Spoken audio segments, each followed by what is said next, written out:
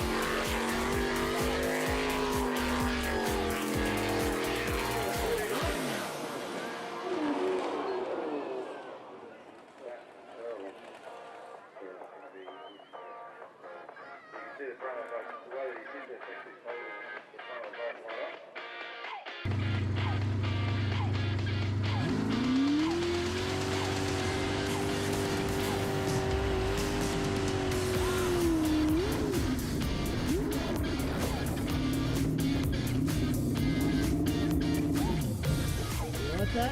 All right. Good. Warm good.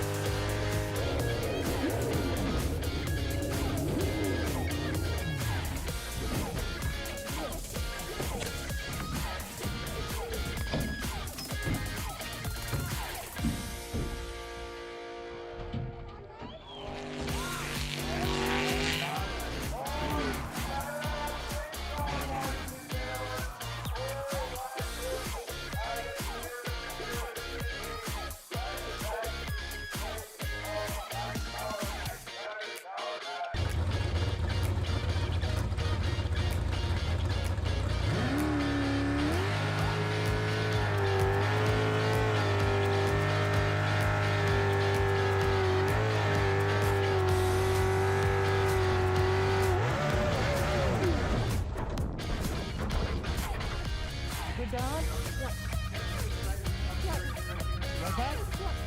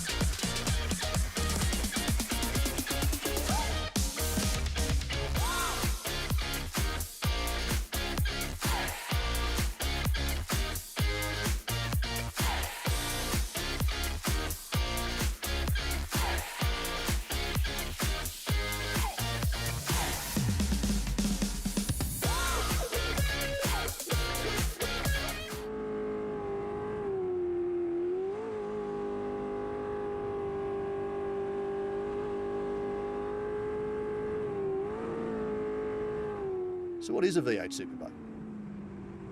Born out of necessity in New Zealand in the 1950s as a way to negotiate the many shallow and rocky waterways scattered around the country, competition soon followed, with the Kiwis leading early development before Australia and the USA discovered the sport years later. These days, the bulk of the boats have moved away from early fiberglass designs to aluminium for strength and rigidity, with custom manufacturers turning out dedicated race hulls, the bulk of which still come from New Zealand. In Australia, there are 3 classes of competition. The developmental LS class, which provides a lower cost entry level to the sport, then the 2 internationally sanctioned classes of International Group A, also known as 400 class, and the unrestricted unlimited superboat category. Introduced to replace the outdated 350 class, the LS class features the popular Chevrolet LS V8 power plant, either 5.7, 6 or 6.2 litre, effectively in stock form running on pump fuel. Variations are allowed in the interests of reliability under race conditions, but essentially engines run up to 600 brake horsepower with a focus on driver skill rather than technical prowess. Well, the category for me at least is a very simple category. It's a sportsman kind of category. You've got very similar engines. You can go to the max spec of each class, but everyone has to be on par, so it comes down to a lot more driving. That's kind of what appeals to me with it. You've kind of really got to have your jet unit, your boat, your engine all working together to make sure you're up at that pointy end. 400 class has long been a mainstay of V8 superboats, with all boats running 412 cubic inch cast iron V8 engines with tightly controlled regulations. 400 class, also known as International Group A, we've got a pretty strict set of engine rules. These engines are making upwards of 700 horsepower now. I think when the rules were originally designed, they might have been making 500 or 600 horsepower. So we've got to run a cast iron cylinder head, we've got to run a single 4-barrel manifold, we've got to run a carburetor with certain size butterflies in it. We have to run in Australia an unleaded 100 octane race fuel. So that limits what sort of power we can make. They're not a cheap animal, but the racing is generally very close. Unlimited superboats is just that. Effectively anything goes with boats powered by some of the most outrageous power plants available. You can come with any kind of configuration engine. We've seen rotaries, turbo, then supercharged. We've got turbo 6 cylinders. The most common one is the V8, of course, the aluminium V8. It's pretty much open, but the more things you throw in it, the more weight, the less nimble it gets. Our sport is, let's say, 50 seconds maximum for a run.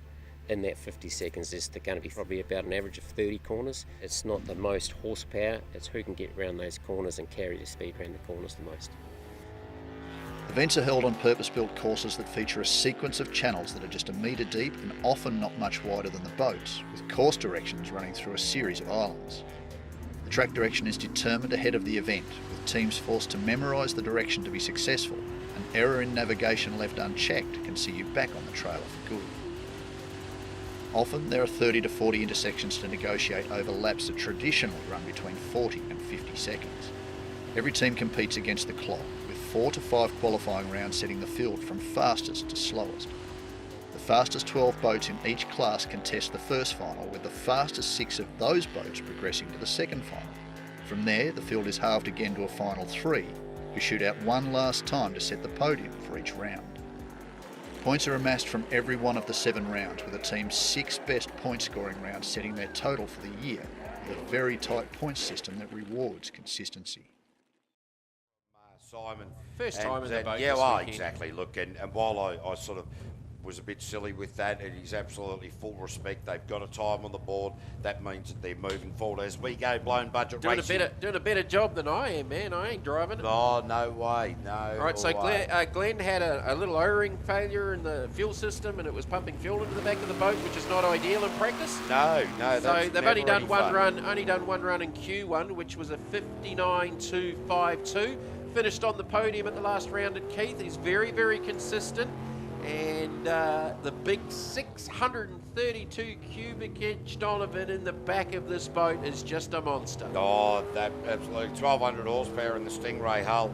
And I tell you, Spider is still floating around and in the mix for the overall championship, because he's found himself on the podium a couple of times this year. 23.15 to the split.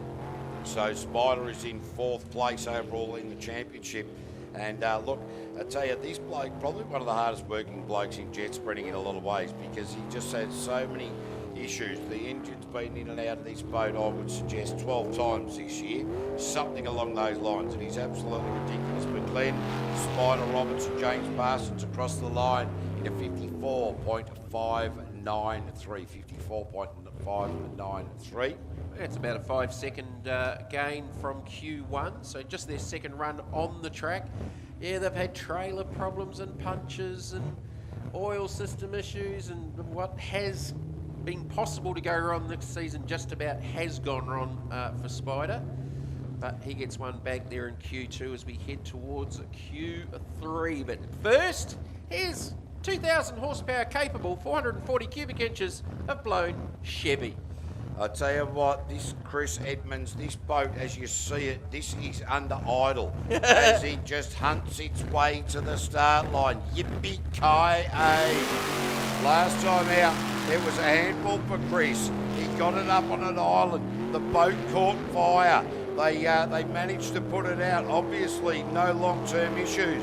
But I wonder what the long-term issues are going to be with the brain when the boat's porpoising around. Oh, Chris Edmonds has got issues. Don't worry about that. Oh, and this boat. Have a look at that. Geez, there's spinal compression right there. They were both bouncing. They just about butted heads. Split was a 23.73, and it's the most spectacular 73 and a rotation error out the back. Jeez, I tell you. Oh. They're not aware of that just yet, but they can recorrect it. Oh, he's bogged it down. Now they're back onto the rotation proper. Using all of the racetrack. And more. These guys are having just a little bit of fun, I can guarantee it. They'll be sore on their way home to good and windy tomorrow. Chris Edmonds with a 54.680. And that is plenty of power there, ladies and gentlemen. And he's just doing a wee little victory lap for you as well. That has hit everything except the pace car. Seriously, that has bounced off every island here at Kennards Park. Put your hands together for that, folks. It may not be the fastest, but it's the loudest and the most spectacular, and I'm guaranteeing that Chris and Jamie have both got smiles on their faces. Apart from the compression issues they may now be both facing. That was a wild ride. Yeah, absolutely, and absolutely, it's fun. It's fun. That is the most mental thing to drive. Oh, just putting it on the trailer is something to behold. Whew, well, this crowd's building. Fantastic to see you up here on the hill here at Kennards Park. Round 4 of the Australian V8 Jet Sprint Championship, brought to you by Penrite.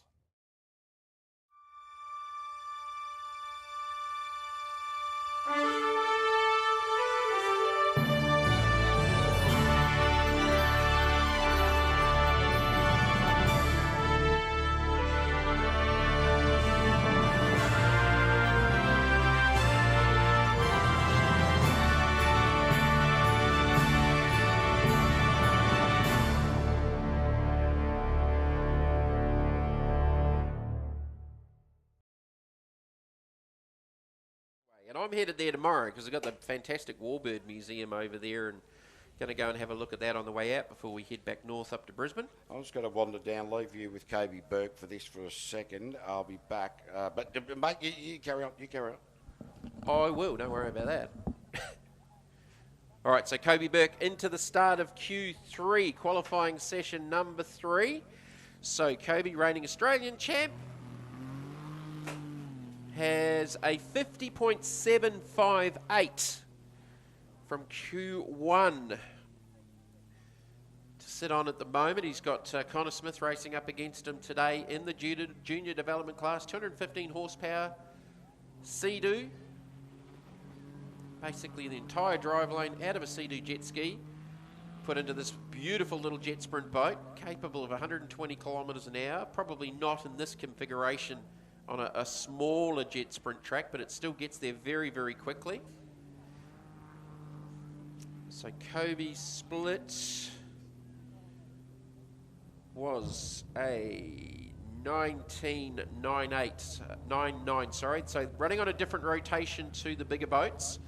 bringing it down to the last corner now, and the time will be a 51.355. 51.355. Probably a little bit more conservative. He did park the boat up onto the grass, approaching just where he is now, and it skipped out of the water and ran up onto the bank and had a no time in qualifying session 2. So at the moment, his best lap has been a 50.758. So that'll bring us back into the start of the LS class. Reigning Australian champion Bastian Mullen in rip shift. 3 wins from 3 starts in the 22 championship. Talia James sitting alongside. And they just rocked in a 50.804 in Q2 to be about 4/10 up on Kyle Elphinstone as it launches out of the start line. Sends it up into the top corner around that first Penrite roundabout. And already this boat looks to be on a lap. Qualifying session 3 for the LS class. To the splits. So fastest split so far has been a 21.83. That was a 21.34. 21.34, so he's just found half a second in the first half of the lap. The reigning Australian championship leader with 3 wins from 3 starts. Just now starting to put a little bit of distance between himself and those chasers as he brings it around the final corner. This should be quick, and it's sub 50 with a 49.558. 49.558. Put your hands together for that one, and wow, can it go quicker with 2 more qualifiers to go? You would think so, but that looked like a pretty sharp lap.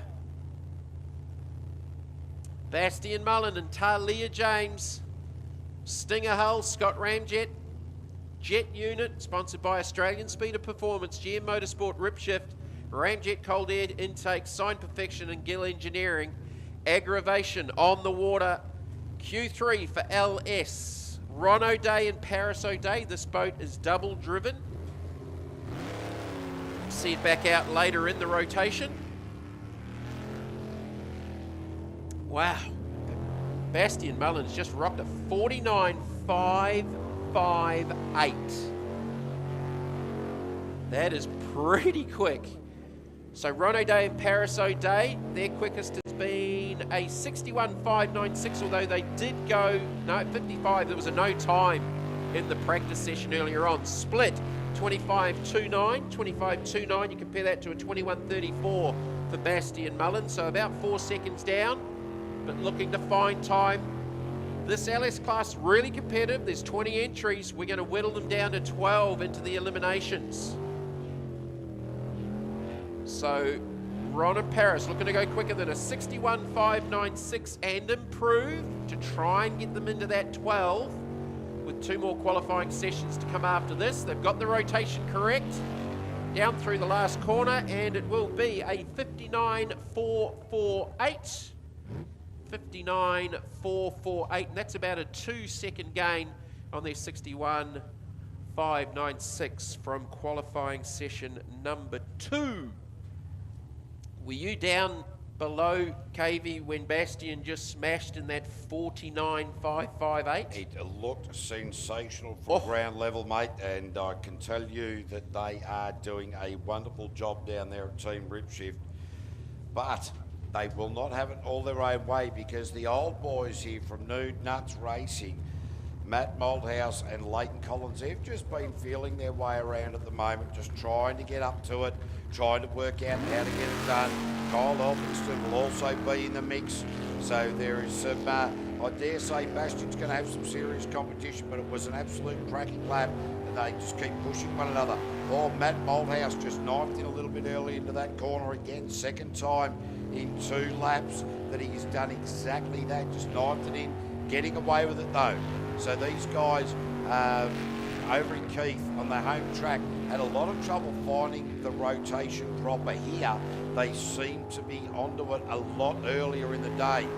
22.9 to the split, so 1.6 seconds down on Bastian Mullen. So their best has been a 52.45 in qualifying session 2. Oh, knifey out of the washing machine. Heard it cavitate and it got on the rev limiter. Last few corners to go, so looking to improve on that 52.45. Matt Malthouse across the line with a 52.295. So improves, but you would think there is a little bit more time left out on there with a couple of little moments out there on course. Stinger Hull, sponsored by Matson Motors, JTech Automotive Enhancements, Keith Signs and Designs, TH and Ace Fabrications. Finished second in the Australian Championship back in 2021. They helped design and build a racetrack, I'm assuming Keith, KV, Yeah, and absolutely. decided why not, so they raced on it as well. Yeah, so Matt Malthouse was actually racing jet sprints with his partner Sonia many moons ago. Did I read they ran a circuit boat or an offshore boat in jet sprinting early on? No. No, that was another team. I'm just trying to think who that was. So, no, you wouldn't get an offshore boat on this track. No, a small one. Yeah. No, I don't think a 35-foot long skater with 1,100 horsepower and 3.5 ton. No. No. With the Spartan out on track at the moment, Luke Walters and Juzzy Colvert. The is a 6.2 litre LS3 Chev. And so in the LS category, you can run LS1, 2 or 3. Certainly rules and regulations to make sure that you are in the the right compliance to be able to compete in the class. And have a look at Juzzy there, really leaning over the bow of that boat, making sure that Luke knows where he's going. So you'll see, ladies and gentlemen, some of these teams, the navigators quite Animated, as you will see there at the moment. Others have in-helmet communications. Others they just sit there and just work it out very gently. But Juzzy really giving it to Luke at the moment. This is a faster lap from Team Spartan. Split was a 26.7 last corner, and the time will be Luke Walters with a 61.039. So they've just found 4.5 seconds from their previous best in Q2. So that's an improvement, and that's sort of all you can ask. Sometimes these guys have had all sorts of drama getting here. Basically broke the trailer in half with the some of the notorious highway potholes that I even encountered last night in my rental car. Now less one Hankook tyre. Yeah, well, that's what they're there for, the old rentals. So Jade Atchison in the twister machine. Erin Kearney doing the navigational duties. Central Coast Kitchens and Wardrobes. Riley's Refrigeration, Total Pool Services, Pottsville, Baker and Farmer. And it is the girls. Go the girls. Love the way they go about it. Well, they really do. They've improved massively. 61.568 in the Q2 session. And this is just their third ever race meeting together and in the race boat full stop. And look at the confidence she's carrying now, Jade. Really doing a good job and really right on the pace of what we just saw from the Spartan. In fact, was ahead of Spartan in Q2. Split is a 25.57, and that's nearly a second up on the split we just saw from Luke Waters. So she's looking to make another improvement and a gain here. Little hesitation. Acceleration there. Little hesitation. But they straight lined it up the back there, so that's not too bad. Got through the washing machine quite nicely. Now transitioning to the top side of the track, just coming through the S's on the way home, and now looking for. Run it up onto the grass. That was close. Into the island, and Jade Atchison there with a 59.103. So a couple of moments there when they've run it up quite close, got the boat a little bit out of line, and you do that, makes it a little bit hard from time to time, but the girls got away with it. Still improved by 2.5 seconds, and what that actually started 3 corners back, where she took a wider line, come off slightly incorrectly and ran up against that centre island, which then put her off to the last corner. So there was some time loss there, but she still gained. That was a 59.103. Yeah, that's a really good run, particularly when you're losing time like that on the track. So obviously the girls gaining in confidence, which is what we like to see. So waiting to see the Drop Bear Racing machine. So they've gone 59.50. 58.14 in Q1 is actually their best. So Drop Bear Racing, the electrician and the accountant teaming up beautifully. You've really got a good line of sight here today, and well, it'll become interesting when the lights come on later, because it is the older eyes that struggle under lights. 23.874 to the split. So actually their previous best was in the 56s. So they're well in there. Like, if you can make the 12 here today You've and done tonight, very well. you've done a very, very good job. The drop bed just Bounced. Oh, porpoising hardcore. Oh, knifing it as well. So that Rotation bounce, error. going the wrong way, and are they aware of it? They had a lot of trouble at Keith. They are on it. No, they are not aware of it at all. Corrected it now. They have sorted it back out. It was fairly late in the queue. So Richie, Laurie Howlett there with 65.741. They do have that 56 though in Q2, which is not a bad lap at all. So they do have that to fall back on. Yeah, and look, I'm thinking you're going to have to be, I reckon, sub 56 to make the 12. Yeah, Laurie Howlett, been in motorsport for over 45 years in various categories, and that's a long time, because I've been around 5 years longer than that. That's quite phenomenal, really. When you have a look now at Jim Beeman. So you don't think you like me calling him Jimmy? Well, I don't know, but that's why I'm asking. I want to be there when you do and see what the reaction is, to be fair. He went 54.570, so he is well and truly in the mix. Wow, he's really taken some very tight lines out there, and Jim Beeman really starting to come on song here. Erin Collins, daughter of Leighton Collins, coming out of the Keith region and doing very well there as Jim Beeman, 23.34 on the split.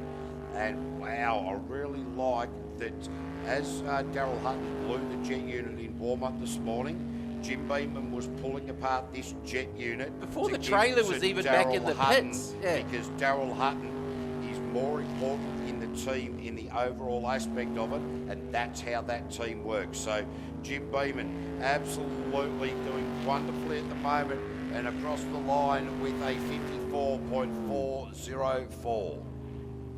Improves by a tenth, goes from a 54.57 to a 54.40.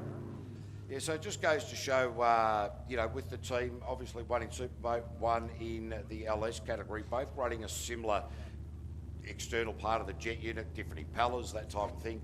But when Nutsy blew that jet unit during the warm-up, Jim was straight away, let's see if this is going to fit, let's see if this is going to work, and he would have gone, no worries, you're the principal He of the then team. went and found another unit to put on his boat. However, they had a clearance issue with Jim's on Hazardous, and Jim also had an issue with the replacement one, and Jody Ely ended up coming to the rescue, and that's the unit that's on the back of Hazardous today and tonight. Almost there. Watch this off the start. This is going to get a nose up. It's done.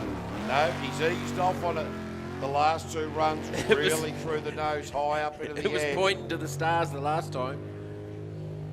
So the gold encrusted vessel, and looks fantastic, this boat. Under lights it will look spectacular, but really good to see that Rob Johnson and Grant Dodd looking a lot smoother out in the early part of this run, but they're yet to start hitting crosswash, and it'll start now. 25.396 to the split. That's a big improvement off their previous best. So their best lap has been a 60.305 so far today.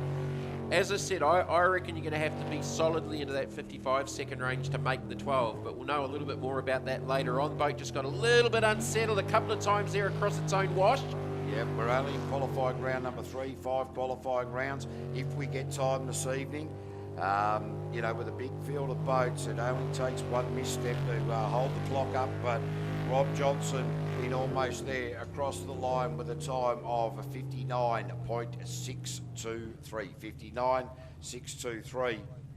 I reckon they might have just lost a little bit of time in the second part of the lap where the boat looked to be struggling a little bit back over its own wash. And if you've just joined us in the live stream, we're into Q3, first two qualifying sessions underway, and one of the most critical factors here on this slightly smaller layout at Temora is the ability of the boat to go back over its own wash with the rotation we've got here this weekend, and already we've seen a few boats struggling to do that, some improving already. We've seen an absolutely stellar 46-48 from Fonzie Mullen in Unlimited as Solid Gold heads out onto the track, about to hit the start line. The LS category, Lance Edmonds at the helm, the young man from Gundam, Peter Sendi, doing the navigational duties, the adjacent hull, really, it is the Scott hull, and this boat just really sitting very low in the water, and they seem to be very happy with how this boat is, with the nose really deep in.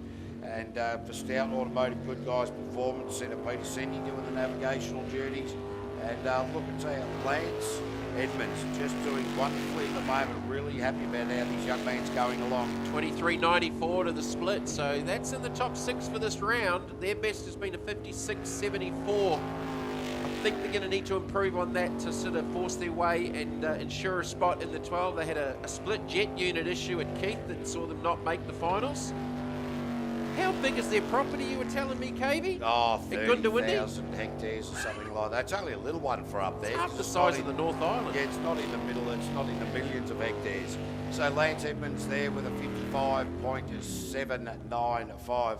Well, when you've got stations up that way and in northern Queensland, Northern Territory and Western Australia that are a million I can't even acres, comprehend stuff that. So, yeah, look, it takes a little while to get from one side of the property to the other, really. So that's why they've all got helicopters. Oh, well, that's right, and jet boats to be able to get from one side of the right. property. What to the has other. Kyle Elphinstone got for Bastian Mullen? Because Bastian Mullen has just laid down a 49.55. Round 2 at Cabarita. Kyle was actually a few tenths quicker out of the qualifying runs into the eliminations, and he got out of that start line super quick. Yeah, really changed the angle of attack off the start line, and this Brintec hull just looking the goods out there at the moment. And of course, Kyle Elphinstone, 2019 Australian champion, didn't have it all his own way during 21. Of course, he missed 20 during the pandemic that wasn't, and Kyle Elphinstone really just 22.2 to the split. He's just put 6 tenths on his previous best. So look for something to get a little bit closer to Bastian Mullen. That was wide. Out there really caught the Sprint-Tech hull for the first time this weekend here with Kyle. Caught him a little bit unaware. Jacob Bellamy doing the navigational duties, and the time for Kyle Elphinstone of 51.271. So 0.8 slower than Bastian Mullen. So these guys are still within reach. They don't have any doubt about that. More importantly for Kyle, though, he actually lost 0.02 of a second from his previous best in Q2. Yeah, well, geez, that might have been that bounce out there. Just wasn't that wasn't the only one. There's probably a couple of spots there where it lost a little bit of time. Yeah, losing. Speaking of time, it's quiet time. Yes, it's the quiet time. Notice how my voice doesn't go quieter. Noel Verning, the Nathan Garrett doing the navigational duties, and AG, in fact, contracting with JMB Create. So these guys last time out were looking quite impressive, and I do believe they got a DNF last time out. Yeah, no time, and it was only that last sequence up to the top island and back through the middle down to the final corner where they got it wrong. So there at the moment, sitting on a 70.788, which you wouldn't think would be anywhere near enough hitting it into the 12, but they've had the confidence as the split goes 24.74. They've had the confidence in gains. They started jet sprinting 3 rounds ago at Cabarita at the opening round of the championship, and look at them now, carrying the speed that they've got. Their speed is going They very just well need to at the point it moment. in the right direction.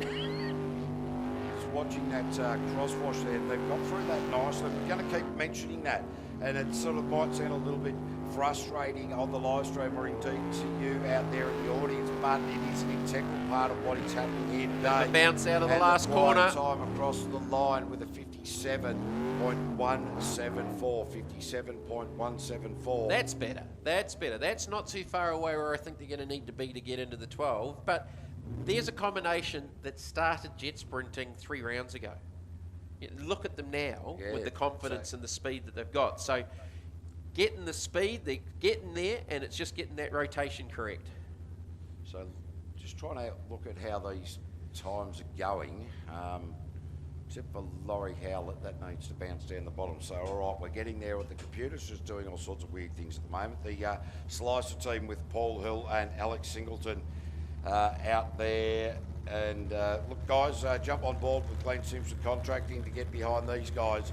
And Slicer, that is going to do very well here this weekend. I really feel that these guys are time to shine, and I predict that we will see them in the top 6 pushing for the top 3. Based on their speed so far in the championship, you would think so. They've come all the way from Queensland like myself for the weekend. However, I jumped on an aeroplane. They towed the boat, which took the better part of probably a good couple of days from Brisbane down here to Temora. To the split. No, that was odd. We got a wrong way on it, that's why.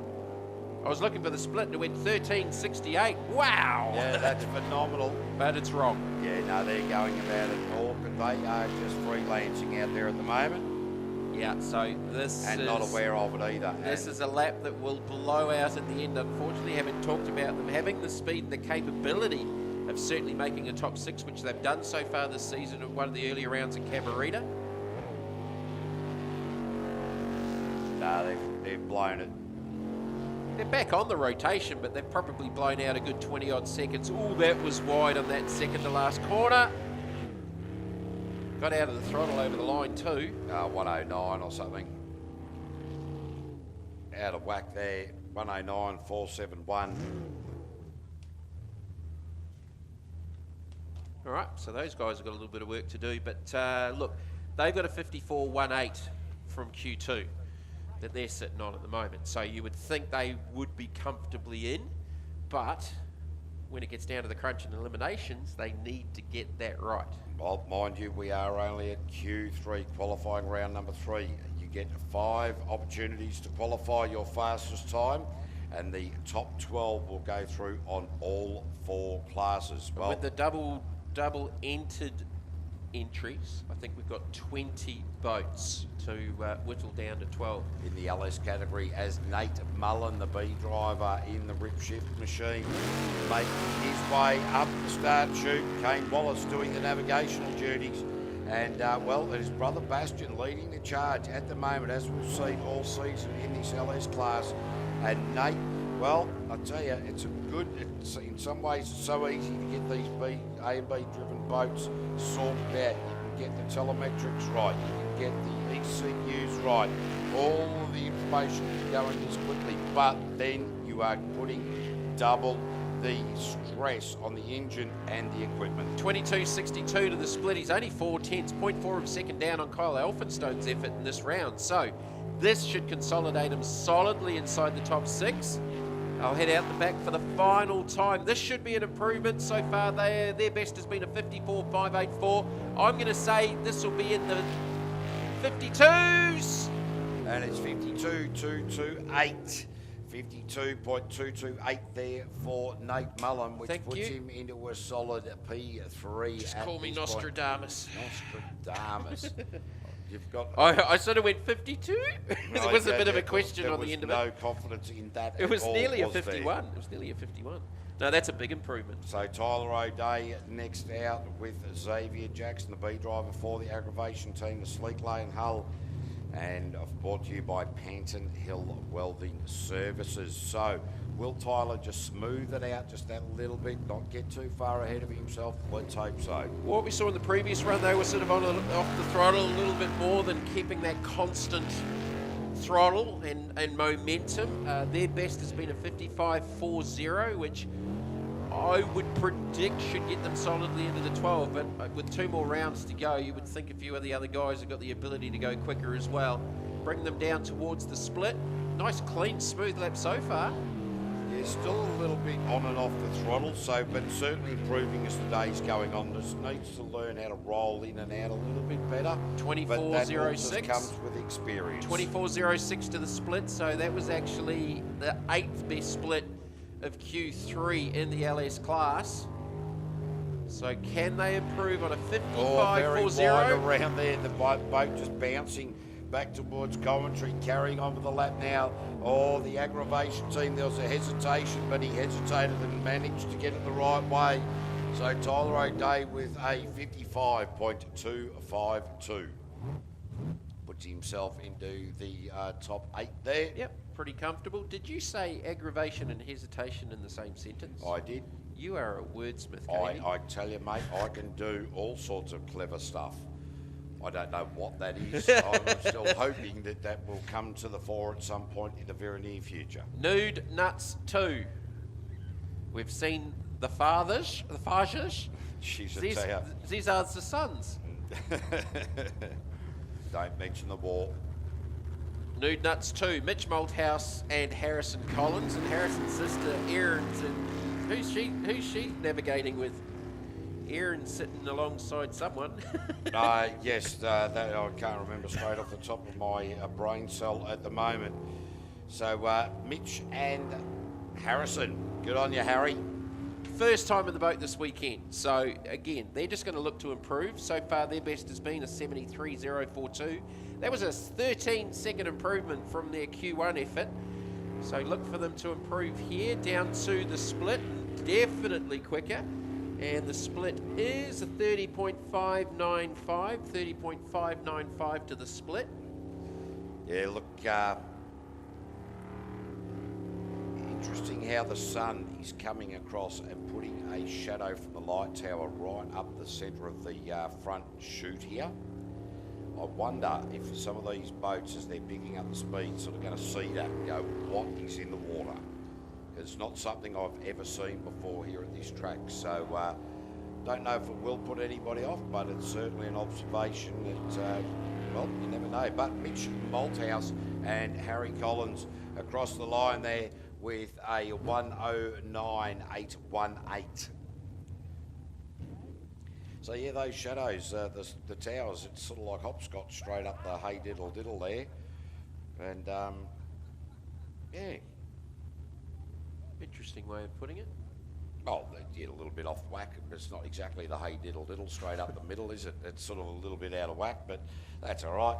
That's what the commentator is. Speaking of out of whack, the those borrowed guys. time boys, yes. Well, they've so far spent the day facing us down in the start line area in the wrong direction. Then they got a navigation error in the second qualifier, so they haven't actually banked the time yet. Usually they come in with a smile or they're laughing like when they ran off in front of us and ended up in the start chute. They weren't laughing when they made the navigation error in Q2. No, I dare say that the fun got out of the day at that point, but knowing these guys, I'll just get on with it. Oh, he's running wide out there, is Mike Hessel, and that is what caused him the problem coming the other way when he spat it out. So the borrowed time boys really need to sort of knuckle down and focus on the job at hand. Mike Hessel and Rory Crilly.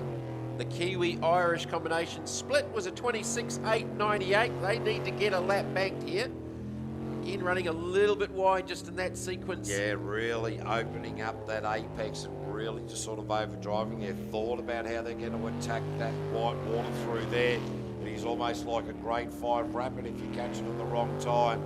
Now in the run for home. They've Well, that only was got late. a few corners. That was late. Now into the final left-hander. Borrowed time, put one down. They got one. 102.601. 102.601. Sounds like a telephone number. Can you remember your phone number when you were a kid? Mate, I can't remember my phone number now. Oh, that was the wrong question to ask them, wasn't it? Yeah, geez, I tell you. No, it's one of those things that I see coming up on Facebook all the time so that those computer hackers can go, oh, yeah, no worries, you write it down, and then they go, oh yeah, we'll just jump in there. Is that what that is? Yeah, 'cause that's your God, I've been password giving for them my something. phone number for the last 2 years. Yeah, no wonder you're broke. Yeah, that'll be it. That'll be it. Jake. So just watching that boat, KB, that's an Atchison hull like the solid gold. And you've been talking about the solid gold boat being quite low in the water in the bow. That boat, which is another Atchison, is very, very similar. So it's a lot more nose down than some of the other boats that we've sort of been seeing with the attitude of the boat. So Yeah. No, all of these different designed hulls, like a car. They all different manufacturer, different designs, different ways of thinking. As we see James Macon and Louis Borg in the Stingray. Right, so another brand new team this weekend. Double duties for this boat. Jade Atchison's already been out there in this round. So James Machin and Louis Borg. L98 Stingray hull, sponsored by Central Coast Kitchens and Wardrobes, Riley's Refrigeration, Total Pool Services, Pottsville, Baker and Farmer. So these guys, they've gone 77.141 for their best time after a couple of rotation errors in practice and Q1. Yeah, certainly picking up the pace from, their early start today. And, well, as rookies, again, great to see so many new drivers coming into the sport. Like this weekend, I think we've got 3 new drivers making their debut here this weekend. So quite phenomenal, really. The LS class certainly very, very popular indeed, because we've got James Macon, Mitch Moldhouse. That's actually, sorry, it's only 2 new drivers, but 2 new drivers into a category over the course of a weekend is quite a significant number when you break it down. 32.03 to the split, looking to improve here at the line with a 72.343, a 5-second gain. Next out should be the second of our junior development competitors, Connor Smith. Yep, just came off the trailer now. Qualifying session number 3. I tell you, these young blokes, because they've got so much energy and things like that, they'd be just sort of sitting there going, I don't want to wait for the next round.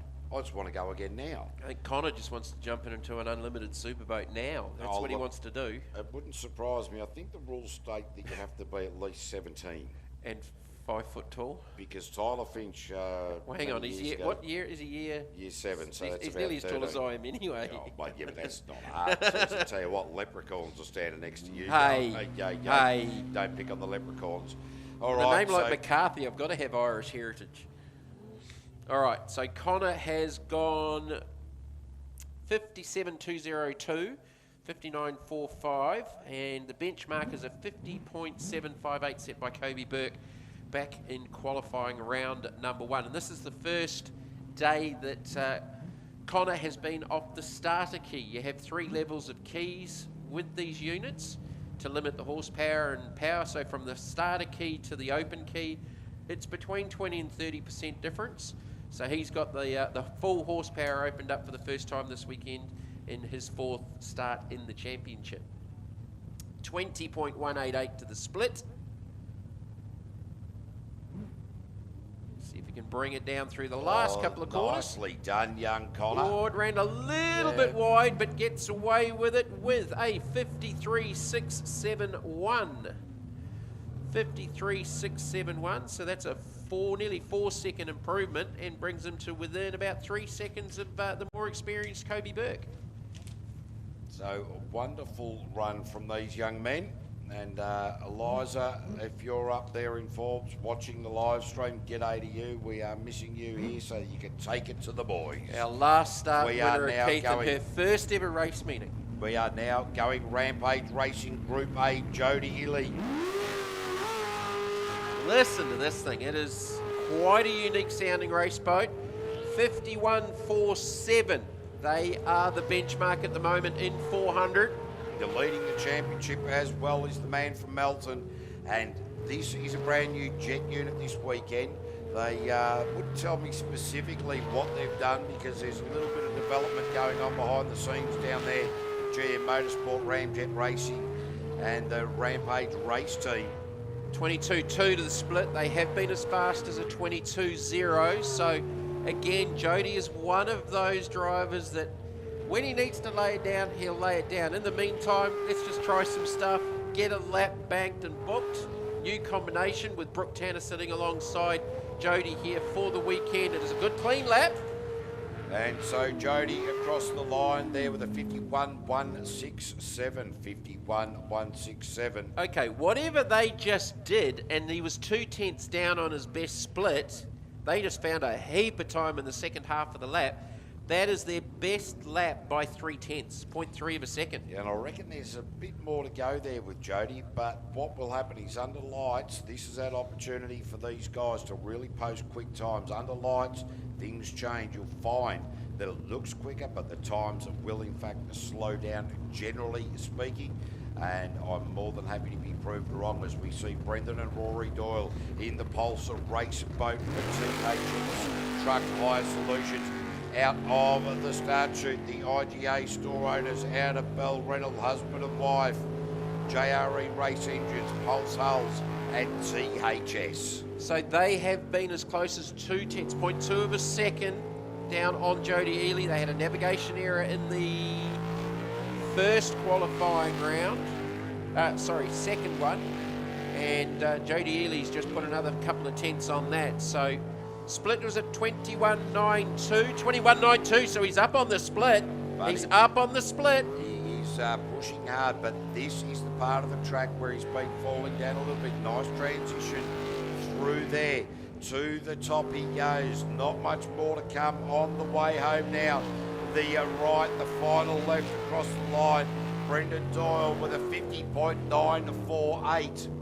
And so quicker than Jody by 0.31 of a second. Brendan Doyle had the taste of victory at Keith in round 3 only just over a month ago. Now he said, I know what victory tastes like. I am chasing you, Mr. Jody. However, from a non-professional, I think Jody looked a little bit less stressed about that lap than that lap did from Brendan. That had a little bit more aggravation about it. Jody's looked a little bit, I've got a little bit more left up my sleeve. Oh, there'll be no doubt about that. They'll be But playing games with one that was another fast. as we see Let's Boogie taking off Darren Kesper, Kayla Foot in the Atchison Hull, Atchison Jet unit. And we've spoken about how this bloke has had some terrible luck over the last couple of years in various aspects, but he just keeps bouncing up, bringing it back to the racetrack. Kayla Foot has worked a lot with Darren over the years, and the local from Temora. So this is one of the teams that people from Temora and the outlying regions should really get right behind. 24.68 to the split. They sunk the boat at Cabarita in the finish pool. They had an oil pressure sensor issue at Keith, and they parked the boat, which then corrected itself on the trailer boat ride back home. And they went through things anyway. Thankfully, it hadn't damaged the engine. This is a nice clean lap from the team. Yeah, so Darren Kesper across the line now in a 57.027. So he'll have knocked a bit of time off his previous best. 3 seconds. 3-second improvement. All right, so Rowan, Austin, Lee and I are watching the boats. Give us, guys in Keith, a shout out. And Rowan, great bloke, and he's now a stock agent. And Leighton Manel from New Zealand, co-commentator over there, he's been giving us a yell out. And they're blowing the froth off a couple there. Racing conditions look mint. He's betting that Mad Dog Rob Coley's going to take the win. So he's cruising at the moment, mate. In as we go now into Toughen Up Racing, Danny Nappy and Darren Tickell. So these guys, well, they went wrong way last time out. The time before that, well, they were certainly a little bit rough, but they are certainly getting quicker and quicker. So while they're making some mistakes that are costing him long term, they're going reasonable. Well, they need to get a lap banked, because if they don't get one in, I know there's still 3 more sessions to go, including this one, but they don't actually have a time at the moment. So to the splits out of 26.64 to the split. All right, now this is the part of the rotation where they've been making errors, so it'll be full-on concentration in From the toughen about up. here. So they need to go up. Do a right hand to come back on yourselves. Keep going, keep going, keep going. Well done. Well called, KB. Well called. So now I reckon that these guys have got this rotation sorted out. Oh, here we go. But having said that, anything could happen from here. Will No, they've got it. Danny Unless Napping- they go into the spin-out pull, they're good. So Danny Napping with a 61.414, 61.414. And geez, I tell you, the stock agent down there in Keith, in Rowan Austin, he's all thumbs up. The people of Keith, just a wonderful group of people down there as well. Looking forward to going back there in March for the Yep, Combine that'll be Harvest and March Demolition the, Derby. 25th of March. So, and we'll be back here, ladies and gentlemen, on the 3rd of December, Saturday the 3rd of December. So we'll be back again. That could be a Christmas present if you so wish to choose. But we are in qualifying round number 3 in the LS category. We will be moving, in the Group A category, my apologies. It will be the Apache with Greg Harriman due to come out next. We are looking to get 5 qualifying rounds in tonight before we head into the top 12 across all 3 classes. From there, we take the fastest 6 in all classes. From there, we go to the top 3 fastest out of that, and they will run off to determine our podium places. So a little bit of a hold up down there on the ramp. Greg Harriman in the Apache, the all-day one machine, being taken off the ramp at the moment. During the practice run early this morning, massive plume of smoke out of the engine area. Penrite, Australian-made, family-owned and operated. Make premium quality engine and racing oils, warranty-approved coolants, automatic transmission and manual gear oils, a complete range of engine and fuel additives, heavy-duty and industrial products for every application. Visit penriteoil.com for more information. Penrite, Australian-made for Australian conditions since 1926. Get this around the track, and of course the founder of the Pink Boots Foundation as well, and so that is for cervical cancer, that he's done very well with raising a lot of money for that for the Australian Moulding and Door Company down there in Bayswater. And as I said, if you guys are looking for any mouldings at all, whether it's skirts, architraves, you want doors made specifically, get down there. Plus, they do a lot of supply work for Bunnings and some of those bigger chains right around Australia. So, Hugh, let's concentrate. Concentrate, Hugh, just in the matrix. Don't put yourself into another world. You are in this world here right at this moment. Don't go to another universe. He's definitely changed the attitude because he just wants to get this lap complete and get the rotation correct, which is not a bad way to attack it. No, he's actually rethought this a lot. He and the REL have gone, no worries. In fact, boats back in the day, when ships were made of wood and men were made of iron, would go about this speed to throw lead over the side to determine the sounding. They did. Oh, my dear Lord. Well, look, he needs to get a lap in. Like, if he goes no time, all the way through, like pretty much what happened to Keith, you don't go through to eliminations because you need to register a time. And it doesn't matter how he goes about it. While we're having a bit of fun, Hugh actually, he does get disappointed with himself, but he just laughs it off. He just sort of goes, oh, you know what? So, ladies and gentlemen, Hugh Gilchrist has completed a lap in the right rotation. It was a very long lap. In fact, it was that long that the hourglasses had to be used. Is that a 96.251? But it is a time. Oh, exactly. And he will now make the 6. And so while we're having a little bit of fun with you, and he's given me the approval to make a bit of fun of him, and, without going too silly, of course. But, no, he's done fantastically. So, Hugh and the REL will be very happy indeed. They'll come back to the trailer, and we are now going to move our way into qualifying round number 3 for the unlimited Superboats. We may see Apache. So they've got 5 minutes from the boat ramp to, so it looks like a jet unit issue or an adjustment that they're making there.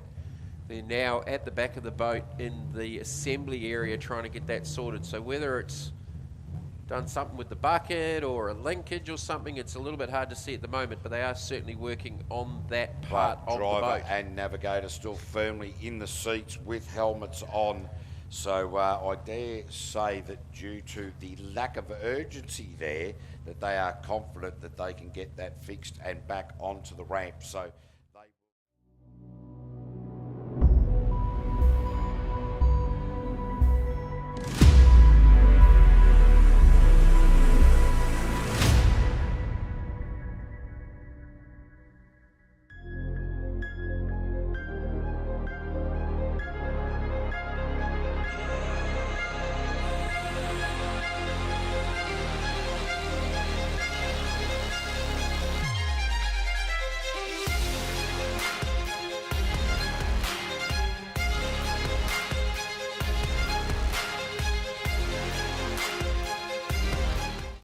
That was fast. Right, Nutso and Mick in the hazardous former Slade Stanley boat that has won here the last 4 championship rounds. Yeah, it is a phenomenal vessel, and at the hands of Daryl Hutton, who is really being super aggressive.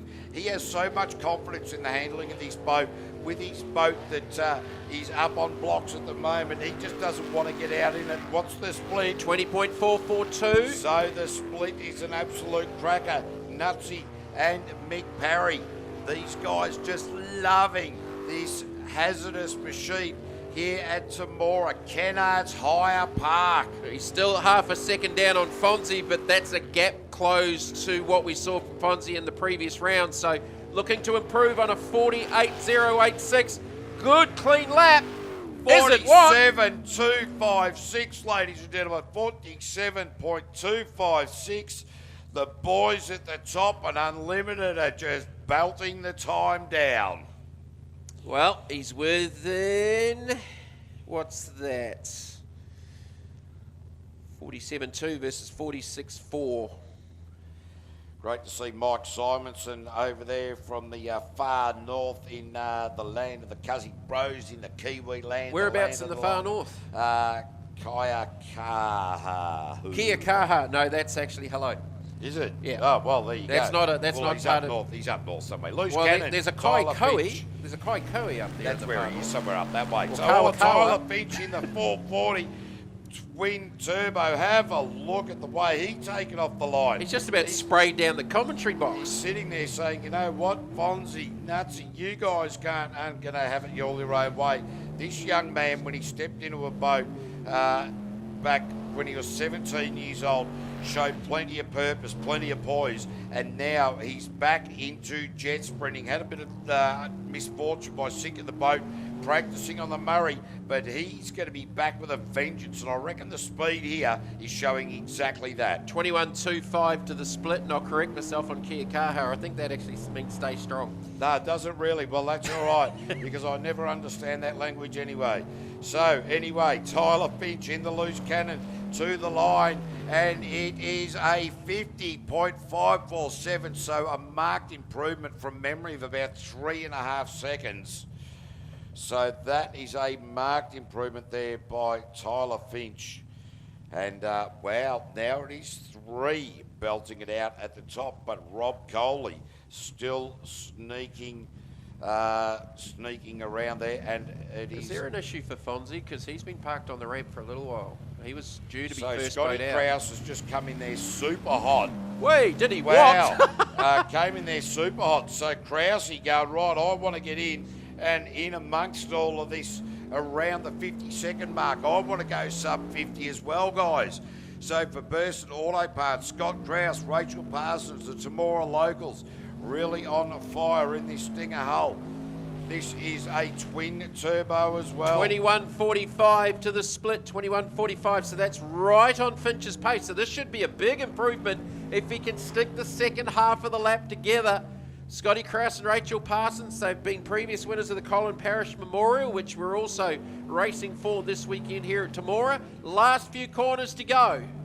Yeah, so Krause really pushing hard at the moment for Burston Auto Parts. Oh, hammered it, lost a truckload of time, went sub 50 with a 49.331. There was a 48 in there.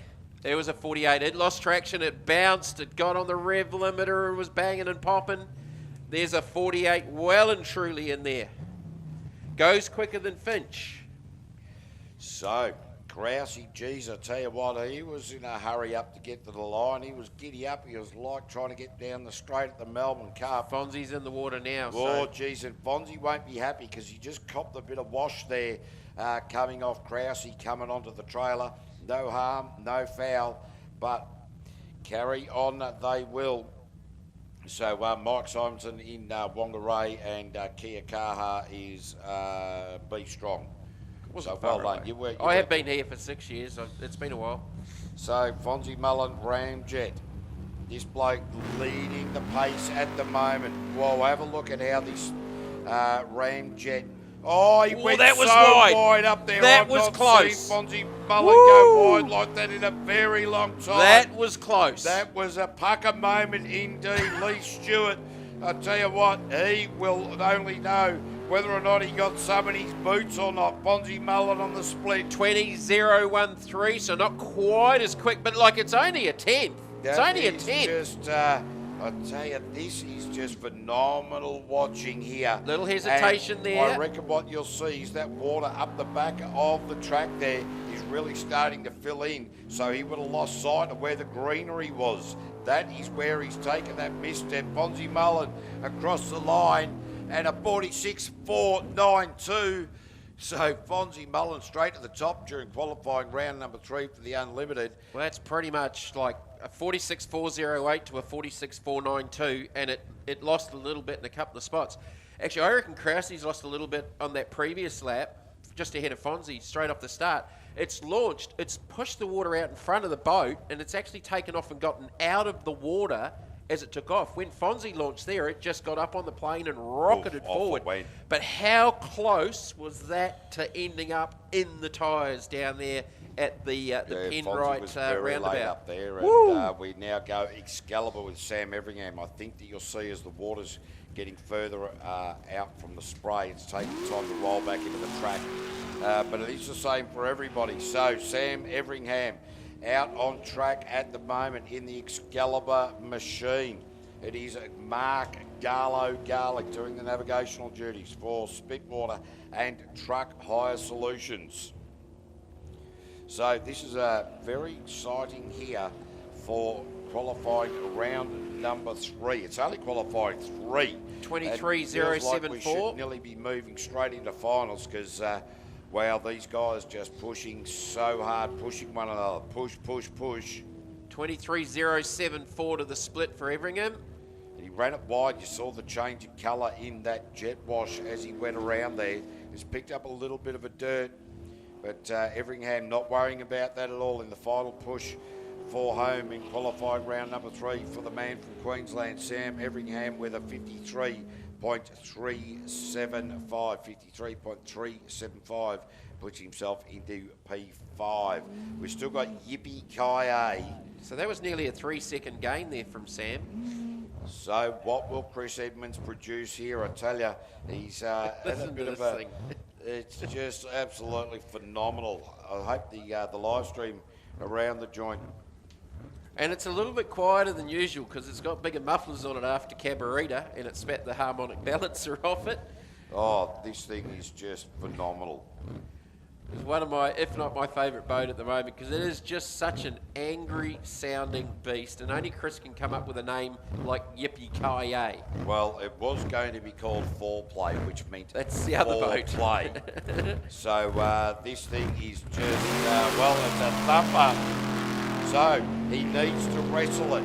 He just manhandles this thing, and he's gone out wide as well. There must be more water out there than for Chris and for Fonzie than anybody else. I don't know how they're doing it. He caught the shelf where the buoy is down there in the water. He skipped off the island. He's clean leapt off it.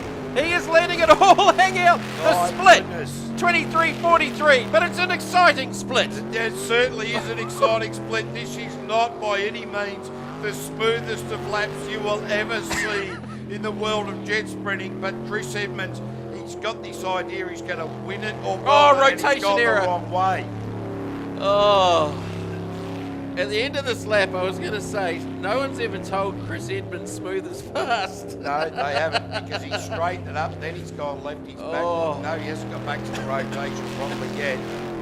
He's going to run out of methanol. It is just an angry, angry beast that just needs to take out everything on the world. Oh, yeah. 65,697. He doesn't care much for his life, does he? Well, he's got 50. He's got geez, 50.8. He came in there quite hot. Had to give it a bit of a squirt to get it round.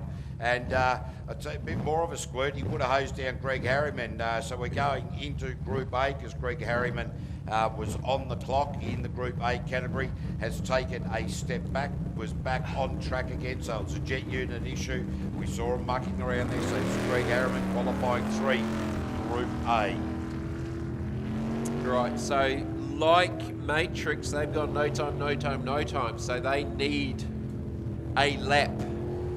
And already you can see he's a little bit more conservative. And they've gone the wrong way already. No, already. That's like in the first sequence of corners. Yeah, I don't know what's going on tonight with Greg. There's frustration there. You know what? It might be a mechanical issue. He's just gone, you know what? I am straight back to the trailer. Because with the Matrix last round at Keith, we saw, I spoke to Hugh today and he said there was just lights coming on everywhere. So with that issue of lights, whether it be oil pressure, whatever coming on in the dash, distracts you, you don't want to blow an expensive engine, then all of a sudden those warning lights might be a fault. They go away, create a problem. We are now going back. Just watching the boat, Cavey, I think they've got steering dramas because that was so early in the sequence, and he was being conservative at the time. He's just trying to free it up in the pit area there. All right, so we now go Superboats again with Rob Coley, the mad dog from Wanganui. Now got some pace on. Yeah, no, he's lit it up now. He's been conservative the first 2 qualies, but no, he has lit the twin turbo Nissan up, and he is spraying down the Temora racetrack. Yeah, he's really just. Oh, gee, that was late. Oh, that was a late call. Tight. That was a late went call. Out wide, so Rob Coley on the split. 21.3 to the split, 21.3. So Nuts went through at a 20.4, and we've seen a 19.9 from Fonzie Mullen. No, he's gone the wrong way. He knew it before they did. He put the pace on and then got it wrong. So Rob Coley was just inching towards the speed, and now he has not recorrected it properly just yet. So now back to the top of the track. So now they're going to work out where he's going to come back to. Where's he coming back from? Where's he going to? He's all over it. Not well at all. Not well at all. He's all over a wrong way. So very disappointing there for Rob because as we've been seeing, he was just inching his way towards getting quicker and quicker and quicker, had a lot of confidence in that rotation, and that confidence is now thrown out the window back to drawing board. So that was in the second half of the lap. So he'd got the split through, and it was a little bit untidy getting to the split because he made a late decision with one of those calls to get the corner made, and that scrubbed off a little bit of speed. And then sort of fairly early into the second half of the lap is where the navigation error come in. Yeah, so as soon as you see those early mistakes in the lap, they will then carry further through. It takes an incredible mind to be able to switch away from that, and they'll carry that mistake through into the corners following. So it is the girlfriend, Simon Doyle.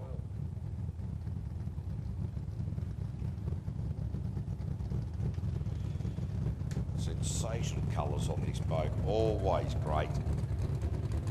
So what will Simon be able to produce here? And of course, we will expect to see some good things from this man. Well, we've seen a 99. Remembering this is Simon's first time in the boat. There's your third rookie.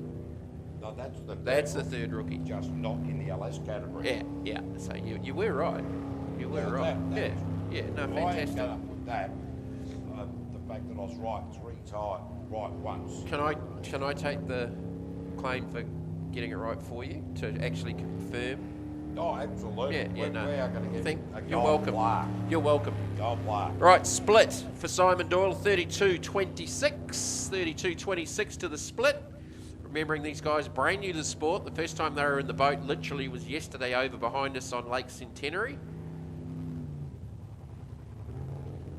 So they've had a couple of navigation errors in practice in Q1. They finally got a lap in 99.094 in Q3.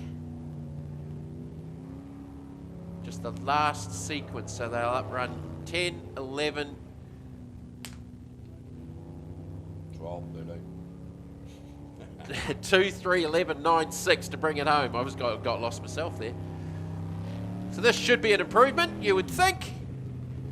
It is a 76.225. 23-second improvement. Yeah, that's going to be up there with improvement of the day, I reckon. No doubt about that. It's about as long as it takes me to get up and down the stairs to the commentary box. Yeah, I know. I'm thinking they need to start thinking about elevators. No, look, much nicer stairs than Keith's. Keith's stairs were seriously sketchy. It's all right. We got to use the fireman's pole to get down, and then the ladder to get back up again as we go. Blown budget racing with Glenn Spider Roberts. 632 cubes, and but I reckon that this is going to be a good one. This is going to put Spider sort of somewhere around the 52s, I reckon. Little hesitation out of the start box, and is it just me, or is it you get a little bit worried when the navigator's telling him to turn left to the start line?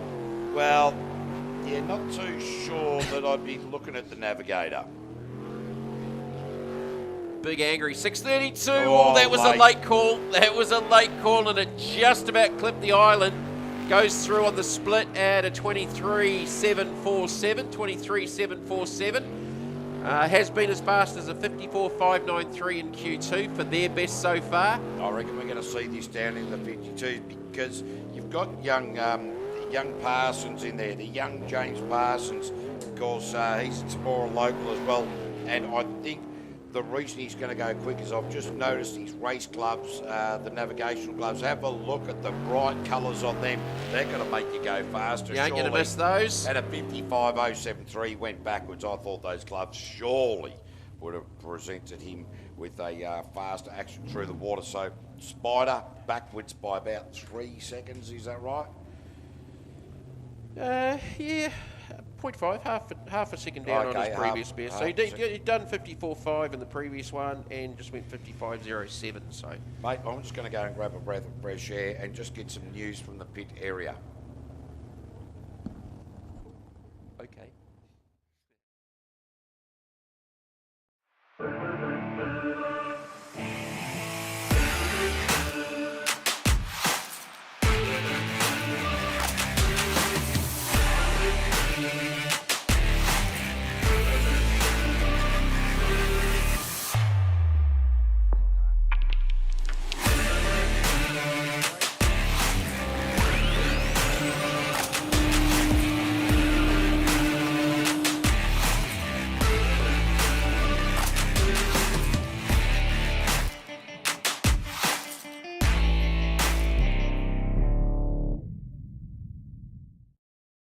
Sprint Championships presented by Penrite. A big local thank you, obviously, to Kennards Hire for their support. As Kobe Burke comes back out onto the track for round number 4 in qualifying in our junior development class. So far, fastest of the day with a 50.758. And Connor Smith has got closer with that with a 53.671. Kobe using all of the track, and as Kobe said, it's probably just widening up there the difference between the muddy water on the grass edge, just covering a little bit of that up as Kobe bangs off the bank down here at the split, and he's going to park it. Just a little mistake down to the split, and he will not complete this lap in Q4. Into LS Q4 we go next, and it should be Bastian Mullen just getting down into the water off the trailer.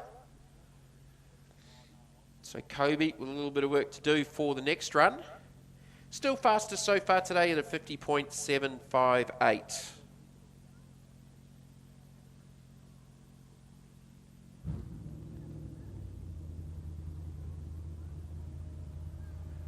So Bastian Mullen heads the timesheets in LS with a 49.55. only driver that has gone sub 50.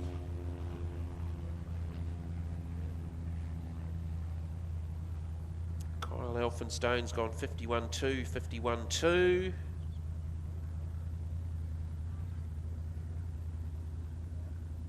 And the Nude Nuts boys won't be too far away. They're in the 52.4s, got 52.2 in qualifying round number 3.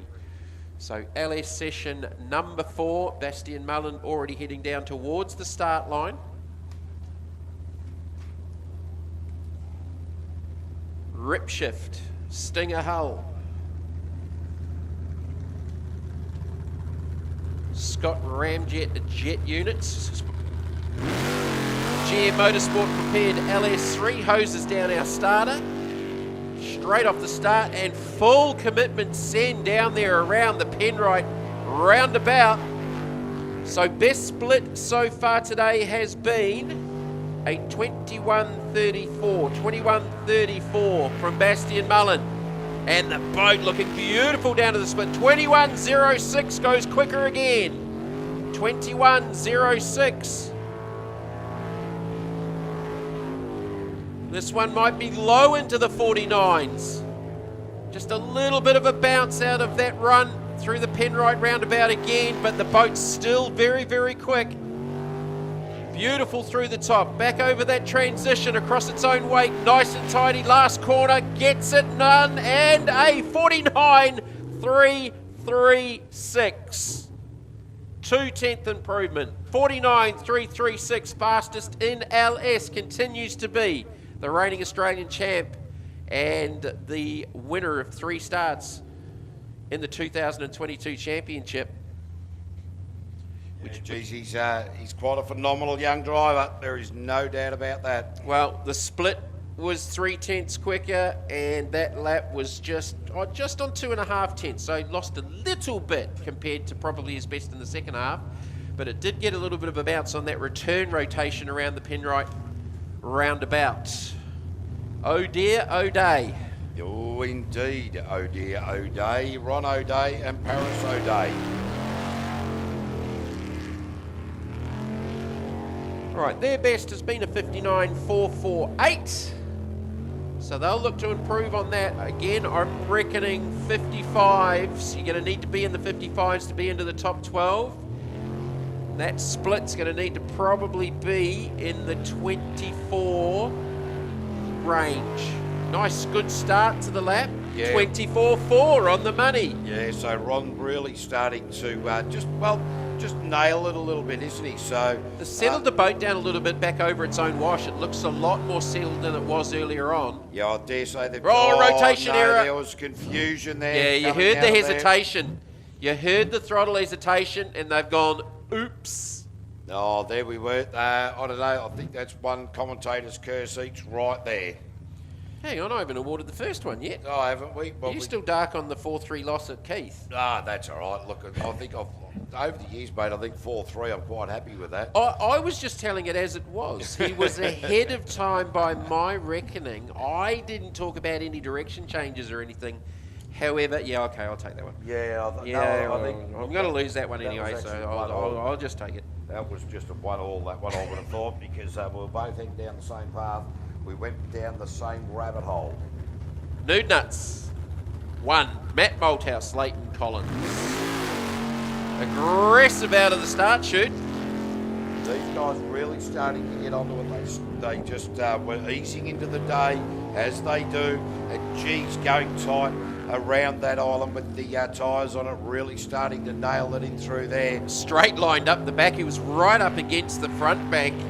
52.2's been their best. Split is a 21.608. Yeah, so they're really starting to fire at all cylinders, is this boat.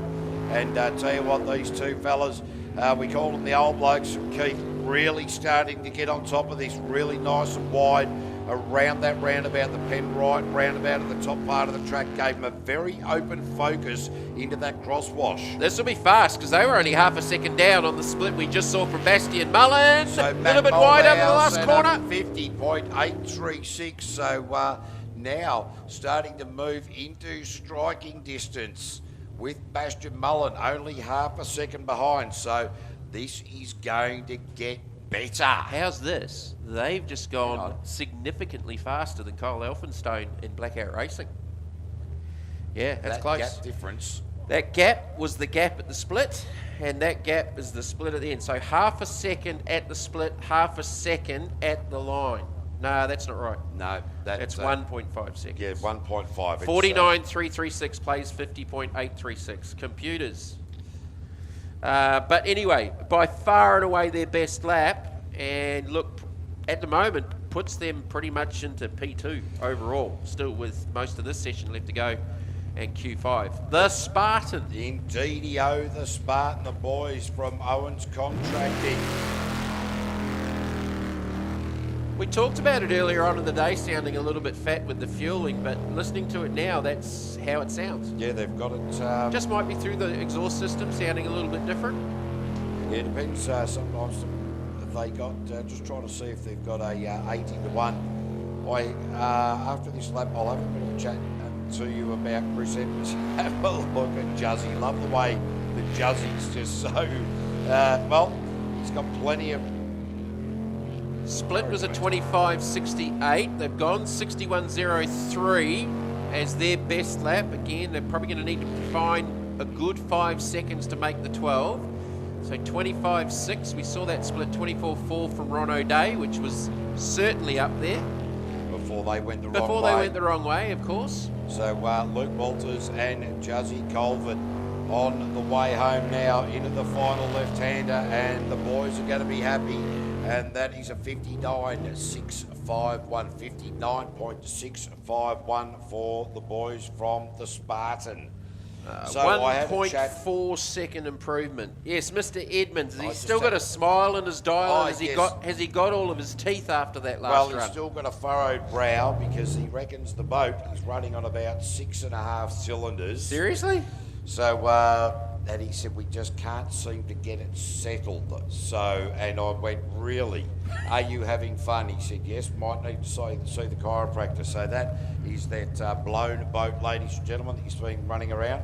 As we now go to Jade Atchison in the twister machine, qualifying round number 4 for the LS category. Erin Kearney doing the navigational duties, and the only all-girl team racing in the Australian V8 Superboats Championship. And these girls, believe me, we are going to start seeing them making their way towards podium positions. If not later in the year, it will certainly be within next year's racing, because they are their development, their skill, their knowledge, their expression is just pointing into that direction. Jade across the split there with a 27.102. But just keep an eye on these girls, because this is just going to be fantastic when they start knocking at the door and getting into those finals. That is my long-term prediction for the Twisted Ladies, Jade Atchison and Erin Kearney. So heading up to the top part of the course for the final time in this lap for them, qualifying 4 in the LS category. And across the line for Jade, and it's a 61.117, 61.117.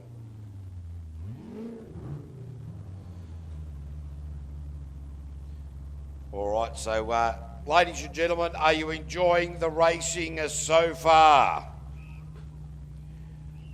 Oh, I've got a couple of whistles out there. That is awesome. All right, let's try that again. Hey, kids, I want you to make plenty of noise. Are you having fun? Hey, that's what we like to hear.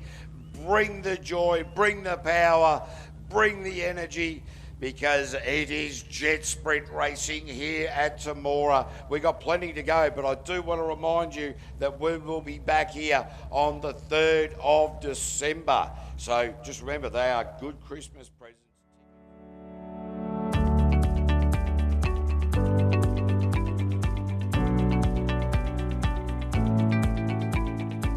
Hi, I'm Grant. Hope to see you in store soon.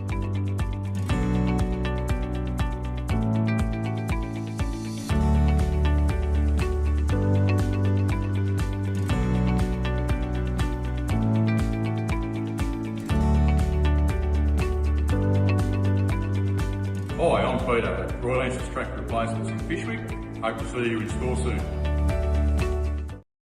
New nuts machine in behind inside Jim.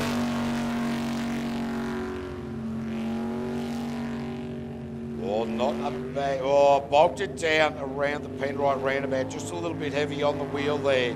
And just lost a lot of time. Would have washed heaps off just there. So Jim Beeman, the warrant officer for the Australian Army, out on the water now. Living in Canberra. So Simpson Contracting, Wimmera, Mallee Waste Ore oversteered it. Just hung onto the wheel a little bit too long up the top part of the track. Also ANC Forestry, Fresh Refrigeration, Mallee Motorsports. So Jim Beeman and Aaron Collins in the latter part of this lap. What will they be able to produce here? Their split was a 23, so that was good, and their time was a 54.697. So that puts them around about, sort of about 5 seconds slower than Bastion Mullen. So it puts them into P3 at the moment. So Matt Malthouse in Nude Nuts really just sort of chasing young Bastion Mullen, but we've still got over half the field to go in this LS category for qualifying round number 4. Almost there, the boys from the Yarra Valley. These guys, well, they've been, the last start was a lot smoother. The previous two, very ragged on the launch. So Rob Johnson and Grant Dodd. Jono and Dotty, a lot easier off the line this time. Again, so certainly learning in the Almost There machine.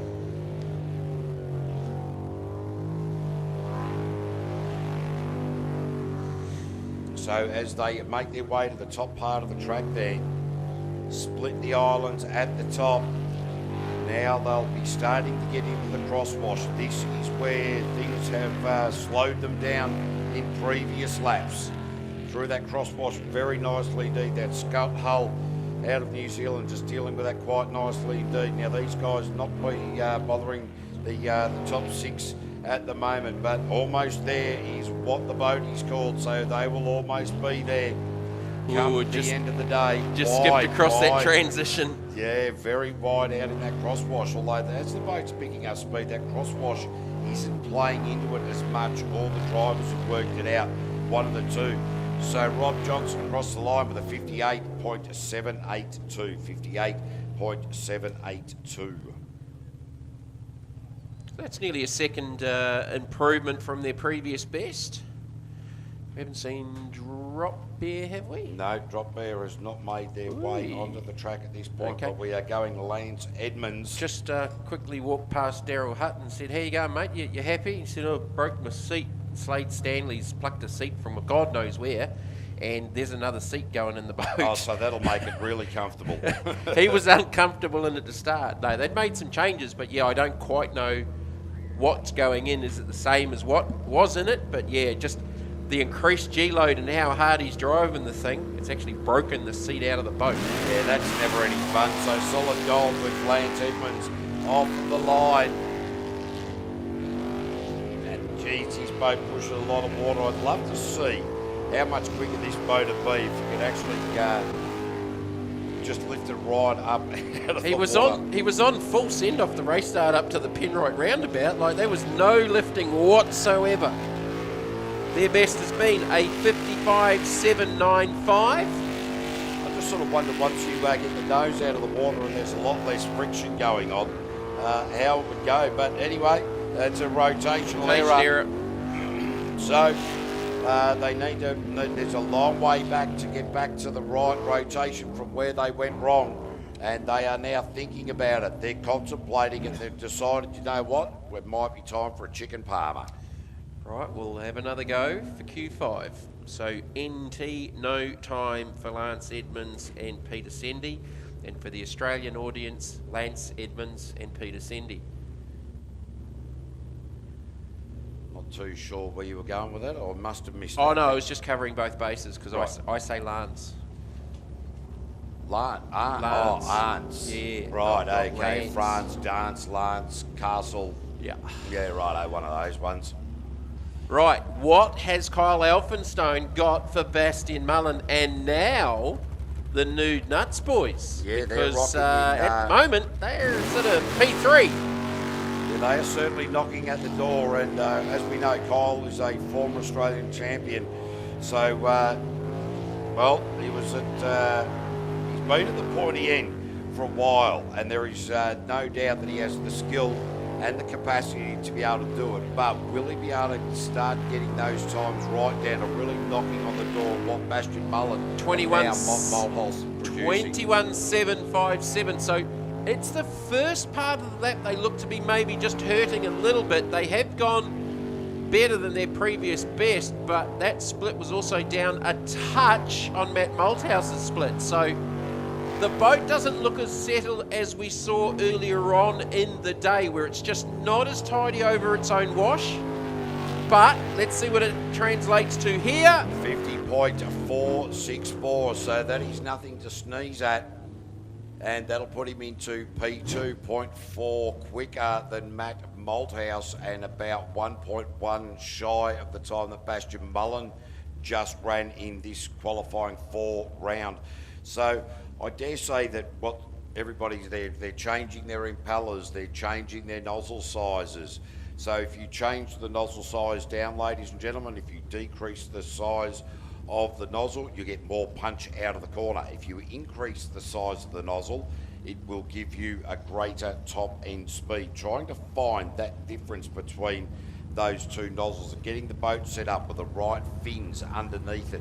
All of these elements play into it, so that's what they'll be changing. It's the first half of the lap where they seem to be struggling time-wise, because they haven't actually lost too much in the second part of the lap, as we've got quiet time back out there on the water in Q4 for LS. Noel Verning and Nathan Garrett. Matt Craft Hull, sponsored by Ag and Fab Contracting and JMV Create. And these guys really starting to make some inroads here. So their best has been a 57.17. If they can get into the 55s, A, I think they'll be really, really happy, and B, it gives them a better chance of making the 12. And if they can get into the 12, I think they'll be super, super happy. Splits. Was it 24.292? Bouncing out of the roundabout. That'll wash a plenty amount of time off. 24.292 to the split. So up on Rob Johnson. About a second down on Beeman. Crosswash just really rattled themselves. No doubt about that. The time was 56.194. Well, they're heading in the right direction, but by the looks of that and listening to you, there's a little bit more time out there, I reckon. Yeah, there is absolutely more time. And they hit the crosswash just coming into that sort of finish area, and the boat just really bounced, sort of rattled their brains around a little bit. So that was their best lap. An opportunity to gain further time, smooth it out, and just now try to get, they've got the speed, they've got the rotation right, now trying to get the lines right to avoid the crosswash, and this is where the game begins. So Paul Hill in the splicer, Alex Singleton doing the navigational duties for Glenn Simpson Contracting. So the boys' best has been a 54.188 in Q2. That should see them solidly in the 12. Now it's to go to work time and tidy the lap up and get it consistent. And Michael Cunningham, big shout out to you and your mum back there in Kyneton in Victoria, having a bit of a look. Paul Hill really wide around there, but it looks so smooth. Was that a pre-planned thought around that part of the track heading into that split? 23.992 to the split. Probably a little bit down on where they need to be, because I don't think that will be on the 54. Yeah, that boat just really starting to porpoise a lot now. We haven't seen it porpoise like this throughout the course of the day, so they've made some changes. In fact, the changes that they've made, we're not sure what they are. They are going backwards. So Paul Hill across the line there with a 54.966, 54.966. So they improved from their last run that had a rotation error in it, but they have been quicker at a 54.186 in Q2, where the boat didn't look too bad at all. So, look, they've got the ability to now make some changes. They've probably just done that. It might not have quite worked to what they want. They need to go back to where they were with that 54-1 and work on that probably, because it was a little bit better package from previously. So should have... It should be Nate Mullen out next, with Kane Wallace doing the navigational duties. Rip shift B. Borrowed Time's also down there on the boat ramp.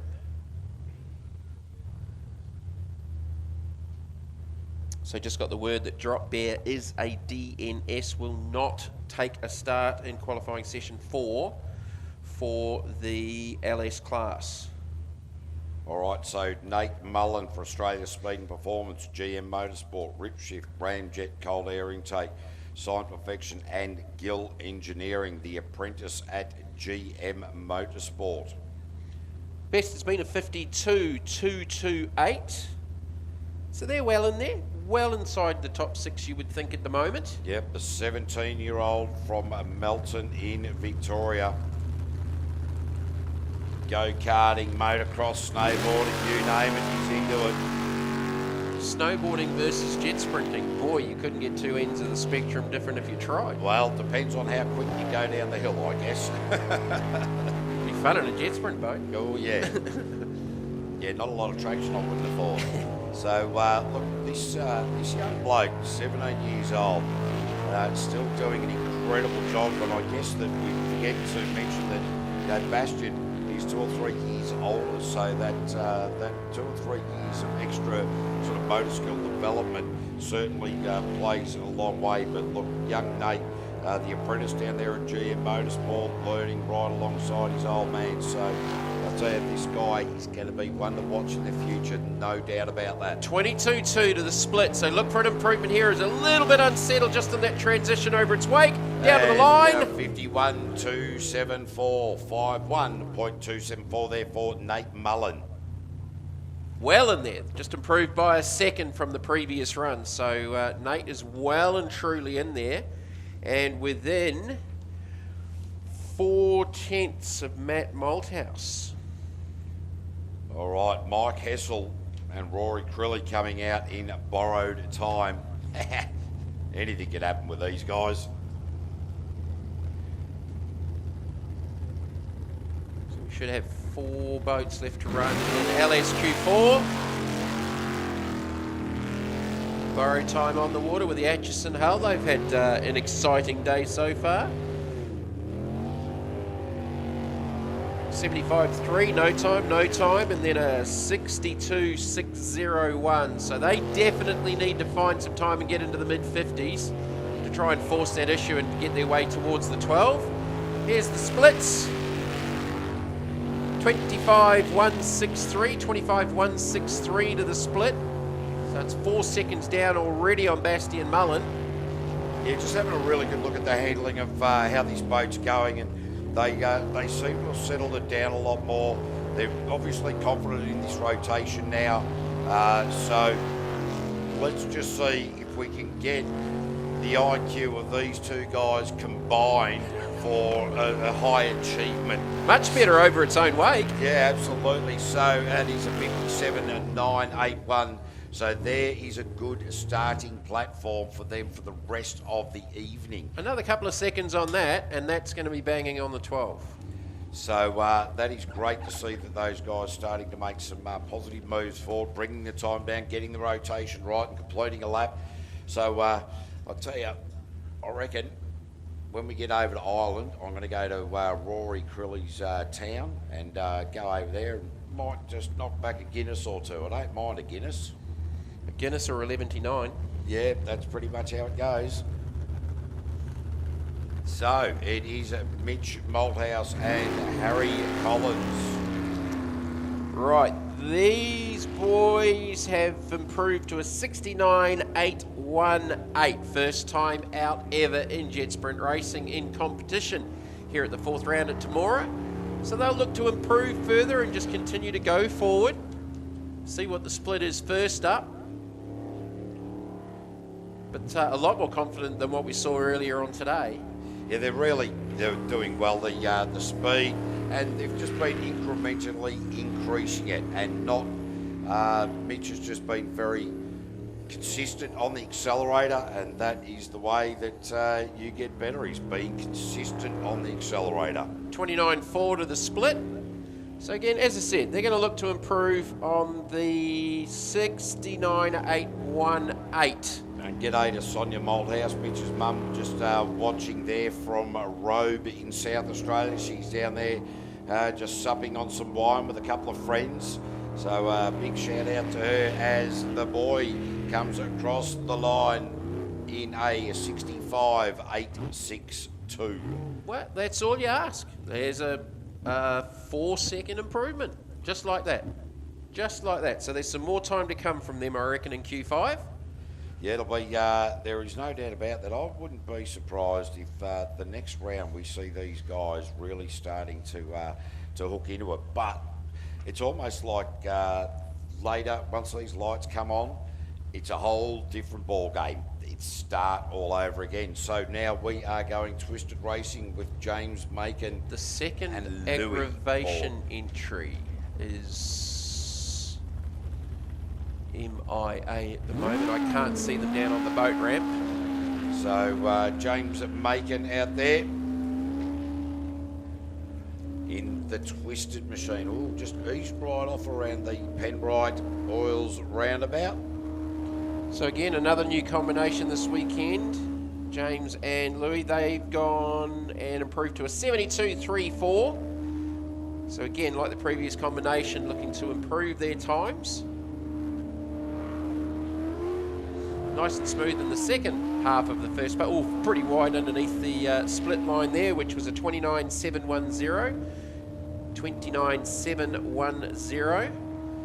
It's only 3/10 slower than Mitch Malthouse's split from the previous run. So I just can't quite see if Tyler O'Day's down there on the ramp in the crossing to aggravation. Ron, of course, that was a lift. took the boat back, so might be a bit of an issue going on with that. But James Macon and Louis Borg, they are going to be pretty happy with this. Where are they as far as the rookies go? Rookie versus rookie, 106.594, so 66.594. And Mitch Malthouse taking the chocolates in that one as against rookie versus rookie with a 65.8 and a 66.5. So they're within 0.7 of Another one another. 6-second improvement. So great news. Well, oh no, here's the aggravation, but There they were it like is. they were down the far end of the boat ramp, so they are back out there. They were being hidden. So our last LS runner in Q4. Geez, that wasn't going well. Here we go. A bit of a misstep. With the commentator and Tyler out at the start. So Tyler O'Day at the moment is really sort of on top of the old man at the moment, saying, look, Daddy-O, you are going to have to catch up here because he's certainly very, very aggressive. This is great to see. Well, they're in the 55, solidly in the 55. Split is a 28.737, so their best has been a 55.25. Love the steering wheel in this boat because you can really get to see how hard they're working behind the wheel there because the wheel sits right up over the dashboard. So the aggravation machine now pushing hard. Where are they? We've got one more qualifying round after this, I think. Oh, that was very, very late into that left-hander. Would have lost a bit of time there, but Tyler O'Day across the line of 59.634. So they've lost a heap of time there because they've just backed up by 4 seconds from their previous best. So yeah, so not quite right there. Bastian Mullen. So this is how it's going to look. Bastian Mullen leading the way. Kyle Elphiston, Matt Malthouse, Nate Mullen, Jim Beeman and Paul Hill are in the top 6 during qualifying round number 4 for the LS category. We now go to Connor Smith in the junior development class.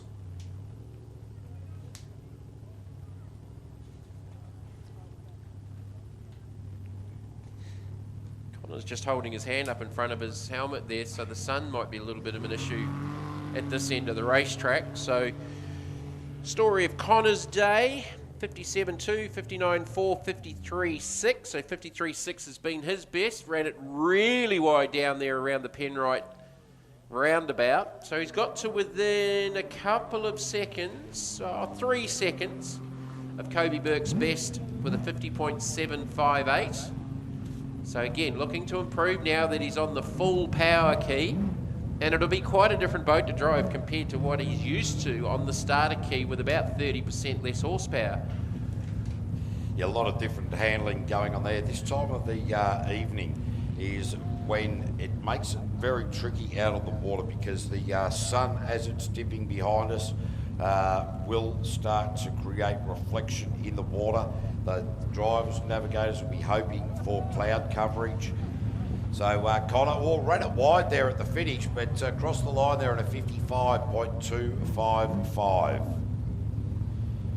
So this is where this cloud cover behind us will be very important, and hopefully as we get into that transition stage between light, natural light and artificial light, we've just got to get that lunch break at about, or the dinner break at about a right time. And well, if any of the drivers put their hand up whilst on track due to sun glare, they will get the option of another run. But we go Jodie Ely, Group A Rampage, the maintenance manager, Jessica Webb doing the navigation duties.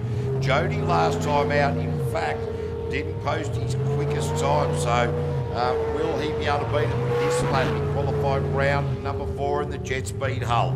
So he's gone 51.167. Brendan Doyle and Pulse at 50.948. So that 50's got to be in Jodie Ely's sights now as the split goes.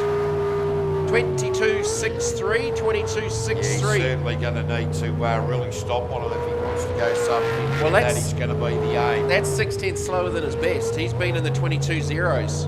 So I'm wondering whether or not this late afternoon sun is reflecting the driver performance, or it's just reflecting off the water. Not too sure. The boat not looking as well settled as it has been. Jodie Ely across the line with a 51.792. So moving backwards. 6/10, lost 0.6 from his previous best run at a 51.167. So look, they might have tried something as well. Yeah, look, they will be trying all sorts of things, because this is what the development of a jet unit is all about. They'll be trying everything each and every time. Hopefully they'll be recording those changes so that they can sort of adjust on it. But we now go to Brendan and Rory Doyle. We've said they took a win in round number 3, and they beat Jodie in the last qualifying round. So what are they going to produce here? Brendan has been coming up, running a little bit ragged from time to time as well, just pushing really hard.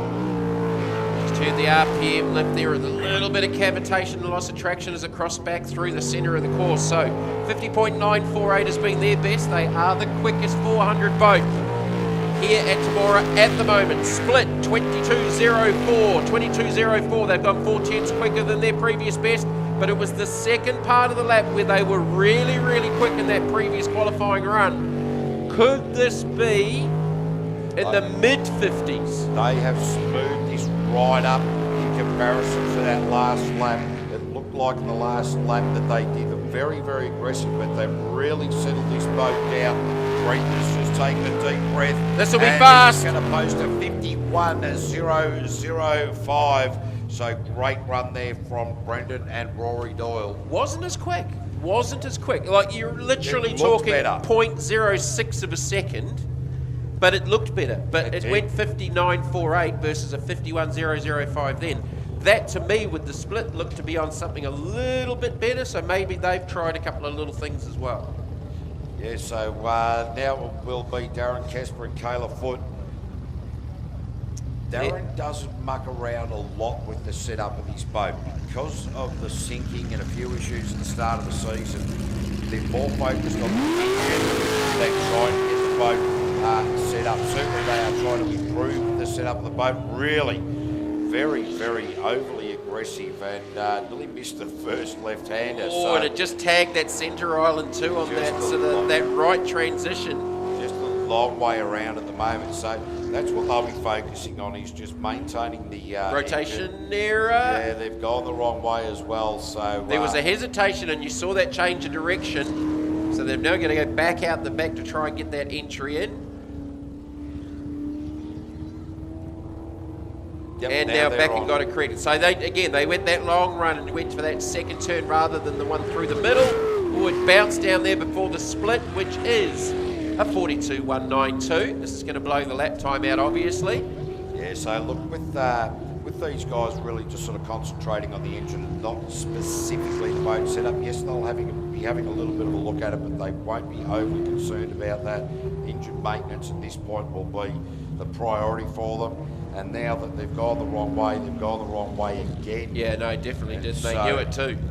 These processes, well, they can create confusion, frustration, and wrong way. So that'll be a DNF there as our next boat to face the starter is Toughen Up, Danny Napick and Darren Tickell. Normally you would say Tickle, ladies and gentlemen, but we have been informed that it is Tickell. I did the first round of Cabarita and Darren come up and said, hey, look mate, it's Tickell. I went, yeah, cool.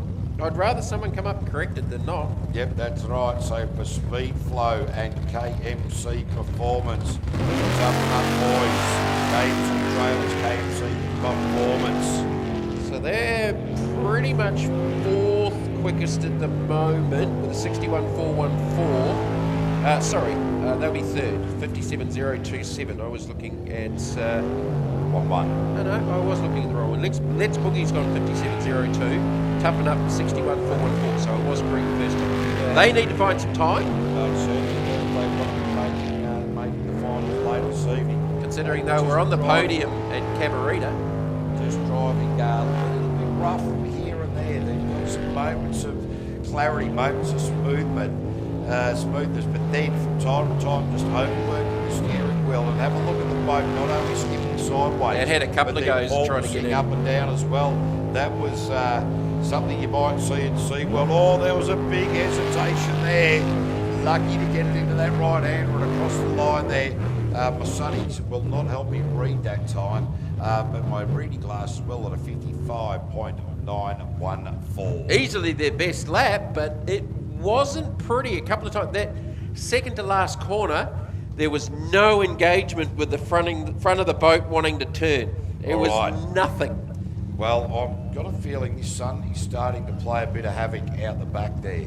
We're sort of starting to see a bit of more ragged style of driving, but that's all right. It's the same for everybody. They've just got to move through it. Greg Harriman was DNF last time out with Wendy Wheelhouse in the navigator seat, and certainly not jumping out of the blocks the way that we would normally see Greg Harriman do. So they are yet to register a time. I think they had a little mechanical drama with the steering, which... Oh, and they've gone rotation error straight off the bat. Within the first quarter of the lap, they haven't even got to the split. So they have one more opportunity. Well, no, they need to correct this. They still have this opportunity. It nearly ran off. Oh, no, Greg. Still haven't corrected it. No, they won't have worked it out by now. I think they're too deep into it to have worked out that they've gone wrong. Because now he's starting to pick up the pace, and this looks like the latter part of the rotation. Yeah, no, I'm lost. Oh, look, he's back on. Yeah, he's just skipped a bit in the middle, and because he hasn't re-corrected it, they think that they're going okay, but in fact they are wrong way, and they will not be correcting it.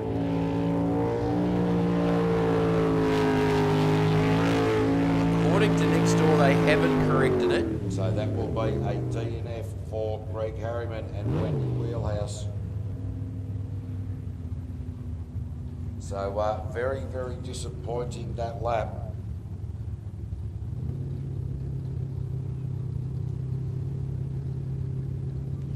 So Hugh Gilchrist in the Matrix, he posted one before, which was about a 99-second run. No, 96.251. You're being too harsh. Well, I was a little bit, just slightly. Well, decided to slow things down again and get the rotation and get the timings, whereas Greg Harriman does not have a time. No, so Hugh Gilchrist might be taking the chocolates away from his former co-driver. Of course, these guys used to A and B drive the Apache. Hugh Gilchrist getting into the matrix at the moment.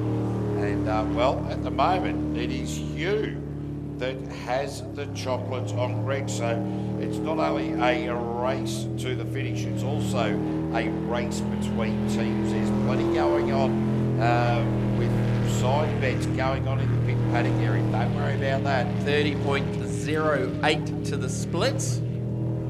So, Hugh, just keep focusing here. I'm not going to say much about Hugh, other than the boat looks pretty.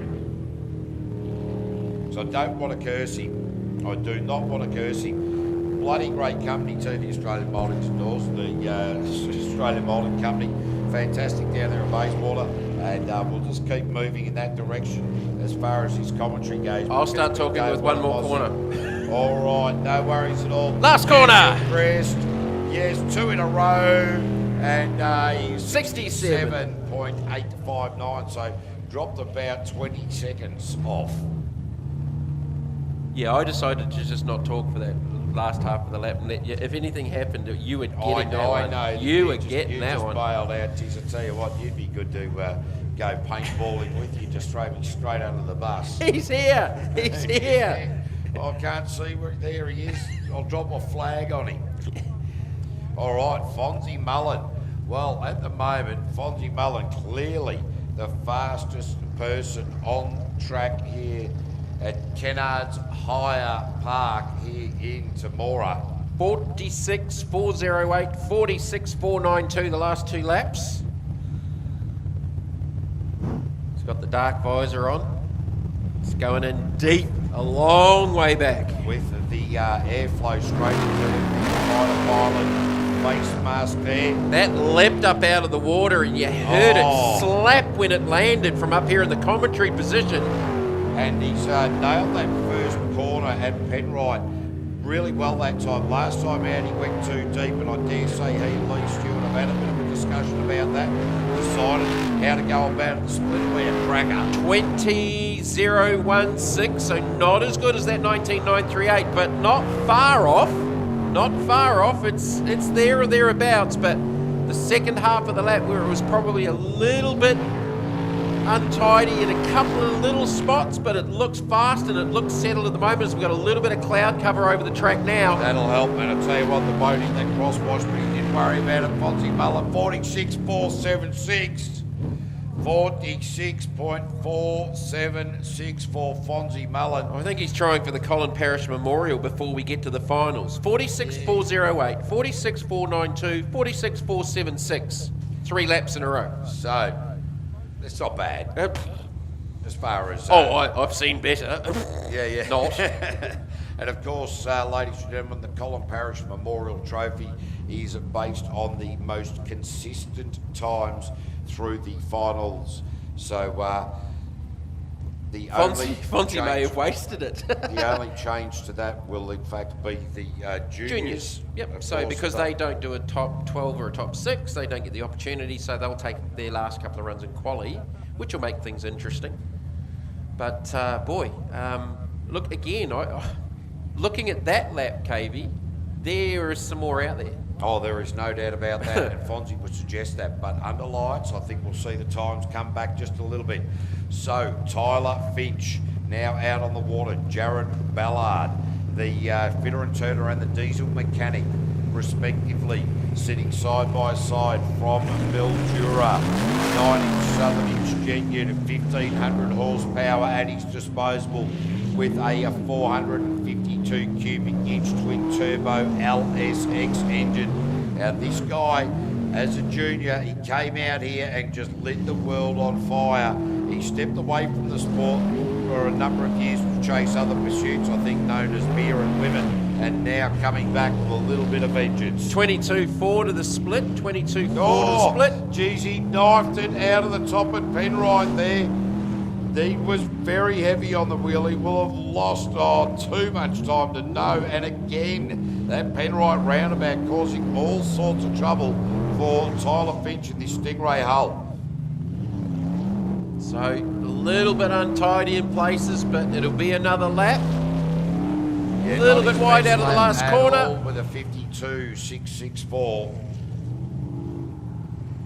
So they have been faster at a 50.547 in the previous run. So they've just chewed up a couple of seconds with some moments out there. Yeah, really just bogged it down in a number of spots out there. So Scotty Krause last time was coming out at a great rate of knots, and he's doing exactly the same again this time.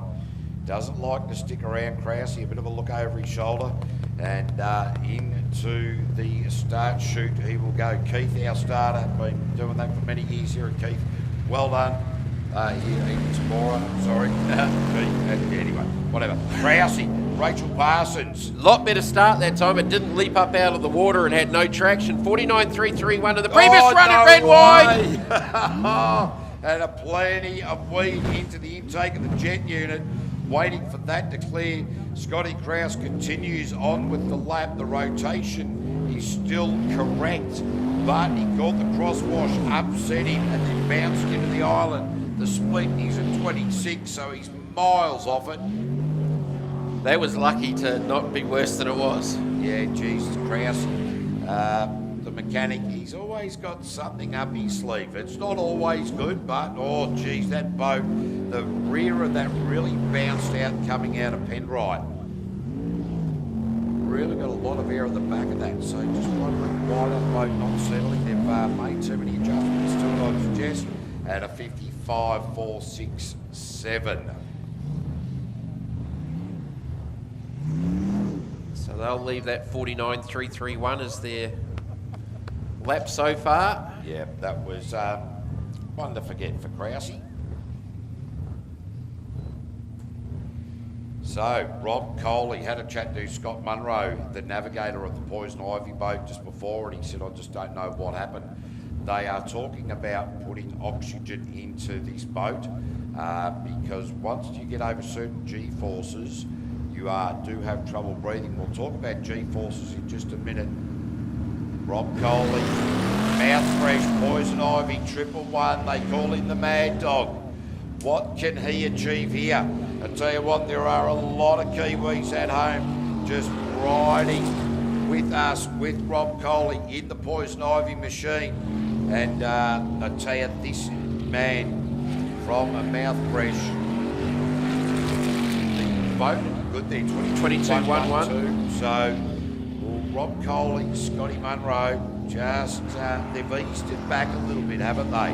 They're certainly not pushing on it like they were in qualifying round number 2. Yeah, where they went 58.22, and that was still probably conservative. So again, it'll keep them in there, but get the rotation right is the first issue, and they've had that drama over the last couple of rounds. Yeah, so Rob Coley, 3-1, nailing it again here, and that is a 50.829, 50.829. So, well, quicker than Tyler Finch, quicker than Scotty Krause, although both Tyler and Scotty had, Scotty just parked it up on the dirt there for a second. Tyler didn't have a real run. I'm wondering if Daryl's not actually going to go out in this one, because it's still down here behind us in race control. They're making some adjustments to the jet unit. Nuts, you going out? Nah. Oh, the seat, a snap-o. Yeah, Is he a busto? Is the new seat ready? Does it have a recliner? No recliner seat on the new... No. All right, so they're trying to get something sorted out to get a seat back in the boat. So no Daryl Hutton for Q4. All right, what can Chris Edmonds achieve here? Because Yippee-ki-yay! this blown 440 cubic inch engine has been a handful for it all day. You can just feel the vibration thump up into the commentary tower. Through my feet. And I've got a feeling he might be running close to 8 cylinders here. If it is, it'll be a weapon. It's ugly. it's still ugly, but spectacular to watch. Leaves thumping engines like this, very, very high up in the boat. A lot of pendulum movement in the wrong way. Oh, it just leapt out of the water. Is clear out of the water. How's the direction change after it landed? It landed and he just hooked it right to get the thing to settle. I don't know how you're going to settle this thing. It's just out of control. Oh, this is trying to settle a pack of wild brumbies. It is going to be just about impossible. But you know what? Chris Evans isn't one to lay down. And so Chris Bedford's across the line there with 54.9. Yeah, good on you, Chris. Well done.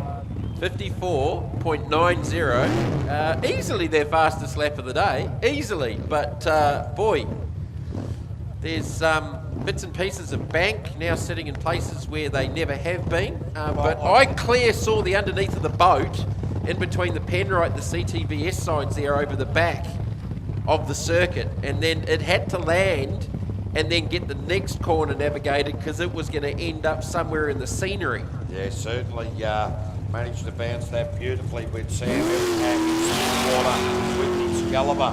Mark Garlic in the navigator seat. Sam Everham really quick out of the blocks this time, so really starting to understand the handling of this new boat for him. The Excalibur machine, of course, just purchased off Mick Carroll. So Sam hasn't been around for a couple of years, so great to see him back and beating and in a boat around about 900 to 1,000 horsepower out of a 510 cubic inch engine. 22.07 to the split. Their best has been a 53.375 in qualifying round 3. This is the fourth, second to last qualifying session, so Sam looking to improve on that time from the previous run. Last sort of section to negotiate around that top island. Back down through the middle. In the big left-hander to the finish. Run for Excalibur at 51.525 there for Sam Everham, 51.525. So I tell you what, that Spitwater sticker emblazoned on the side there, they'll be loving that little sponsorship deal. 1.8 seconds quicker than they have been so far today. 51.525 for Everingham. And next out, it is the girlfriend, Simon Doyle and Xander Doyle.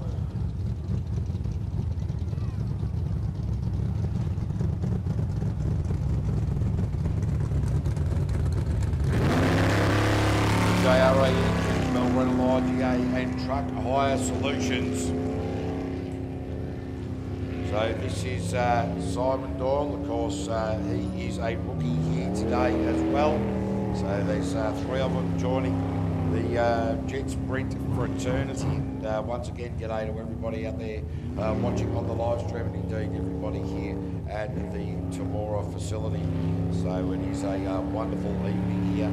Lots of troubles in this area with flooding over the last probably month or so. Came through Wagga, we feel for those people whose houses have gone under, and indeed, you know, some of the race family, Mitch Roylance, Justin Roylance, and Bree and the family all up there in Forbes, just trying to weather the storm up there, sandbagging, that type of, you know, assisting with that sort of thing to assist with the community up there. So our thoughts are with everybody impacted by the flooding, both here in New South Wales, Victoria and Queensland. So the La Nina has been causing a little bit of havoc, but here we are enjoying the water here at Temora. And Simon Doyle has gone the wrong way in the girlfriend, so he'll just make his way back. I think that he and Xander have worked this out. So they are back on the rotation properly now. So that is a very good observation there for Simon Doyle at a 126.303, 126.303. So certainly through plenty of time at that.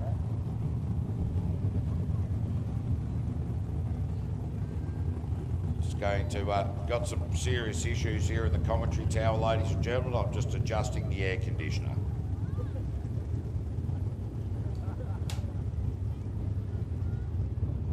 So now with Glenn Spider Roberts, stands about 6'7", this bloke. 632 cubic inches, about 1,200 horsepower this boat.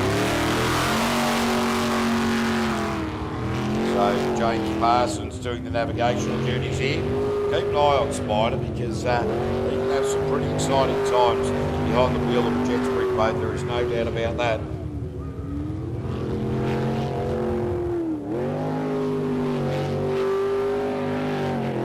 So really this flat looking a lot more consolidated. So James Parsons there got the orange gloves, the fluoro gloves out over the dashboard of the Blown Budget machine, of course. Spider from Shepparton in Victoria. And wow, really doing very well out there at the moment. A lot of race going about this one, split it at 22.5. So in and amongst where he needs to be, of course that needs to be condensed a lot more than that. However, Glenn Spider Roberts across the line of 52.040. He will not be unhappy with that. And remember, it is also a race of attrition. So Spider sitting fourth in the overall championship at the moment, and not a bad place to strike from. So that rounds out our qualifying round number 4 across all classes. We are now going qualifying round number 5. Last opportunity for a few. The last chance to dance, but the opportunity only works if you're on the dance floor. So Daryl Hutton's had a quick look. They've got a brand new seat down there that is undrilled, unmounted.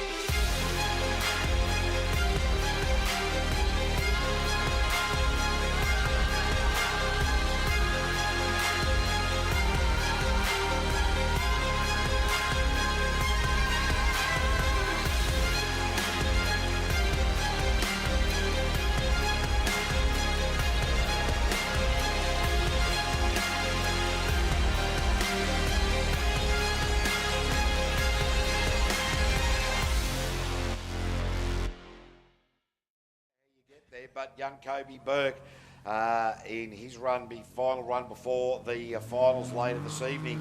So Kobe has been doing very well all day today for the Patriot Campers machine out there on the water at the moment. The sunstroke ain't going to be an issue. No, certainly won't. The cloud coverage is just at about the right spot. I'm surprised we haven't got the lights, the generators going just yet to start firing up the lights, because it generally does take a little while to warm them up and get them happening. 19.93 to the split, so a good first part of the lap for Kobe Burke, who had a navigation error, took it back to the pits in the previous run, Q4. So this is the final qualifying session for all of the classes. And a big shout out to Vanessa Burke, just at home, couldn't make her way down here to watch her son strut his stuff on the big stage here at Temora. But I know that she'll be watching eagle-eyed on the live stream. 52.293. So it was still, from qualifying round 1, a 50.758. That is the quickest run of the day for Kobe. Now, I know I've asked at the previous rounds, and I asked the other guys at Cabarita. Cabarita, not so much. It doesn't tend to muddy the water up as much. Keith, to an extent, a little bit, but that's a different water makeup anyway, with a little bit of salt element in it.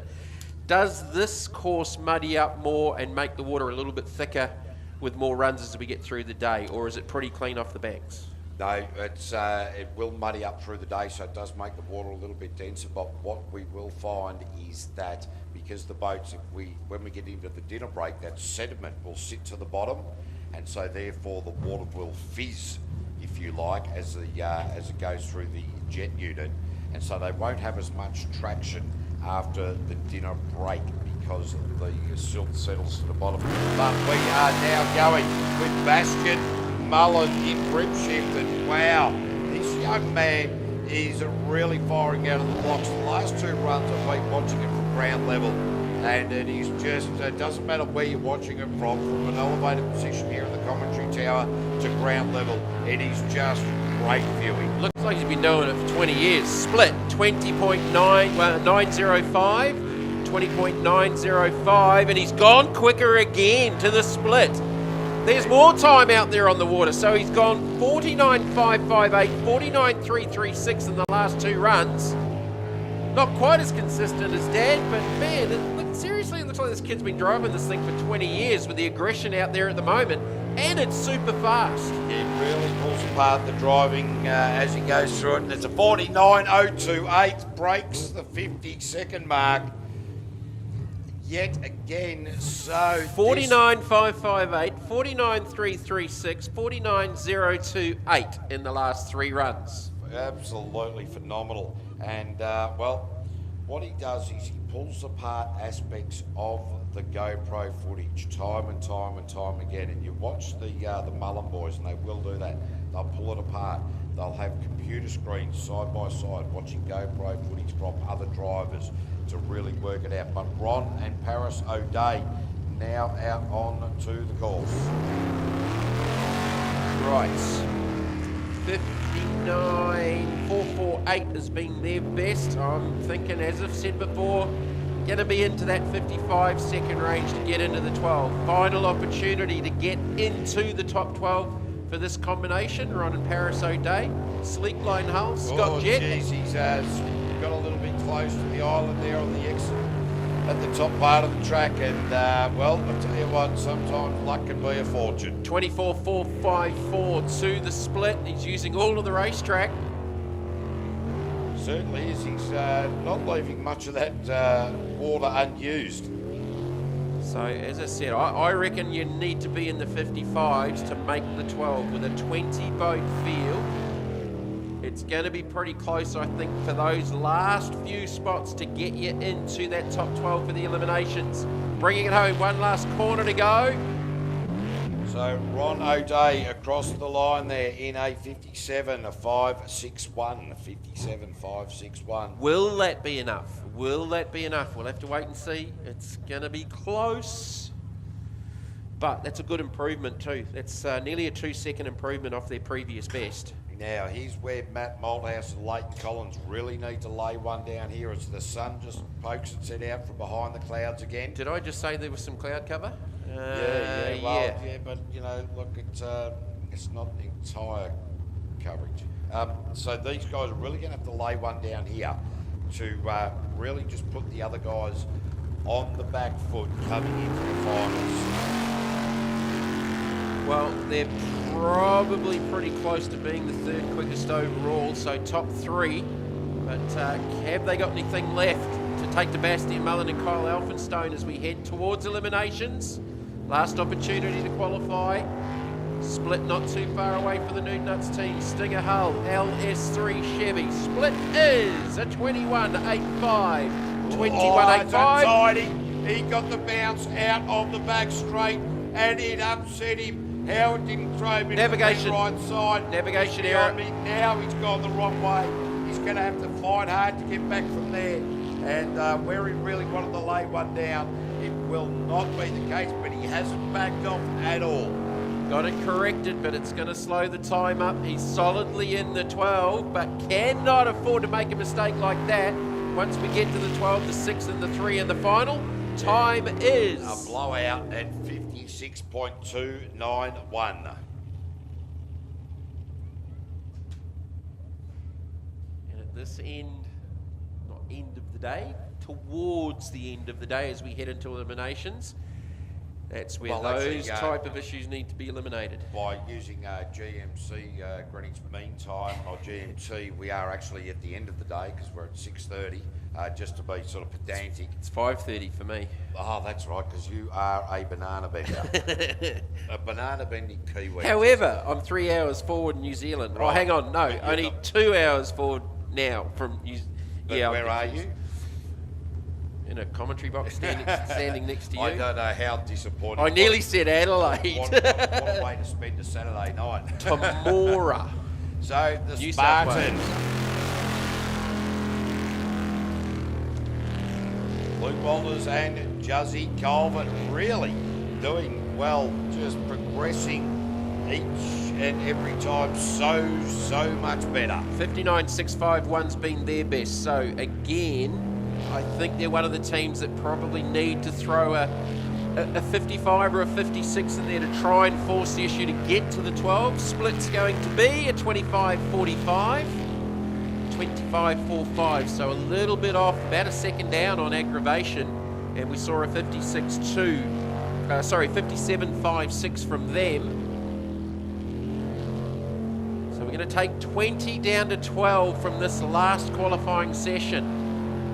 So the Spartan, just some of their lines been really very, very good, and really just that improvement. But it's got to be a massive improvement if they want to make the top 12, and that is a 59.346, 59.346. Will that be the end of the Spartan for today's proceedings? We will wait and see. Improved by 0.3. Improved by 0.3. But as I said, we're looking at quite a few boats to get through. 1, 2, 3, 4, 5, 6, 7, 8, 9, 10, 11, 12, 13, 14, 15, 16, 17. I think I might have doubled up on a couple of the double ups. Yeah, well that's all right, because that'll be a triple up. 17, so 5 are going to go regardless. All right, Twisted, Jade Atchison. Now, I mistakenly read out some incorrect sponsors because they mysteriously appeared on our commentary sheet. So, Central Coast Windows, Central Coast Kitchens and Wardrobes, Leader Woodworking Machinery, and Canberra Warehouse. Aha. Love the Canberra Warehouse. Stingray Hull, beautifully presented boat. Right, what has Jade and Aaron done today? They have got down into the 59s with a 59.103. Wow, what a great line from the top of the track to the far outside. That was the best line through that part of the track that I've seen all day. 24.538 to the split, so only a 10th down, 0.1 of a second down on Rono Day in aggravation from the run we just saw a couple of boats ago. Oh, she grabbed a little bit of the island on the outside, driving some incredible lines here at the moment, is young Jade. And some of them are very brave lines, I've got to say. Well, that one wasn't. It caught the outside. Good. And now squirt, bang, squirt. No. Out. Wah. That started about 4 or 5 corners before that. It was that first little tag off the bank on the other side of the track. Yeah, very disappointing way to end that run. She was driving some fantastic lines out there. And, well, that wasn't exactly how we wanted it to finish.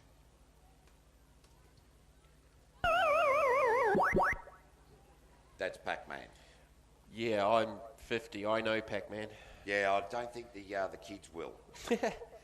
So if anyone's now, got a Gallagher machine they want to sell, I'm after one of those too. They're going to have to do the rowing of the boat back home. Don't forget to scream. Row your boat gently down the stream. Life is but a dream. So, yep, we're going to bring Kobe Burke up into the commentary tower. And would you like to have a chat with him, Jamie? I'm going to go and do a little bit of investigation. Young Kobe coming up. See if you can find where the drop bear team are. They're way down the back. And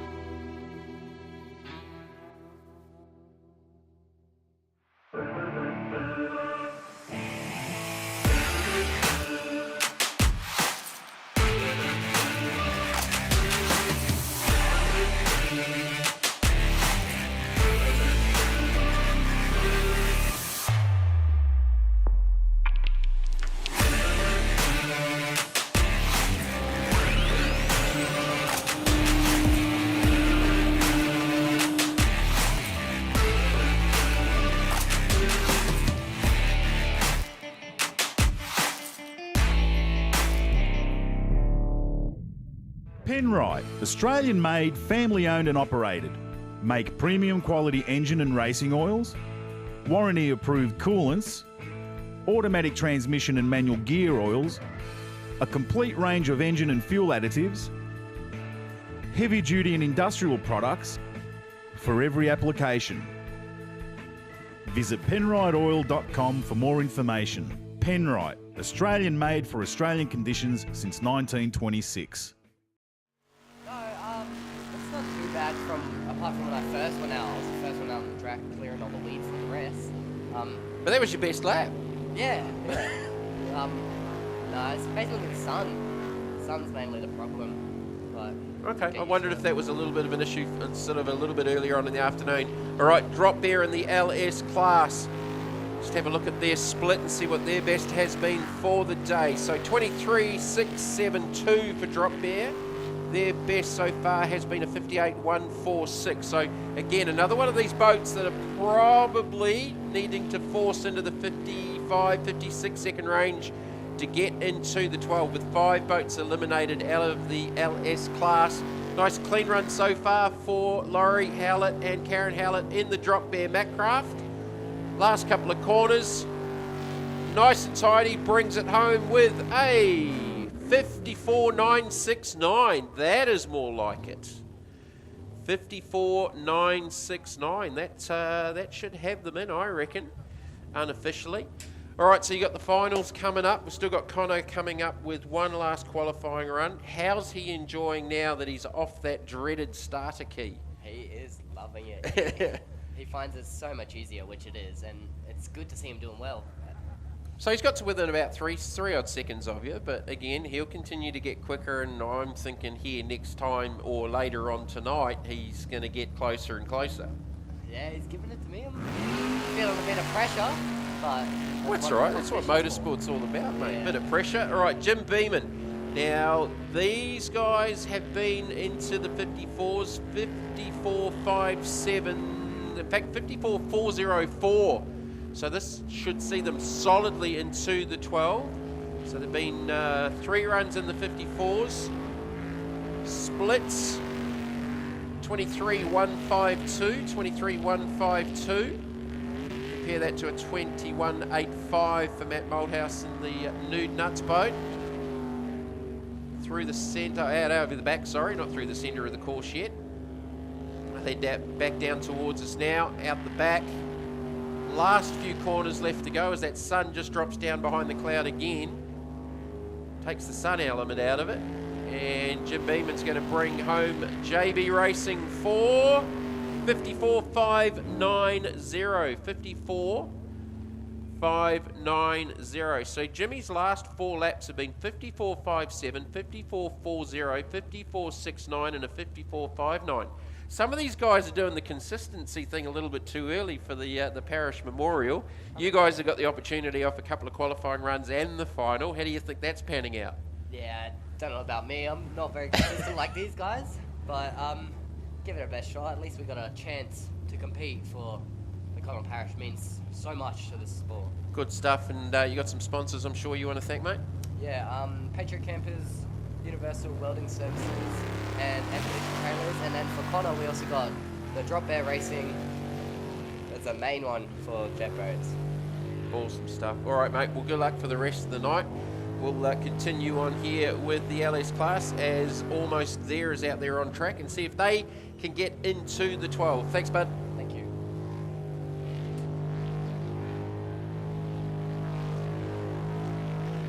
All right, splits, 24.847, 24.847. KB's down there annoying people, asking questions. Checking out what's happening down in the pit area. So Almost There, not quite there, I reckon, a 58.7. Will that be enough to get them in? They're looking to improve here. Couple of corners left to go.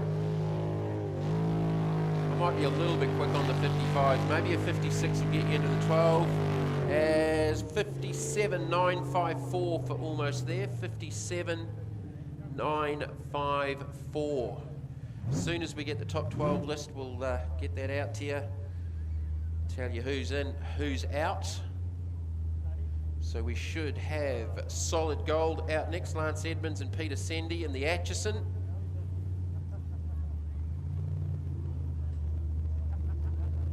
Yeah, they went no time with an error in the last one. They've been as quick as a 55.795. I reckon that'll be pretty close to be able to get them in, but looking to improve here as the sun starts going down. Out the back of us here in commentary. Would you like me to turn you on, David? Mate, that'd be good. Is that all right? Yeah, so, all right, so Lance out there, these guys in the solid gold, I'd say I personally think this is the great time of the day. If you can manage to lay one down right now in this particular light, it gives you confidence moving forwards. Right, splits. 24.74, 24.74. 3/10 down on Ron O'Day, and Ron's lap, that was a 57.56. So Lance Edmonds, the man from Good to Windy, really just, I don't know, for a new guy to the sport, just seems to be just going so very, very well indeed, and a 48.267. G'day to... Yeah, I think there had to be an Av error in there. And somebody has parked a Holden Commodore. Car has parked someone in Kalina. Yeah, I'm not 100% sure. Car has parked someone. All right, right, Holden Commodore. Coffee colour BV90RU, need to move it. You've locked someone in. Kyle Elphinston launching off the line, and that is quick off the line. They've really got that thing sorted out. Now, Kyle had a couple of untidy laps, so the changes that they made were not working unreal at the moment. But this lap looking a lot better. But having said that, we are now going to start to get into this crosswash. 21.6 to the split, 21.6 to the split. So it's probably Kyle's best split, gone 21.7 before. Fastest has been a 50.46, looking to go. Try and get close to the 49.0, set by Bastian Mullen. Yeah, so Kyle Elphinston will bring this home very, very strongly indeed. Jacob Bellamy doing the navigational journeys into the final quarter. What can Blackout Racing do? And it's a 50.261, 50.261 there for Kyle Elphinston. Just got an announcement to make, ladies and gentlemen. A coffee-coloured Holden Commodore, registration BV90RU. You will need to move that car, please. You have blocked somebody in. So if you could, if you own a coffee-coloured Holden Commodore, if you could move that, it would certainly be appreciated. As we go, quiet time racing. Anything but quiet time. So Noel Verning, Nathan Garrett in the Macdraft. The rookies this year. So 56.19, that might be pushing close to get in, I reckon. I might have been a little bit non-conservative going into the 55s. It's going to be in the 56s. He bounced it big time around that left-hander. He's definitely got a lot more aggressive, has he, since the first round of the championship where he debuted this year. Yeah, look, it's just great to see these guys giving it a crack. And, well, I certainly reckon that once you find the edge, you know where it is. But it's just feeling your way to the edge that takes the time. 24.9 to the split, 24.9. So it definitely cost him a little bit of time, and then it bounced again. Yeah, just drove it too hard. Just hung on just that little bit tight around that corner. And then just bounced the boat out of there. That will just drag so much time off the clock.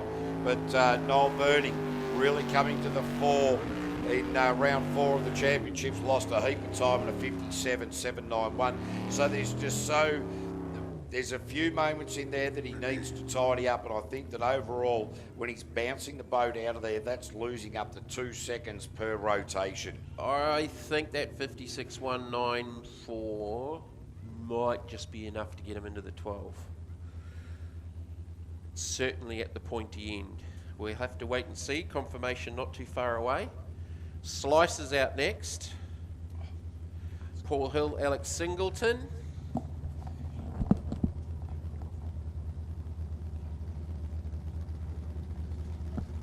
Right, Right, so these boys have been into the 54s with a 54.188, their best in round 2 qualifying. If they can stitch it all together, they will be there. No doubt about it. Just really elbows out sort of style at the moment, and really utilising all of the racetrack, all of the water available, heading back up the front chute there. So these guys just really working very, very hard indeed, and I dare say that it's a bit of a plan. It's a couple of times they've come wide around in front of the commentary tower, so these guys are really thinking about how they're attacking this crosswash. Oh, I thought he'd gone over the grass then. I thought he was going to end up in the Penrite flag. 23.26 to the split, so he shouldn't be too far away from their best. 54.188's been their best. Yeah, Last nice corner finish. to go. And so Paul Hill across the line with a 53.876. That will be good enough, I dare say, to Easily. see him progress into that top 12, and that is great from the team Slicer. Easily.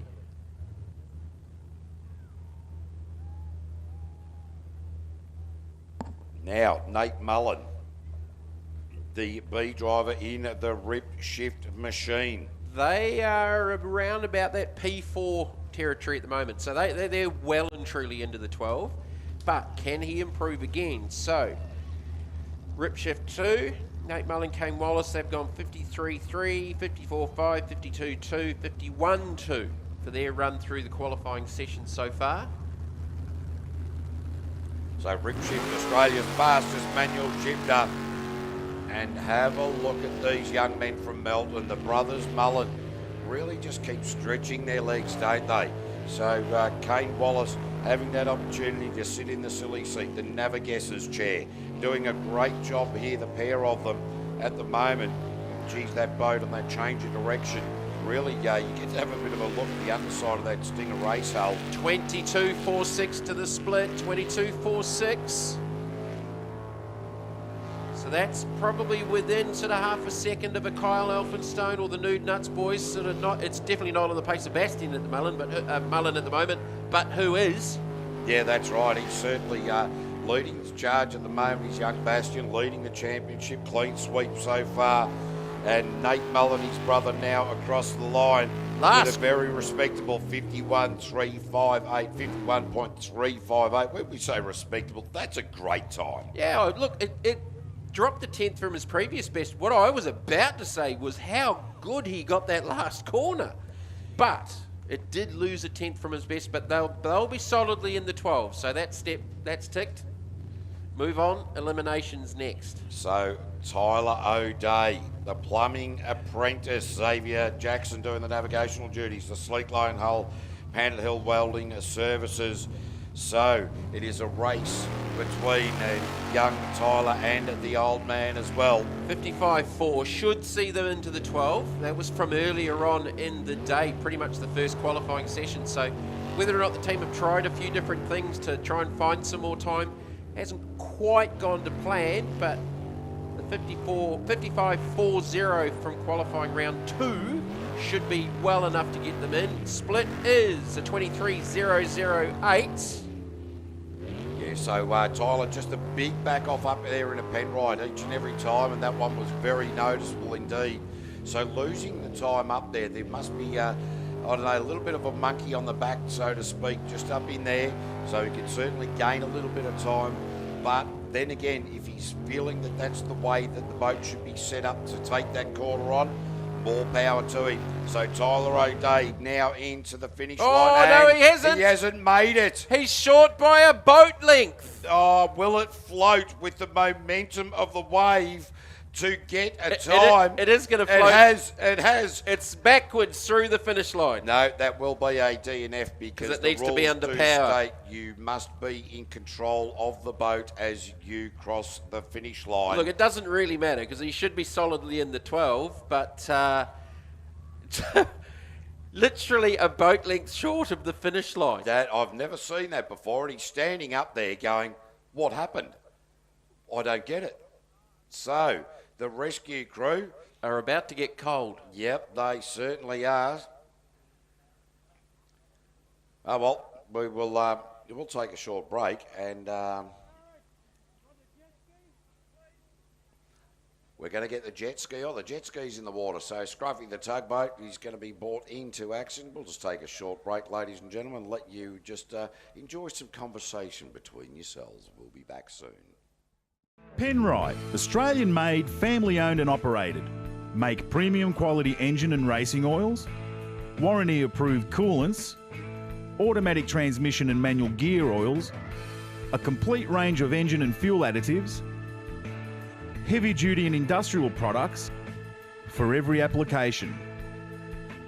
Visit penriteoil.com for more information. Penrite, Australian-made for Australian conditions since 1926.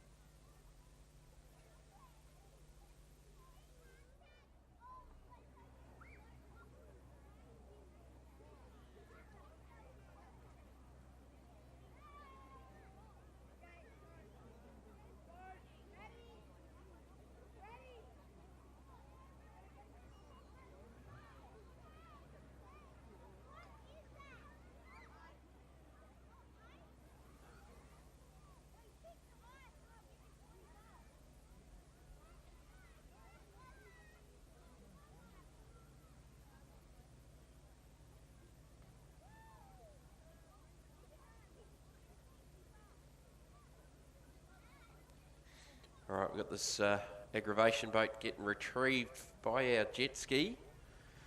SQ5 and LS continues. So we will be having our dinner break at the conclusion of this 5th and final round of qualifying, guys. So if you're up there on the hill and you would like to come down into the pits during that dinner break, that is going to happen. Gold coin donation. And you can come in down through the pit area and check out some of the race boats and the teams working on them as they head towards eliminations under lights a little bit later on tonight, as those lights are now just starting to come online. So we will be having our dinner break. We are running on time, which is fantastic. And it will be about half an hour than we advertised earlier on, because we tried to get everything underway half an hour early this morning due to how much racing we had on the water today. So at the conclusion of the 5th and final round of qualifying, we're about just on halfway through at the moment. We'll let you know, and that'll allow you to come down into the pit area for a gold coin donation. All right. Nude Nuts. Nude Nuts 2. Mitch Malthouse and Harrison Collins. Yep, so, well, the boys from Keith in South Australia, plenty of people getting on board and supporting these two. No doubt about that, but... who was Keith named after? My old man. Andrew. Yeah.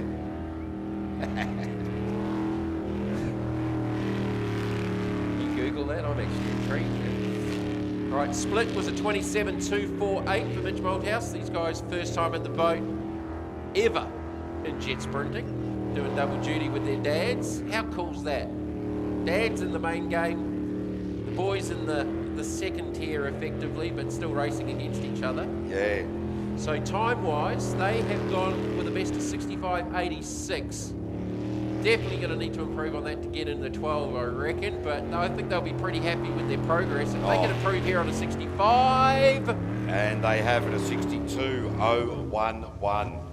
62.011. So they have improved every lap of the day, and they've got their rotations correct every lap of the day.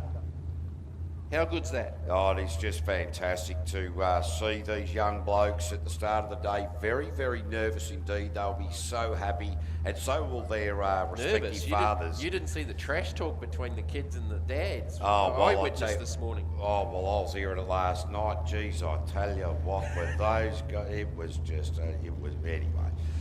Well, borrow time, Mike Hessel, Rory Crilly. What can guys, they, come on guys. I think they need to find some time. We've got half of Ireland and half of New Zealand supporting them, so between them, they're being supported on two separate continents and opposite sides of the world. And I'm just not too sure how this communication goes on, because we understand, oh gee, Mike Hessel just run the peninsula up the other side there. He thinks it's going to be a genie and pop out and give him a list and a wish of a win. They're not leaving anything out there, 24.42, so that creeps them inside the 10 for the round. Big back off up there. I thought they kept running that little peninsula up the top there. Boy, there's some G's through that centre section on that corner, right through the centre of the course. Big bounce out down around the Penrite roundabout, sorry. Yeah, and he's just done a little bit of a back off there again, unsettling the boat. So it just needs to be more consistent on that accelerator. But look, it's going to be a solid run for the line. And Mike Hessel, Rory Crilly, 56.245. They are going to be on the bubble of getting into the top 12. Oh, that could have just sneaked them in. It is going to be so close for this final couple of boats, I reckon. So Justin Roylance, the president of the AFJSA, who, as we mentioned earlier, stuck up there in Forbes, rescuing people and supporting neighbours and things like that, has just asked me to give a huge shout out to Simon McRae. And so Simon McRae, good on you, mate. You came to the rescue today, so not too sure. Something to do with Scruffy. So Scruffy, the tugboat, is what Simon has done, because Justin was under the pump and Simon McRae came to the rescue and delivered Scruffy, the tugboat, our rescue jet ski. Which we've only had to use once. So well done to you, Mr. McRae. Love it. So James Macon in the Twisted. This will be their last opportunity on the water here today. And I dare say we won't see them feature any further in the proceedings. Well, they've gone 66.5. This 56 is where you really need to be to get into the 12. We're only going to lose 5 boats, and we'll let you know who they are exactly when we know very, very shortly. But we'll be pretty close with where we think that bubble would have been for the 12 going in. A little bit of a direction change and a correction over there. The split was a 29.191. Again, another debuting team. First time out in the race boat this weekend, these guys. And they've done a fantastic job. And just looking at what they've done, they've got 3 laps back to back. A couple of navigation errors earlier on in the day, but you would expect that from a new combination. They're going to bring it down to the last couple of corners and get a lap bank. No, there was a big deceleration there, but you don't worry about that. James Macon bringing the boat home in one piece. So those boys in the Twisted team will be very, very happy. And they improve again. They have gone 65.975. So, and Louis Borg, good on you, gentlemen. I tell you, we've seen some rookies cutting their teeth on the track here at Temora. The lights have come on, mate. When the lights go down in Temora town, people are in for the evening. Is that actually a real song? I think it might be, but I've got the words wrong and I've been making up the last half of it. So... Good on you, Slim Dusty. Oh, yeah, gee, Slim Dusty I'm not, mate. I was the only kid in choir that got kicked out. I'm not surprised about that. I'm surprised about the choir thing. No, but then again, I'm being constantly surprised by some of the stuff you get up to. Look out, Wanganui, that's all I can say. That's it. So Connor Smith out there in his last run for the day, but we will see him and Kobe Burke under lights after we get through the top 12 and the top 6. So these young blokes getting to run under lights here at Temora. and brought to you by Penrite Oils at Kennards Hire Park. 19-1, that's an improvement on the split for Connor Smith. That's actually pretty close to what the best we've seen from Kobe Burke. So this could be a very, very good lap for young Connor, I should say. 55.25's been his best, 50.75 for Kobe Burke, and he did that in the first qualifying run. Let's see how this is going to be. It bounces, loses a little bit of time in the last corner. And a 53.476, so an improvement. And young Connor is a big shout out because we had him up in the commentary tower before we went into the live stream. But he was talking about his girlfriend, Alana. So big shout out, Alana. Hope you're watching the live stream because he's an absolute champion, this young bloke, and hopefully you're giving him plenty of love, plenty of support. That's what we like to see as we now go qualifying round number 5 for the International Group A category. It is Rampage, Jody Eli, Super G Auto, GM, Motorsport, Gill Engineering, Sign Perfection, Melton Bodyworks. And I tell you what, this bloke in this jet speed hull came out at the start of the day and looked very, very strong indeed with this brand new jet unit. But through the course of the day, the changes they've been making haven't been fantastic. This particular lap is starting to look very, very good indeed. 22.04 to the split. That's right on their best and right on Brendan Doyle's best of the split. So he's got the first half of the lap right. Best has been a 51.167 and versus a 59.48 for Pulse. So there's not a lot in it between those two. What's Jody Ely got to bring it down out of the last corner? Well, the run for the line bounces it around the corner and a 50.901. So certainly some lines to tidy up there for Jody Ely, but he will not be overly upset with that. He's just gone 4.04 quicker than Brendan Doyle. Oh, well, he'll be very happy with that. 50.948 for Doyle in Q3, 50.901. And again, that looked pretty comfortable. Yeah, that wasn't hanging everything out. Bouncing in a few spots, but now it definitely lost some time in the last Doyle corner. Coming out now, Brendan and Rory Doyle for Pulse. Now, I'll tell you, the development of these Pulse hulls here in Australia, traditionally we see the best of the hulls being developed and built in New Zealand. These Pulse hulls are now starting to take it to those hulls that have come across from New Zealand. So great work from the James boys there, and great to see that Brendan and Rory Doyle using his boat to great effect. 21.834 to the split. He's just thrown 2/10 at Jody Ely's split from the previous run. He's quicker in the first half of the lap, so this is really game on at the top of 400. Well and truly. Ding dong. And if Doyle can win here off the back of Keith, it's 2-all in the championship chase. It is well and truly game on. Down to the line. And Brendan Doyle with a 50.057, so quicker than Jody by about 0.085. A lot. It's not much, but it is a lot. And again, that looked pretty easy. These guys are going to push one another, but as we know, this is qualifying. There's no pressure. When it comes to finals time, that is when we've seen multiple people over the years overthink it, over-process it, and capitulate coming into the finals. Let's focus now on Darren Casper for Oz Bevel. Taylor Foote doing the navigational duties. So we go with the Group A. We do have enough to do a top 12, providing they all finish this qualifying round. So Darren Casper will make it the top 12, but at the moment, to get into the top 6 and the top 3, you will need to pull something out. You need to pull a rabbit out of the hat or a seagull out of a locker. So what was the split? 25-35. So look, they're not far away. Like, they've got a little bit of time to find on the two out front, but they've got a gap, a huge gap to everybody else.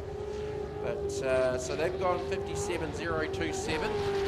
More importantly, they've got times ready. registered, which is what Mr. Harriman needs to try and do to get into the top 6 finals. Oh, that was a late turn. A late turn. So Darren Kesper across the line with a 58.804. 58.804. Certainly one to lay down, and it is now all up to Danny Napick and Darren Tikal in Toughen Up. We see Greg Harriman, the man who's yet to post a time here this weekend. So lots of pressure now on Greg. All right, Toughen Up. So these boys will be sort of third on outright pace through qualifying. They'll look to consolidate that here now. That's Boogie will be in. So I've got 6 boats, which means we won't have a 12. They'll go straight to 6, wouldn't they? That is a decision that we will find out later. I would suspect that will be the case. However, we will be focusing on Danny Napick now, KMC Trailers, KMC Performance Speed Flow.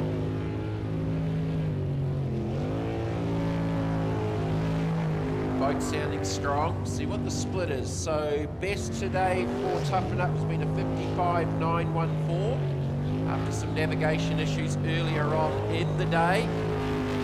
Split 23.418, 23.418 to the splits. This should be on that sort of 54-55 second range, I'm thinking. Yeah, look, I think that these guys are going to make it clearly into this top 12. From there, it'll be a challenge to get into that 6. But as we know, anything can happen. Boats can spit themselves out.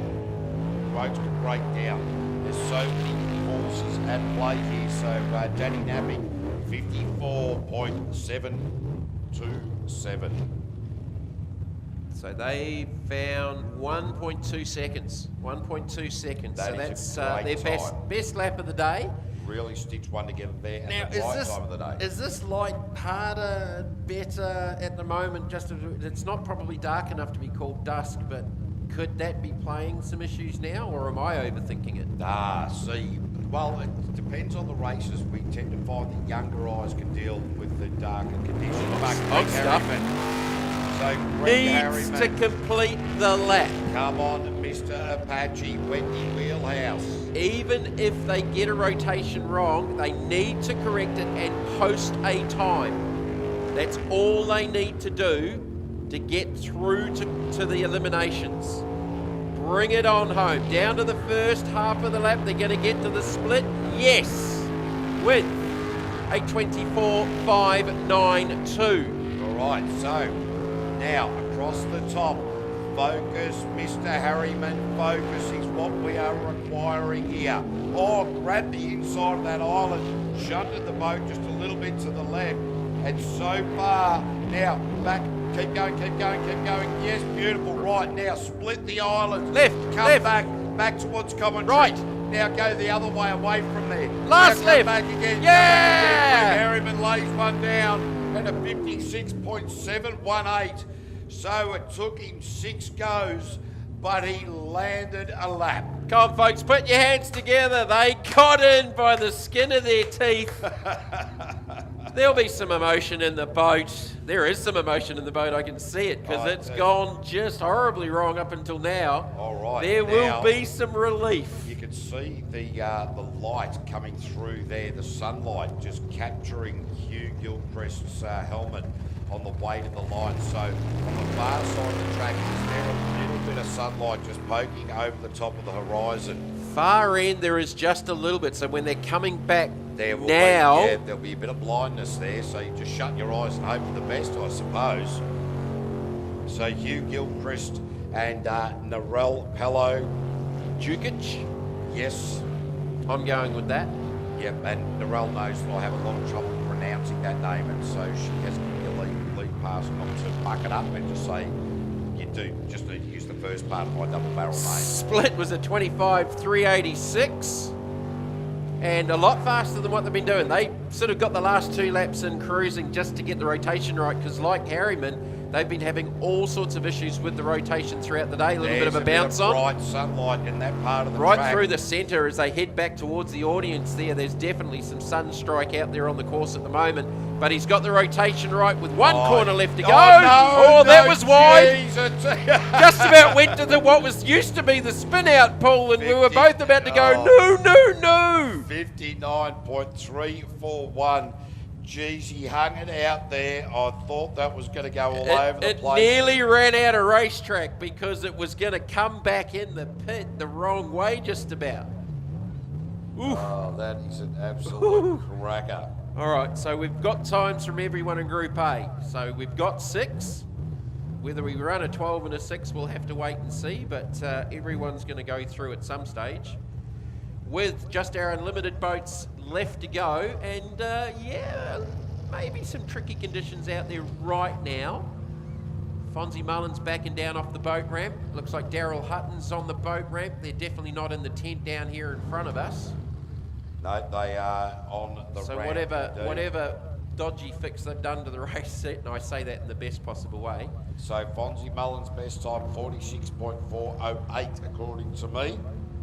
Round number 2, yep, on the money.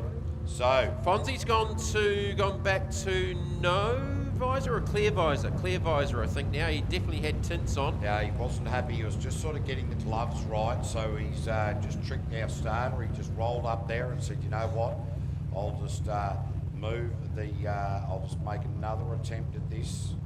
A little bit of a narrower channel into there, so yeah, just didn't quite have the gloves right, and I think that the people let him off the trailer a bit quicker than he would have liked. Like a shark crest circling.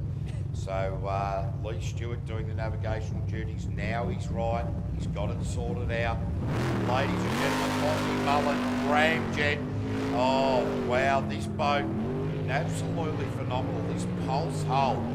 Fonzie just absolutely loving what has come out from the James's garage. This is fast. This is very fast. Quick. The 583, the world's largest LS engine. Splits 19.508. That is quickest split Yep, of by the day. 0.4. So, 0.4. Fonzie Mullen on a flyer. He's going to lay one down and say, come and catch me if you can. Last sequence up through the middle.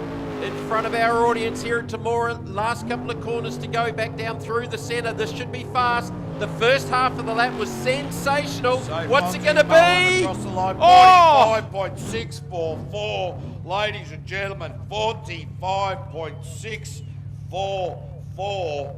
That is phenomenal. Wow. 0.8 of a second. Come on, Temora, make some noise for the reigning Australia 1 and the reigning world champ. I think he'll be pretty happy with that. Now, when he basically did the same thing at Keith about 5 weeks ago, he got that excited when he saw the time. He actually crashed. Yeah, I've seen that. After the checkered flag. Actually, Mick Carroll, many years ago at Griffith, he was just cruising along and then he managed to launch the boat and drop it right at the foot of the commentary tower. So I just wandered down and said, Mick, what happened there? He said, I was trying to see the time I just posted. Didn't realise that I'd come to a T intersection. Which basically what happened to Fonzie at Keith. He said, I said, what happened? He said, well, I saw the time. I saw that I'd beaten Coe's time from the world champs in the fastest ever lap here and got all excited and crashed. There's also racing over in Western Australia. Their first round of the season down at Baldivis, about an hour and a half south of Perth. 45. Which is why we don't have Daniel Salter here this weekend. That's exactly right. He's over there playing with the Western Australians. So it will be Daryl Hutton in the hazardous racing machine coming out for Victorian American Imports of Wimmera, Mallee Waste, Frex Air Conditioning and Refrigeration, Phoenix Lubricants, United Fuels, ANC Forestry and Far Faster Engineering. So this bloke was a former world champion. He was the 2009-2010 Australian Unlimited Champion and hasn't been able to manage to get back up there. Now he wants to got a good hull underneath him. So Daryl Hutton and Mick Parry. And a repaired seat. And a very heavily repaired seat. And I spoke to Chris Edmonds before and they said, yes, they used roofing screws. I don't really know if that's true or not, but anyway. Number 8 wire, number 8 wire and fencing screws. Split 20.62. So about a second down on what Fonzie did thereabouts. 2/10 slower than his best at a 20.442 a little bit earlier. Listen to the RPM build up through the centre of the course there. This is such a cool boat. Lost a lot of time there. Lost some traction. So this won't be rattling down into the 46s, and they've gone Rotation the wrong error, way. yeah. I can't believe it. Daryl Hutton, 9 times in his career, he's gone the wrong way. Twice here today. I wonder if sun was the issue because he's got his hands up around his visor coming into the pit area. No, he's called it off. He's called it off. Yeah, so they're going for that sunstrike call. Sunstrike, and due to that, they will be given a rerun. And I dare say that is going to be an early lunch break because when Fonzie went out, there were clouds over the course. The sun has just, the clouds have gone. So he's put his hand up. That will allow a rerun, and then they will speak to the other competitors and say, what would you guys like to do? Would you like to have another run? So we will just wait for confirmation as to what is going on from our race director. Looks like Tyler Finch has just loosened the belts on the loose cannon. Scotty Krause, the local hero, he's just likely to go, you know what, I don't care, I'll give it a crack.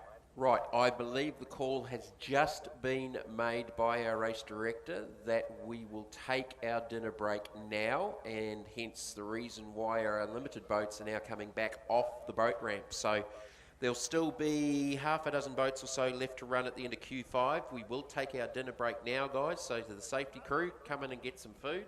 To the folks sitting up there on the bank, we will be opening the pit area up for you to come down. The dinner break is going to be about a half an hour. So when we make the call to please come out of the pit area, please, if you can do that as quick as possible so we can get back into the racing program so we're not here till 1 o'clock in the morning racing. But if you want to come down to the pits, bring the kids. Gold coin donation is all that we ask for to come down into the pit area and come out and check out the race boats. Be mindful that there may be some cars just wandering around with trailers initially. They probably won't open the gates until that stops anyway. But please do join us down here in the pit area. Dinner break for about half an hour just to allow that sun to go down and get completely out of the way and let the lights take effect here at Temora.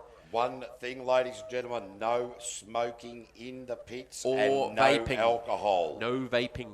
Because it is a working pit area. If you are caught smoking, drinking or vaping in the pits, you will actually be asked to leave the venue because it is a, well, there's a lot of methanol and race fuel down there. Ladies and gentlemen, we'll be back after the break and continue on with our evening. I'm going to get something to eat.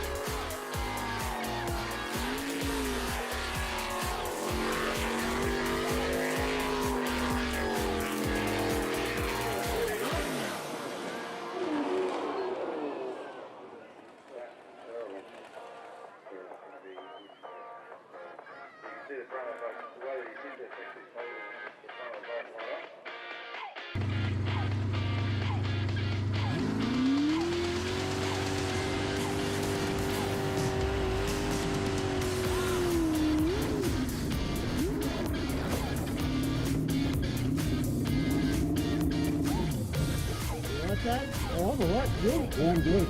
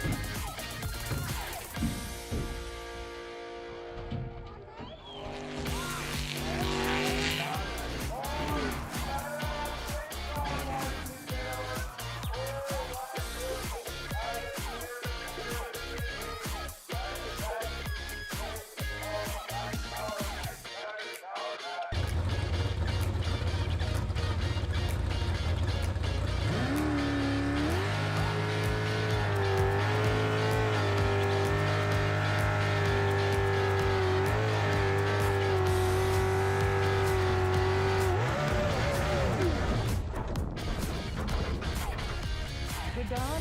Yeah. Yeah. Okay?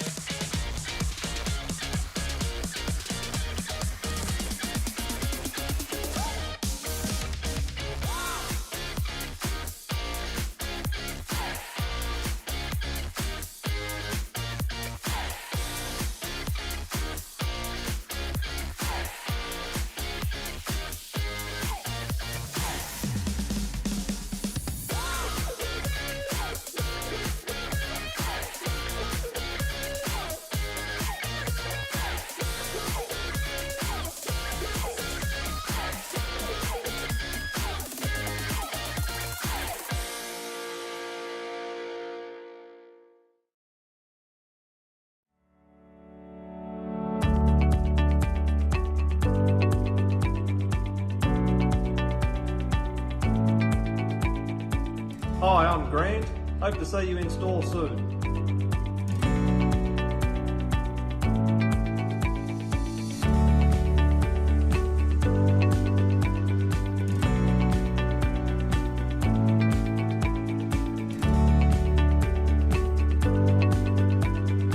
Hi, I'm Peter at Royal Answers Track Replacements in Fyshwick. Hope to see you in store soon.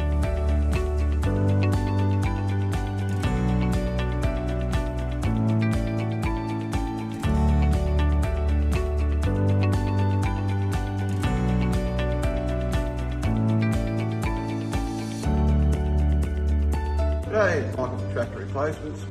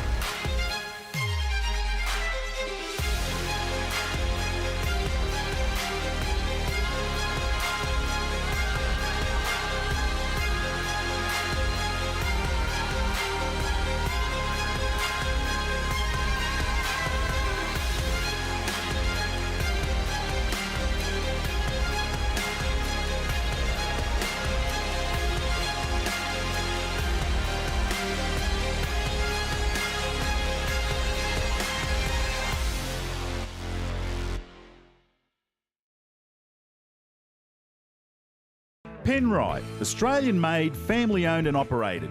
Make premium quality engine and racing oils, warranty approved coolants, automatic transmission and manual gear oils, a complete range of engine and fuel additives, heavy duty and industrial products for every application.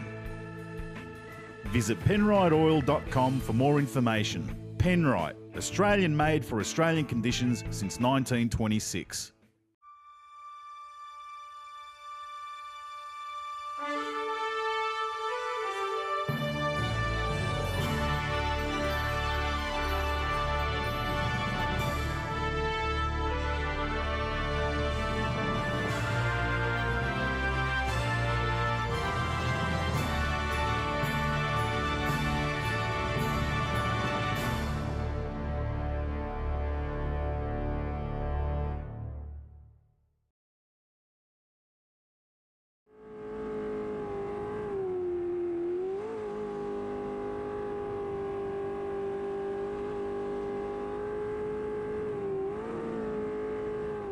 So what is a V8 superboat? Born out of necessity in New Zealand in the 1950s as a way to negotiate the many shallow and rocky waterways scattered around the country, competition soon followed, with the Kiwis leading early development before Australia and the USA discovered the sport years later. These days, the bulk of the boats have moved away from early fiberglass designs to aluminium for strength and rigidity, with custom manufacturers turning out dedicated race hulls, the bulk of which still come from New Zealand. In Australia, there are three classes of competition. The developmental LS class, which provides a lower cost entry level to the sport, then the two internationally sanctioned classes of International Group A, also known as 400 class, and the unrestricted unlimited superboat category. Introduced to replace the outdated 350 class, the LS class features the popular Chevrolet LS V8 power plant, either 5.7, 6 or 6.2 litre, effectively in stock form running on pump fuel. Variations are allowed in the interests of reliability under race conditions, but essentially engines run up to 600 brake horsepower with a focus on driver skill rather than technical prowess. Well, the category for me at least is a very simple category. It's a sportsman kind of category. You've got very similar engines. You can go to the max spec of each class, but everyone has to be on par, so it comes down to a lot more driving. That's kind of what appeals to me with it. You've kind of really got to have your jet unit, your boat, your engine all working together to make sure you're up at that pointy end. 400 class has long been a mainstay of V8 superboats, with all boats running 412 cubic inch cast iron V8 engines with tightly controlled regulations. 400 class, also known as International Group A, we've got a pretty strict set of engine rules. These engines are making upwards of 700 horsepower now. And I think when the rules were originally designed, they might have been making 500 or 600 horsepower. So we've got to run a cast iron cylinder head, we've got to run a single 4-barrel manifold, we've got to run a carburetor with certain size butterflies in it. We have to run in Australia an unleaded 100 octane race fuel. So that limits what sort of power we can make. They're not a cheap animal, but the racing is generally very close. Unlimited superboats is just that. Effectively anything goes with boats powered by some of the most outrageous power plants available. You can come with any kind of configuration engine. We've seen rotaries, turbo, then supercharged. We've got turbo 6 cylinders. The most common one is the V8, of course, the aluminium V8. It's pretty much open, but the more things you throw in it, the more weight, the less nimble it gets. Our sport is, let's say, 50 seconds maximum for a run. In that 50 seconds, there's going to be probably about an average of 30 corners. It's not the most horsepower, it's who can get around those corners and carry the speed around the corners the most. Events are held on purpose-built courses that feature a sequence of channels that are just a metre deep and often not much wider than the boats, with course directions running through a series of islands. The track direction is determined ahead of the event, with teams forced to memorise the direction to be successful. An error in navigation left unchecked can see you back on the trailer for good. Often there are 30 to 40 intersections to negotiate over laps that traditionally run between 40 and 50 seconds. Every team competes against the clock, with 4 to 5 qualifying rounds setting the field from fastest to slowest. The fastest 12 boats in each class contest the first final, with the fastest 6 of those boats progressing to the second final. From there, the field is halved again to a final 3, who shoot out one last time to set the podium for each round. Points are amassed from every one of the 7 rounds, with a team's 6 best point scoring rounds setting their total for the year, with a very tight point system that rewards consistency.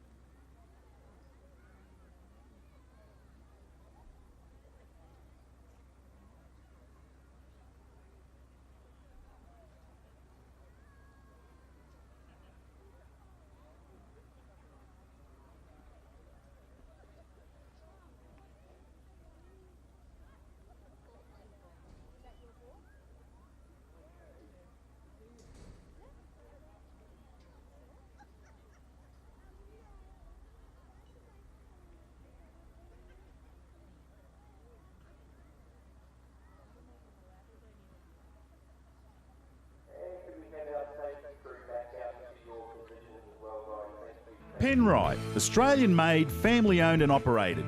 Make premium quality engine and racing oils, warranty approved coolants, automatic transmission and manual gear oils, a complete range of engine and fuel additives, heavy duty and industrial products for every application. Visit penriteoil.com for more information. Penrite, Australian made for Australian conditions since 1926.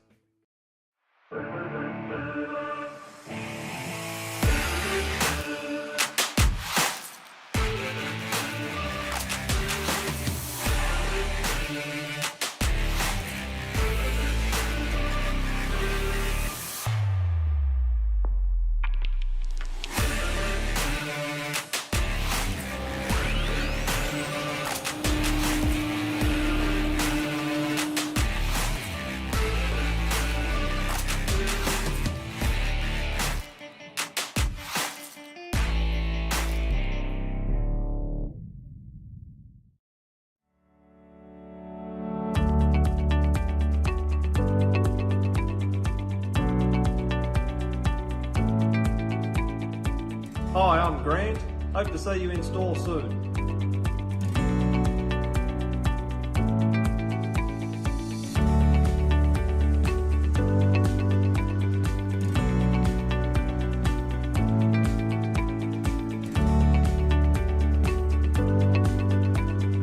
Hi, I'm Peter at Royal Answers Tractor Replacements in Fishwick. Hope to see you in store soon.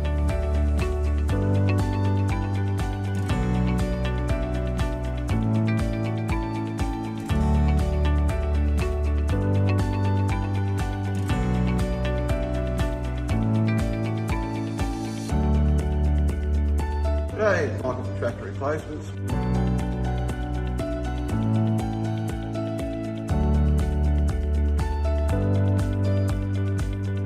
JB Race.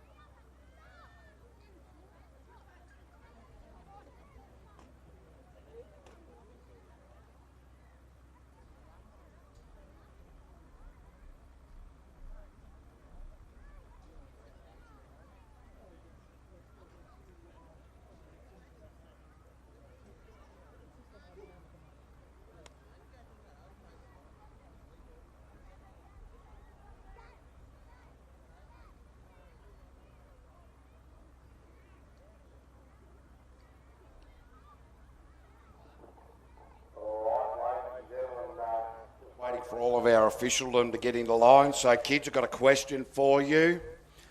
What is white and yellow and stops all stations? A train driver's egg sandwich.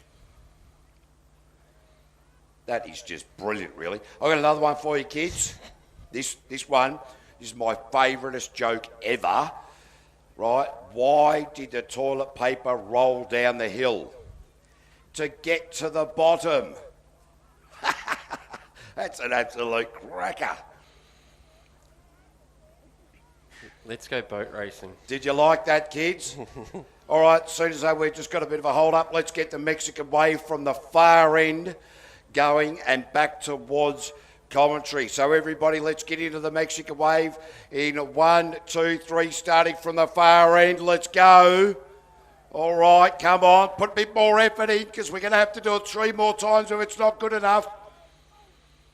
All right, not bad, not bad. All right, but let's try it again. A bit more enthusiasm. And kids, we want yelling.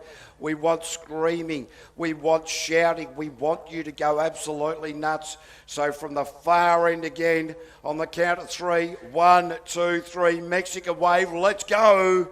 Oh, that's looking a hell of a lot better. That'll get the blood flowing through the veins. So, ladies and gentlemen, are you having a good night here at Temora? Oh, geez, that's the way, kids. Plenty of yelling, plenty of screaming, run around madly. Hope Mum and Dad have been giving you plenty of red lollies because that'll help you sleep tonight. So, we are not far away from a race start. We are just waiting for a couple of our boats to get down onto the ramp, and we will be away very, very soon indeed. There are green flags around the course indicating that our safety crew are ready to go. We are ready up here in timing. We are ready in commentary. Tyler Finch now coming down onto the ramp. Had a chat with Tyler Finch in the orange loose cannon during the lunch break, during the dinner break, and he's just not being able to get the power down into the crosswash that we're seeing a lot of out there on this particular rotation. So the first part of the lap, he's certainly doing very well with the crosswash in that Stingray hull. They just haven't got the boat settled after they sunk it on the Murray River during testing a couple of months ago. As we have said earlier, it did take 7 hours to recover the boat, and they actually managed to sink the rescue boat while trying to rescue that boat. So that was very interesting. They were using divers to get down to it, hooking it up, and then just sort of scull dragged it back up. And Tyler Finch was a little bit upset that they managed to scratch the boat on the recovery as well. So that was obviously a full rebuild, new wiring looms, all that type of thing. Had a chat with Fonzie Mullen in the yellow ramjet machine as well.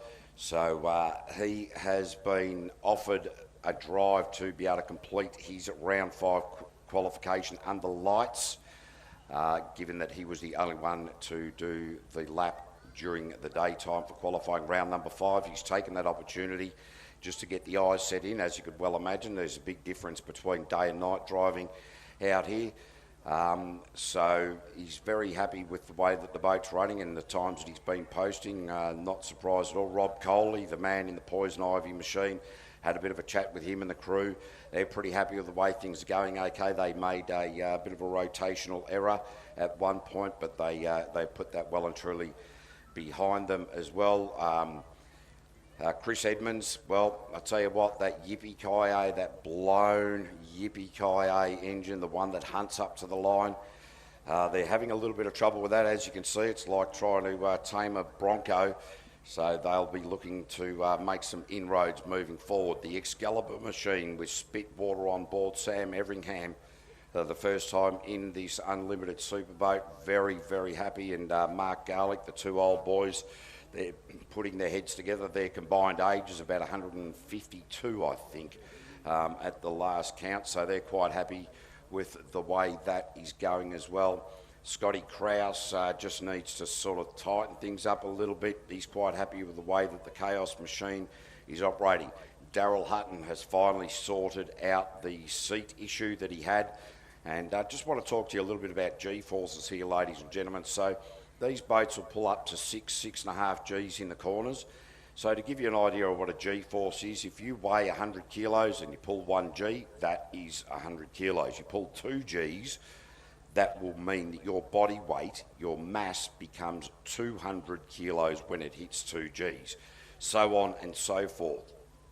Now, after speaking and listening to interviews with Formula One driver Mark Webber, the breathing difficulty above 3 Gs is quite extreme. So what you will see is these guys and girls, as they come back into the trailer, they will be huffing and puffing, because to be able to breathe above 3 Gs is quite difficult. So on those straights where they get that little opportunity, that is the opportunity to take a very, very deep breath.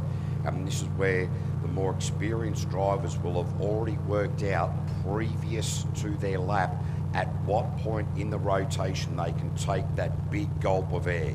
Very difficult when you're driving a V8 Superboat at 130 kilometres an hour in the space that you see out on the course at the moment. So there's a lot of things that go into the more experienced and the drivers that are continually up at the top of the podium. That is how they approach it. They will be looking for those opportunities to gasp that breath. You've got guys like Fonzie Mullen and Lee Stewart in the Ramjet machine. So they actually have a constant oxygen supply. Now, while that supply is constant, it doesn't mean that anything over 3 Gs, it is easy to breathe. So some of these boats, if you're weighing 100 kilos and you're pulling 6.5 Gs, your weight becomes 650 kilos. Now, when you extrapolate that out to the equipment and the boat, that is an enormous amount of force. So you're seeing something pretty spectacular. These boats almost defy physics in a lot of ways, and that is why it is such a popular sport here in Australia, indeed New Zealand, America and Canada. And there was a little bit of a push to move it into England some number of years ago, but unfortunately what happened... Too cold? The Poms went, oh my goodness, they never get in water anyway. You know, they hide their key under the bath soap. So they were trying to push it into France as well, a little bit warmer down there, but I think that everybody was too busy eating croissants. See that? There's me French accent. You want to hear me German one? Yeah, yeah. So, do you want to hear my German one? BMW. That is just shocking. Hey, you talk about guys taking a gulp for air. I reckon at this time of the night, and there are a few little fly things in the atmosphere, opening your mouth 130 kilometres an hour to get a gulp of air is probably not a good idea at this time of the evening. No, certainly not. Because it's going to get crunchy. Yep, you will end up with something, a non-vertebrae in the tonsils, and that'll make it quite hard moving forward. All right, so we shouldn't be too far away. These boats are getting warmed up, and it's a little bit cooler now, so they need a little bit more warming up. So we're going to go through this 5th and final qualifying session for Unlimited Superboat, and then that's going to take us into the 12s, where we'll go through LS Group A. We'll have the finals for the junior development. The 2 boats out in that one, and that'll take us down to the 6s. That's it. So it is going to be a very exciting evening ahead, ladies and gentlemen. And when I was listening to this interview with Mark Webber, they talk about cardiovascular training. And I don't know if you're in the pit and paddock area, ladies and gentlemen, but you may well have noticed that there are obviously some drivers and navigators that are probably not that much into doing too much as far as training goes. However, they will spend a little bit of money and a lot of time to try and lighten the boat. Yet a quick trip down to Fitness 24/7 might well just work. But that's not me to cast aspersions, because I'm certainly carrying a few kgs extra myself. But we are going qualifying round number 5. Fonzie Mullen, Lee Stewart. This will be different under lights. What can they present us? Here we go. An enormous start. Water spraying from the start of the Ramjet straight up onto the windows of the commentary tower. That just goes to show that Fonzie Mullen is not going to be perturbed by the lights. Could he repeat the 45 under lights? I'm thinking possibly not, but let's have a look at the split. Split is a 20.854, so it is down about 7/10 on what we've seen with the best when he got down into the 45s in the now aborted qualifying run unlimited session. But it is still very, very quick nonetheless. The boat looks a little bit unsettled there as he brings it down home. The last sequence through the centre of the course. Yeah, so Fonzie, this will certainly not be the fastest time of the night, but Fonzie Mullen through with a 48.665. 48.665, and it just goes to show the difference. But having also said that, what we do see traditionally is after a break, and particularly that break from the transition due from daylight to artificial light, as well as that opportunity to slow down and have a bit of a chat. Quite often we'll see people having struggled to get back into their race game. So it will be interesting to see how it rolls on from here, with Daryl Hutton fixing the seat, allegedly not with roofing screws, because it is some technical high tensile bolts that they need to use. I thought so. All right, Daryl back out there after the aborted qualifying 5 run with the Sunstrike out there in the former Slade Stanley race spinning boat. This boat and Slade Stanley have won here for the last 4 races, and it's been 18 months since we've been here, so fantastic to be back. What is the split going to be for Daryl Hutton? It's quick. Goes through at a 20.544, 20.544. Fonzie was a 20.854, so Daryl's actually quicker. Yeah, so nutsy, and it's certainly transitioning out on the track as well, around the Penrite roundabout. And Daryl Hutton really lining this up nicely. One of these guys that nighttime racing really suits him. You can barely see Daryl making mistakes under the lights. So Daryl Hutton 47.949, quicker than Fonzie Mullen by about 0.6 of a second. That's only 7/10 slower than his fastest lap today in the sunshine, which was a 47.2. So put your hands together for Daryl Hutton, Mick Parry in hazardous Phoenix lubricants. That was a good run. This is definitely game on, I reckon, for these finals coming up a little bit later on. Still some boats here to run in qualifying 5. Next up it will be Tyler Finch, Loose Cannon. Yeah, Tyler just, as I said earlier, just can't quite seem to get the boat settled down into the crosswash. So I doubt we'll see him pushing it too hard in the early part of the lap. He'll give it a crack once he hits that crosswash. He'll just be easing it off. Now remember, Tyler Finch hasn't raced under lights for about 2 years, so a big transitional difference for him here at Temora Lake Centenary, Kennards Hire Park. So all of these boats are going to qualify for the 12, but we're going to lose 3 from the 9 through to the top 6 a little bit later on. So some of these guys are going to have to find a little bit of time, and I reckon that bump for the final 3 spots is going to be pretty tight. 22.347 for the split for Loose Cannon. Yeah, so Loose Cannon and Tyler Finch just looking great out there. Jacob Bellamy doing the Jared Ballard doing the navigational duties out there at present. One thing with Tyler is he certainly gets that track rotation down nice and quickly, so there's not a huge issue with that. You see the boat just stepping sideways in that right hander and across the line there with a 52.217, 52.217. So he actually went quicker than he did in his previous qualifying time. So the changes they made during that dinner break have certainly come into effect. They did have a 50.54 earlier on in the day to be their quickest lap, but they've made an improvement from Q4. Nice clean lap. Yeah, look, a lot better there for Tyler Finch, but of course, there's 1,500 horsepower out of a 9-inch Southern jet unit, so there is plenty going on in the pit and paddock area. So just waiting to see. These lights make it a little bit harder to see who's Should be chaos. They're still on the trailer at the moment, about to come off. Scotty Krause and Rachel Parsons. So Krause, he had a bit of a nightmare in the last one. Got a bit of dirt into the intake and sort of blew the lap out. But typical Krause, he just sort of put it behind him and had a bit of a laugh and a bit of a shrug. And you're not going to miss this, KB. No, not it's at all. All lit up. It is the bling. And Rachel Parsons and Scotty Krause give themselves a little bit of a G up on the way to the line.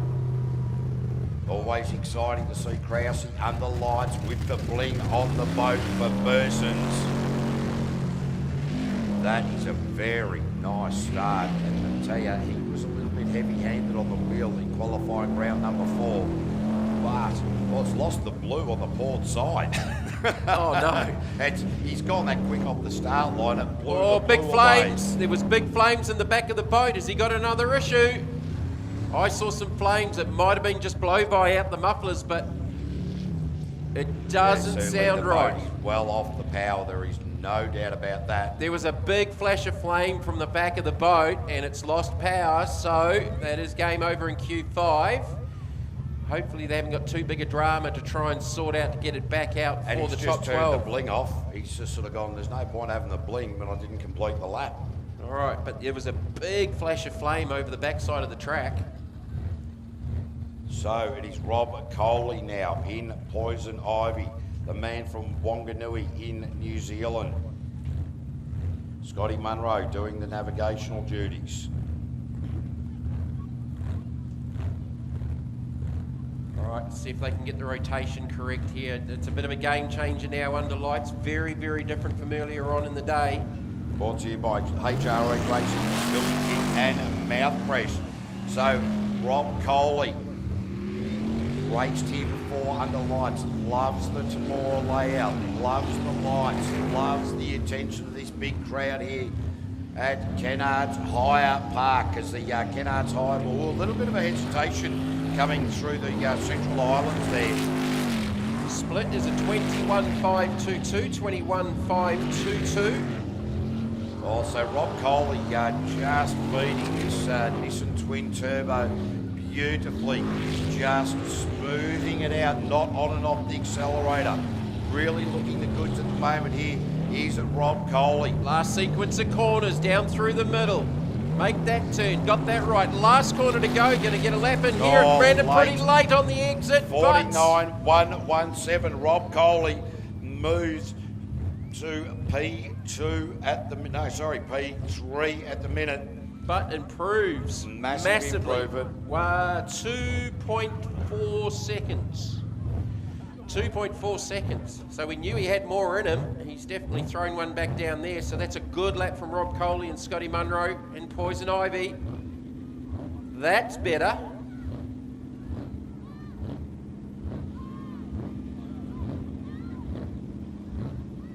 Oh, we can hear it. It is absolutely thumping as Chris Edmonds bring the beast that is yippee-ki-yay. I asked him if he was having fun. He said, I don't care. Are the crowd having fun? I reckon they are. That's all he cares no about. doubt about it. Here we go. Blown 440 cubic inch Fury. Oh, and he's just knifed it into the top corner. Oh, he's knifed it into the right-hander. He's bouncing it out of the left-hander. He points and shoots for the top part of the track.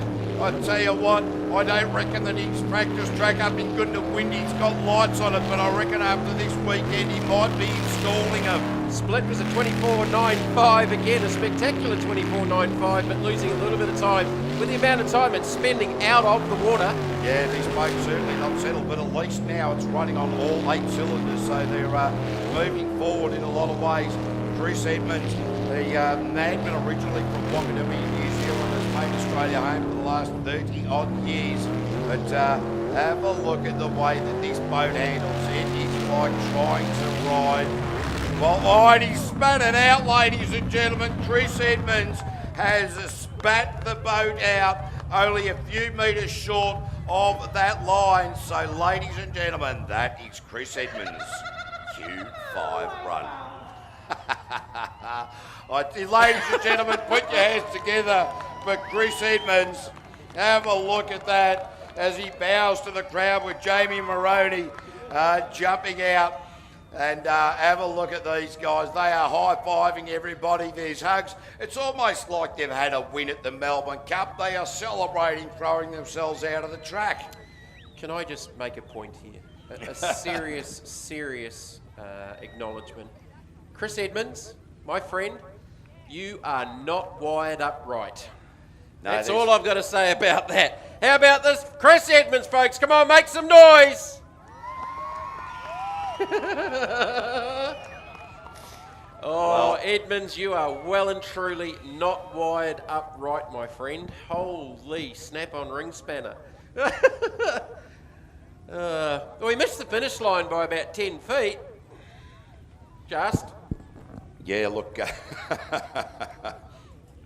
Do you think he cares? Yeah, Scruffy, No. Scruffy the tugboat there just laying idle, but hopefully they can get that boat back into the water fairly quickly. But interesting that Chris Edmonds is getting back into the boat as they try to get it into the water just to make it harder. Oh. And look at Jamie, he's just helping by putting his foot on the back of it, going, hey, look, I might as well climb in. I'll add another 100 kilos to the weight. It's only 100 horsepower, don't worry about it. Yeah, because they're all too scared to walk over the bridge, because we saw the bloke earlier sort of just tiptoeing his way across the bridge there, almost like he was skipping through the tulips in Holland.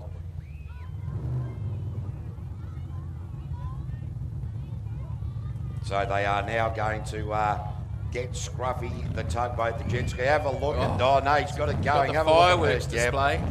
A little bit of unburnt methanol. Just, A little bit. It was about 18 litres. Yeah, Jesus. Tell you, like we said earlier, 27 litres of methanol at full noise to get this boat around the track. Suzuki Swift will get you from Temora to Sydney with 5 litres to spare on the calculations that I've done according to Motor Magazine. So, you know, that is quite a phenomenal amount of fuel being burned and power being provided. That's what it's all about. And Put I'm it on sure a you'll show. agree, plenty of spectacular entertainment going on here at Lake Centenary. So we should have Glenn Spider Roberts, Sam Everingham as well, and Simon Doyle. Now Simon Doyle, the rookie in this category here this weekend, just very happy about it. So great to see those guys just having a red hot crack. Just waiting for the next boat to get into the water with that little delay while they retrieved Chris Edmonds. Oh dear. I think there was more people around Chris's boat in the pits than just about anybody else's. They just look at the power plant and go, seriously? Oh yeah. And he's taking the boost out of it. You put that in the boat. That is still more mental than the photo I got sent a few years ago when I was in New Zealand doing the bridge-to-bridge water ski race, which is on this weekend in New Zealand. To any of the guys watching here, hi guys. I got shown a photo of a 13-foot ski boat with a 300 Merc on the back of it with a tiller. Yeah, funnily enough, it didn't pass scrutiny. No, I wouldn't have thought so, but we are now taking a good look at the girlfriend side of Dodgers. It's good to see that boat. Might just flick these lights up here and see if we can see anything. Well, it makes it easier to see the track, just can't see our paperwork. So we don't need any paperwork No, now. what It's we'll do overrated. is we will just guesstimate everything from here. Oh, Simon, he just likes hugging that little right-hander there. Well, what a night, what a day to debut. So first time racing the boat and the first time racing at night, which is harder? Well, I'm sort of tipping that it doesn't matter which way you go, it's all a difficult process and probably one of the biggest learning curves you'll ever have in your life. Splits at 32.05, so he's got the first half of the rotation correct.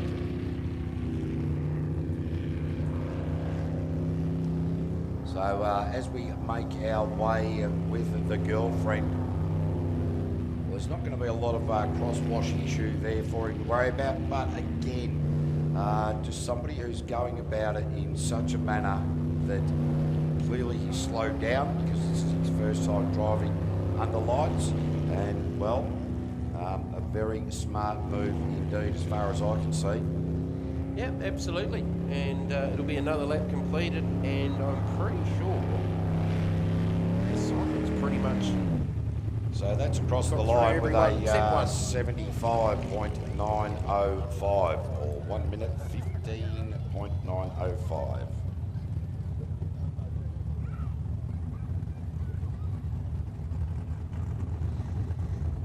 Who we got next? Blown Budget or Excalibur? It is Blown Budget. Big 632 cubic inch Donovan, Glenn Spider Roberts. Launches out of the start chute. Qualifying 5 final run for Blown Budget with just Excalibur to come. And then we'll be into our top 12 eliminations and our finals for junior development. So James Parsons did a great job out there with Spider as well. And James just out there in the race suit there, just giving autographs and stuff like that.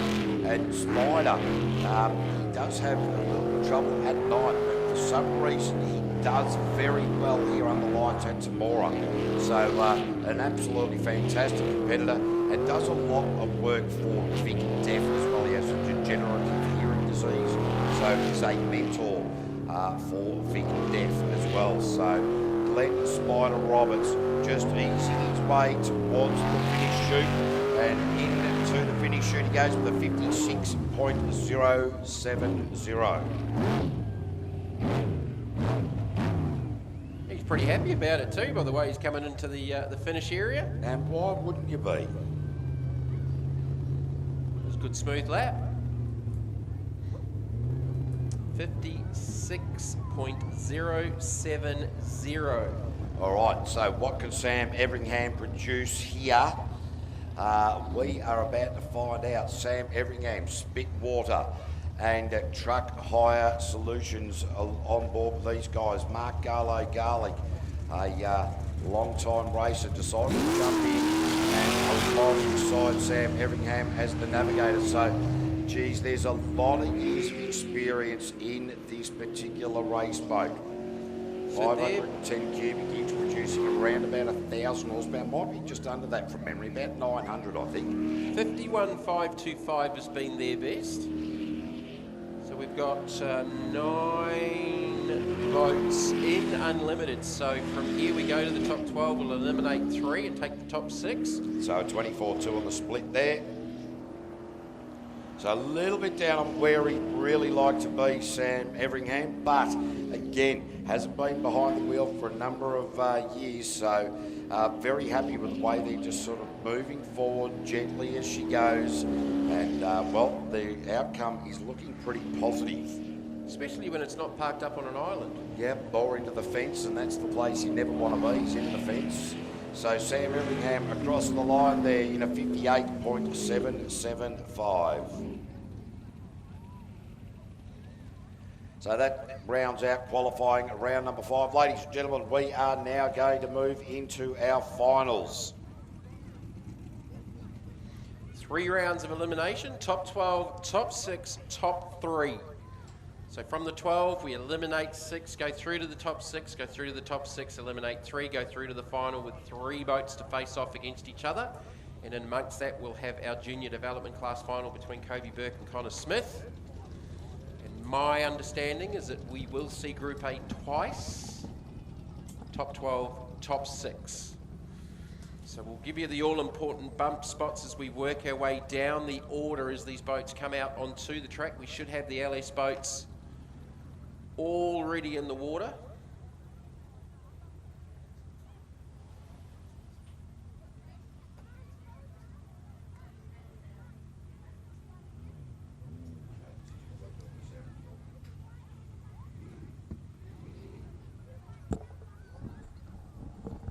All right, so now moving into this top 12, we will run them in the normal order, but as we get closer to the top 6 and the top 3, we'll specifically at the end of it with the A and B driven boats, they'll be separated on the ramp in the run order, and then coming into the top 3, it is the fastest person to get into the top 3 that determines whether they want to go first, second or third.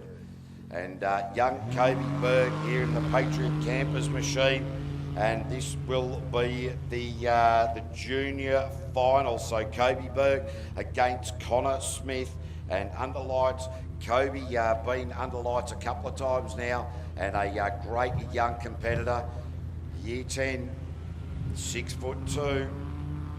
Struggled a little bit today when I interviewed him. He said he was just not quite there. He's a little bit under the weather health-wise. So The split in that 19-second range is where it needs to be. We saw a 19.1 earlier on, but that was a 19.5 under lights, and you would expect things just to slow down a touch. So he's going to lay down the first lap. We'll see Connor Smith come back out on the boat in between probably Group A and Unlimited, like we've seen throughout the day.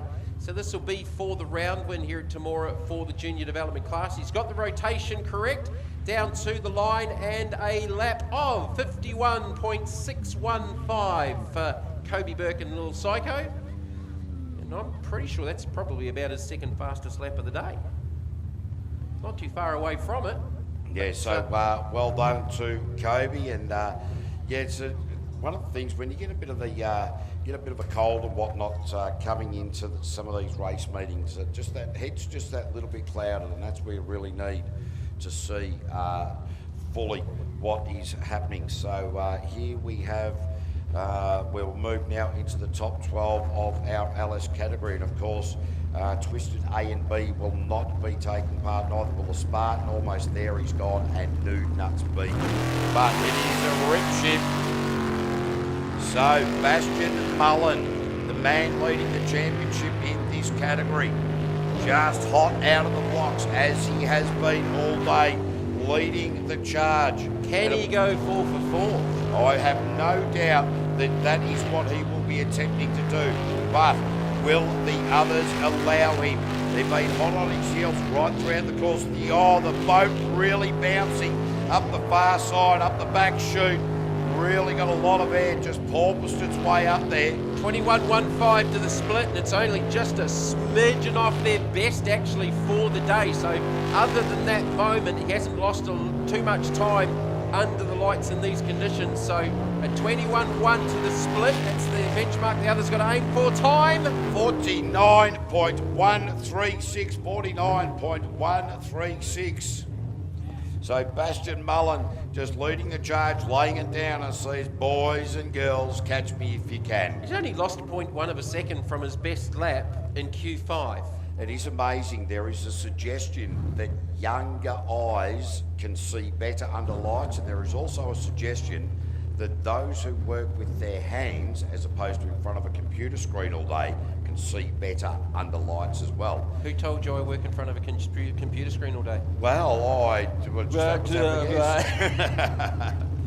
well, I imagine most of it would be hobby time, to be fair. So Aggravation now coming out to track, and it is Ron O'Day with Paris O'Day, top 12 LS. The 6 fastest from this category will move forward into that top 6. So Ron and Paris O'Day. Their best has been a 57.56. That was in qualifying session 5. So I think you're going to need to be in that probably high 54, certainly low 55 second range to make the 6. But as we get through the order, we'll be a little bit closer on that. The split time is a 25.72.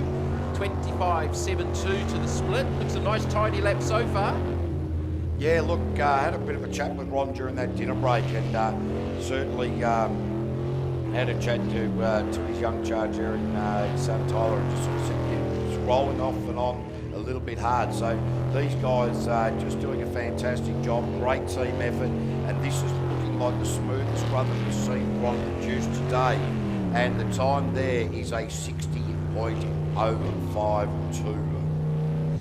60.052. So they've lost a little bit of time from their best earlier on, and they just missed the turning point. What's happened here is that they pulled the throttle body through. Young Tyler did when he stopped just before that finish line earlier. So we're going to need.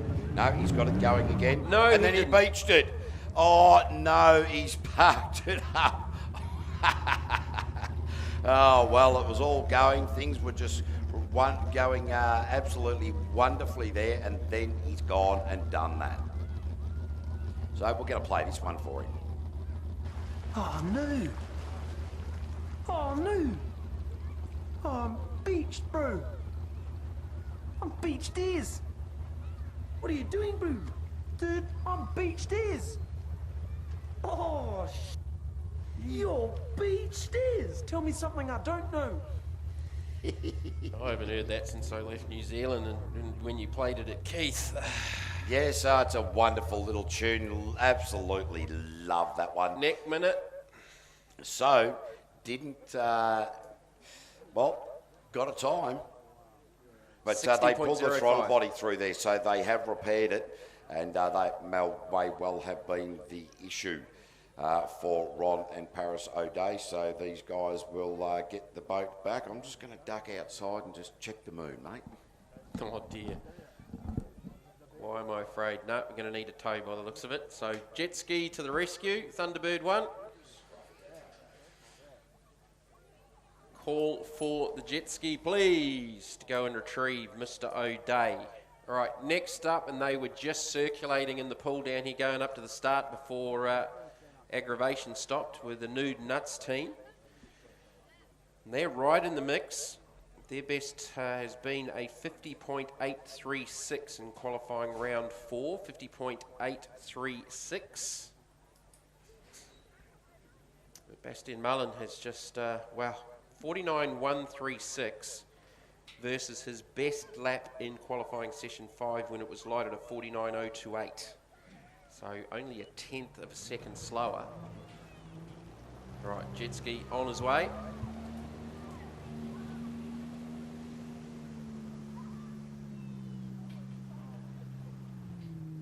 So they're going to get this boat back in and try and get it sorted for Tyler to come out and make his run in the 12.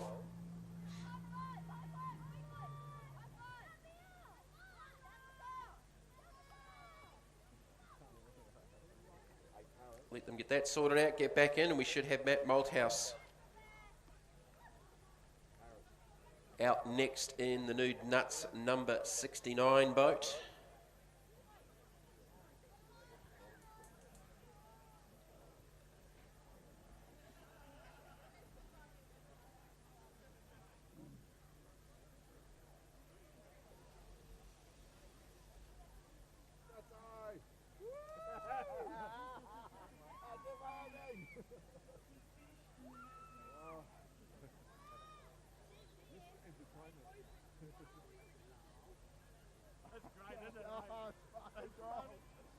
So I buried the nose down, I dropped the nose down, but it was carrying the nose down. Yeah, right. You got that tilt field, don't you? Yeah, but it wasn't doing enough, so I put some blocks in behind the nozzle, really squashed it down, because I thought, it just keeps bouncing. I thought if I dropped the nose, punch through it. And when I come around the corner, I'd stand it, so I'd drop the nose down, lift the arse up, and then down there, so I'll put it on the show for the camera, light her up, give it all the berries. Because I haven't been past half throttle now, I thought I'll just light, I'll experience it. So Nude Nuts is fired back up. We'll get aggravation back onto the trailer. Team have got a little bit of work to do by the looks of it to get that boat turned around for Tyler to come back out towards the end of the top 12 in the LS class. So at the conclusion of this, we will have the 400 Group A class, top 12. Then I think our junior development are the final runner, that'll be Connor Smith. And then the unlimited top 12 with 9 boats to find the final 6 and then go through to the top 6 in each of the classes. All right, so this will be Matt Malthouse and Leighton Collins. So when Matt got it all wrong during qualifying round number 5, he got a bit of sunstrike and was not aware that if you put your hand up in the middle of the lap, you can actually get a rerun a la Fonzie Mullen. So he was unaware of that, but because it was qualifying round number 5, he's not worried about it. But have a look at the way he and Leighton are attacking his course here underlines, and this might belie the fact that I said it is the younger guys that can see well during the day. You said it, 22.30, 22.23 at the split. So this is a really good run. Best lap so far has been a 50.836, but other than that just being a time that they've done, it doesn't matter now. It's what they put down now that makes the difference to get them through to the top 6. Good lap though, very good lap. Yep, so Matt Malthouse, Leighton Collins, 51.296, so just beyond the time that Bastian Mullen has set, so that'll guarantee them moving through into the top 6 now. Had a chat with Paris O'Day from Aggravation. It has the reason that Aggravation stopped again, it has pulled the throttle body through again. and so they need to effect another repair, which will make it really easy, or not at all, for Tyler when he comes out. They've only got 7 boats between them if they go out as the final boat. But then again, they've also got that 5-minute call.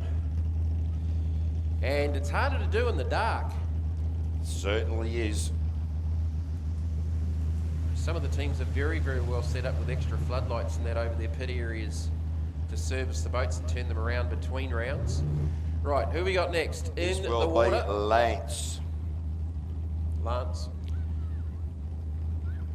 Edmonds, the man from Good to Windy. They've been trying to lift the bow of this boat out of the water and just haven't been able to do it. So certainly we thought that they might have been a setting for getting quite happy with it, but they just haven't been able to get the bow of this boat out of the water at all.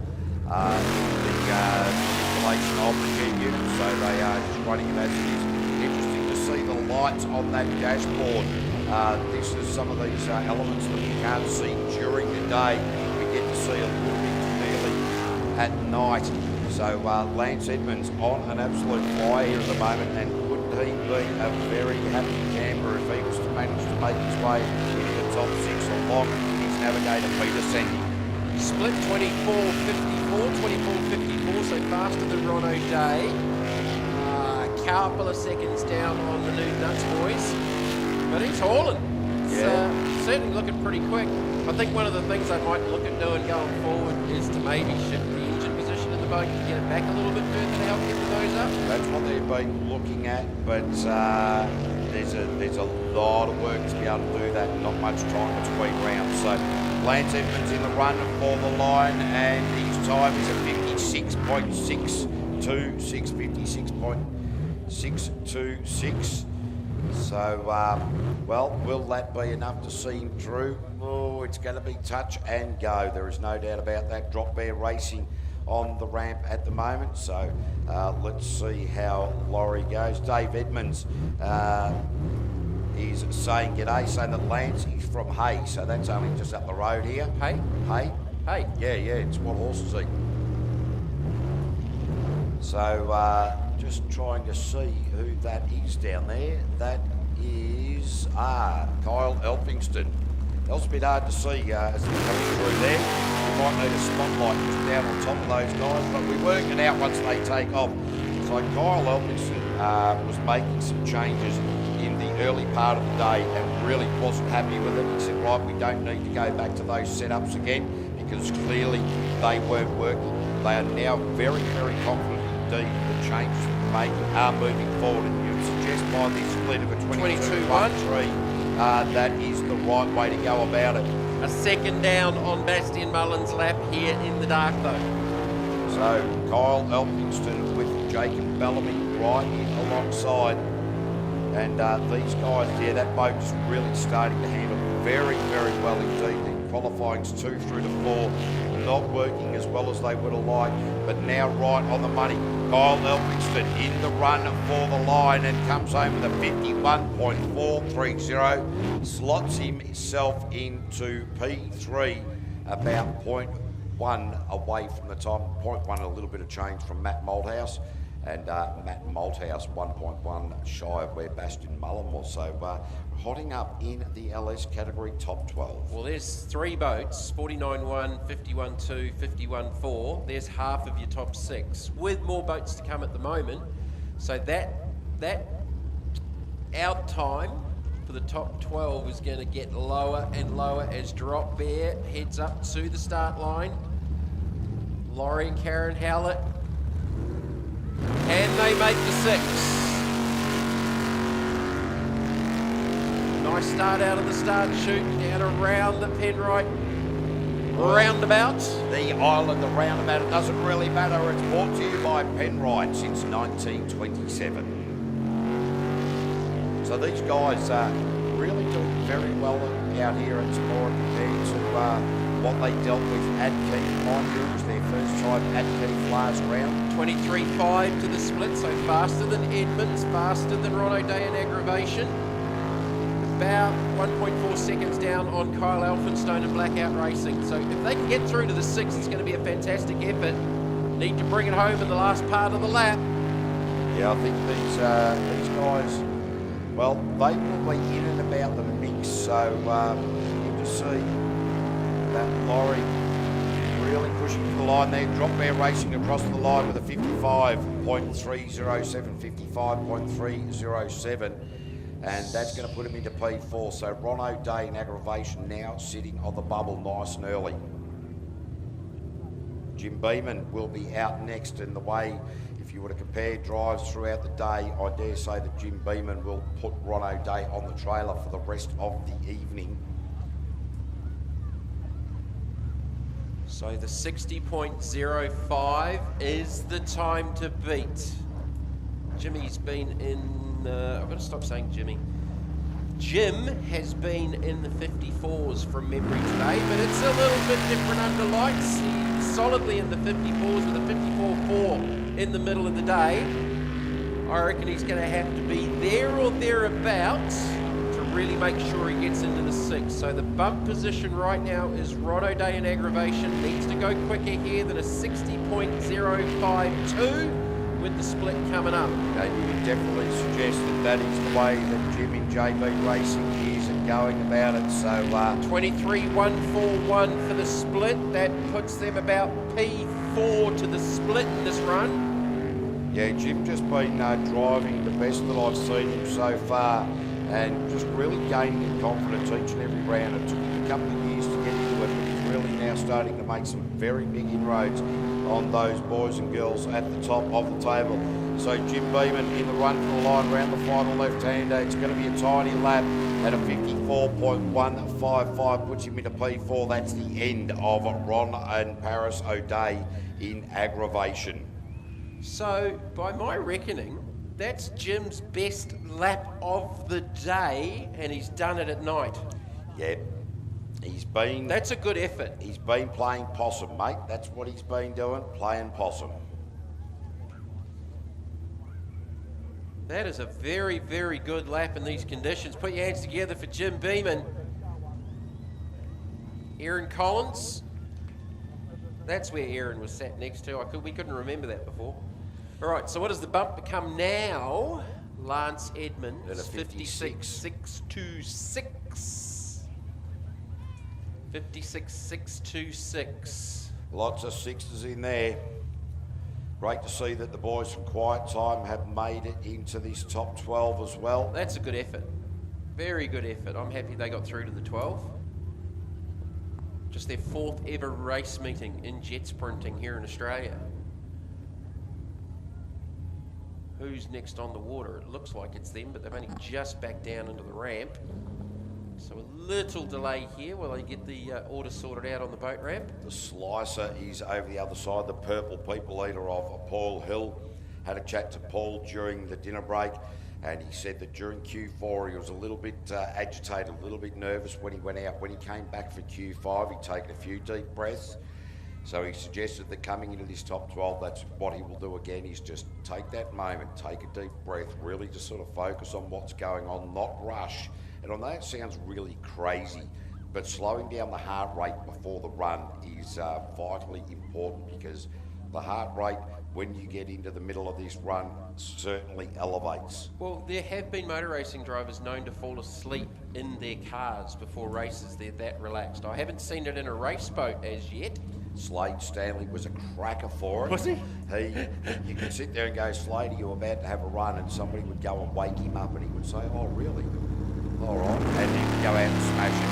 So the boys from Quiet Time, and Noel Burning out on track at the moment.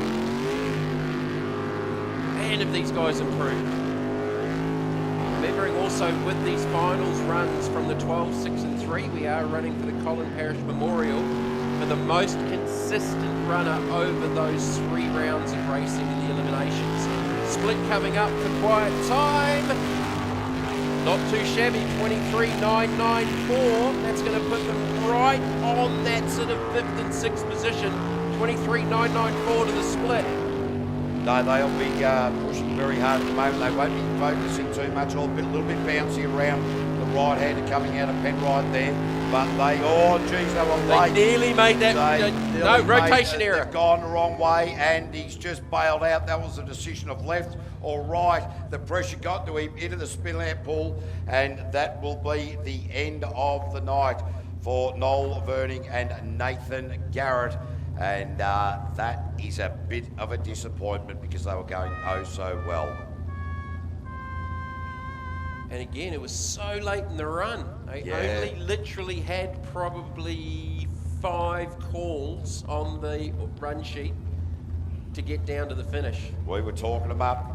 We were winning the Talking Up Cup and throwing the curse on there. So, Mike Hessel, Rory Grilling.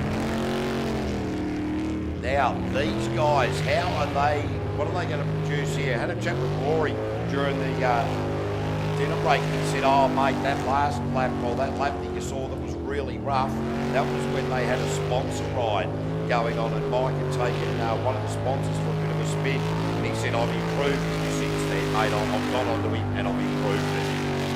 Oh, this boat just porpoising its way up the back chute. 56.245 has been their best split. Was it 24.063? 24.063, and notably Noel Verning was actually up on that split. So these guys trying to bump solid gold. 56.626 is the time they need to beat to get solid gold out. Oh, have a look at the way the boat just skipped on that right-hander. That was lucky. And it is very clear on the wake, and that's 55.914. Mike Hessel into P6. Lance Edmonds, that's the end of the day for you.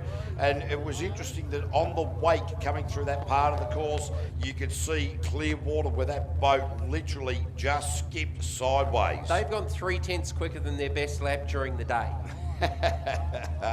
So Rory, well, he's got the luck of the leprechaun. He said that he was going to lay into Mike, and they'll get this next one sorted, and the truth was told. However, they are now the bubble. They are on the bubble, and if the bubble bursts, they're out and on the trailer. Slicer. These guys are definitely quick enough. Have they taken a breath? Has he eased it down?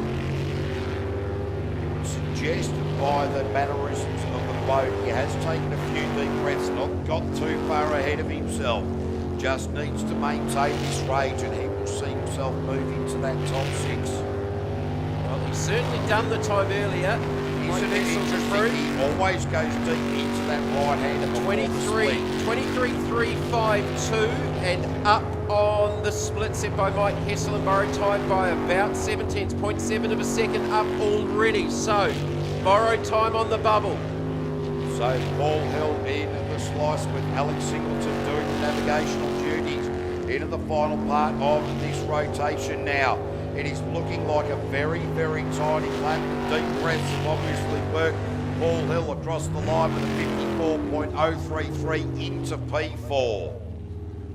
Great effort there, and that's the end of Mike Hessel and Rory Krillick. Only about a 10.5 off their best today, so that's a good effort under the lights. So that means that Laurie Howlett in Drop Bear Racing now sits on the bubble with Nate Mullen in the Rip Shift machine. The B driver for Rip Shift coming out, just waiting for Paul Hill to make his way to the trailer, and Bree Roylance has just texted through and suggested they don't like watching from home. Funny I that. don't blame you, Bree. I don't blame you at all. Like, there is nothing like being trackside. Missing you guys and miss not having dinner with you last night. No, but we will see you on the 3rd of December. There is no doubt about that. So Nate Mullen and Kane Wallace now for their top 12 run in the LS category. Rip Shift launching off the line. GM Motorsport, Brandtech, Cold Air Intake, Sign Perfection and Gill Engineering. Now this young man, 17 years old from Melton in Victoria, is an apprentice at GM Motorsport, so we'll be learning the tricks on the trade. Don't worry about that as he now heads towards the split. 22.359. Needs to go quicker than a 55.307. Just 2 boats left to go here, including Rip Shift 2. 55.307, the time to beat. They have gone as fast as, I'm trying to figure that out quickly, they've been in the 51, so they should do it pretty comfortably. Oh, there was a big back off hesitation heading up the top there. So whether he's put, and no, he's got himself bamboozled, he's got himself lost. So when we're talking up, Nate Mullen, has he just thrown away that opportunity to move into the top 6? It's going to be a hard road back from here. Really going to have to just juice this up, and the wrong way is still in effect. So Nate Mullen has blown it, and a 47.548 reflects exactly that. They got it wrong way. Drop bear, live another day. Well, they with one boat. They do indeed. So it will be interesting because Laurie Howlett has not been into the top 6, so I've actually got my fingers crossed for Laurie in the drop bear race. Great bloke. Now, Tyler O'Day, this boat aggravation had a throttle body issue with Tyler in qualifying round number 5. Father Ron took that problem into this top 12, and the same problem reoccurred. The repair wasn't effective.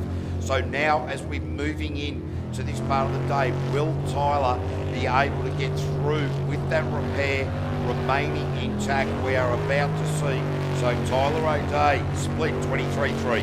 23.3 needs to beat a 55.30. Has definitely gone quicker so far today. But then it ran wide. I thought there was a flash of flame, but I think it was actually one of the lights off one of the onboard cameras on it that I saw from behind. It might have been a flash of flame. Yeah, just Gordon's just nodding his head here next to us in race control. Oh, and he's had a little bit of a muck up around that left-hander as well. Squared that right off, but Tyler O'Day, a young man on a mission, now coming into the final. This is going to be close. And a 53.962 puts himself in a P4. That's the end of Laurie Howlett.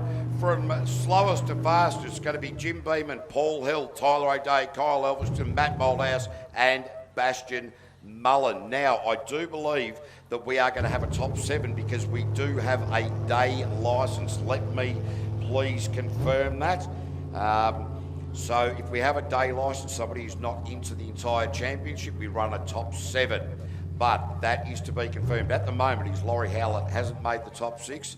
Officially, Andrew Beeman, slowest, Paul Hill, Tyler O'Day, that young man, well done to him. Kyle Elveston, Matt Moldhouse, Bastian Mullen.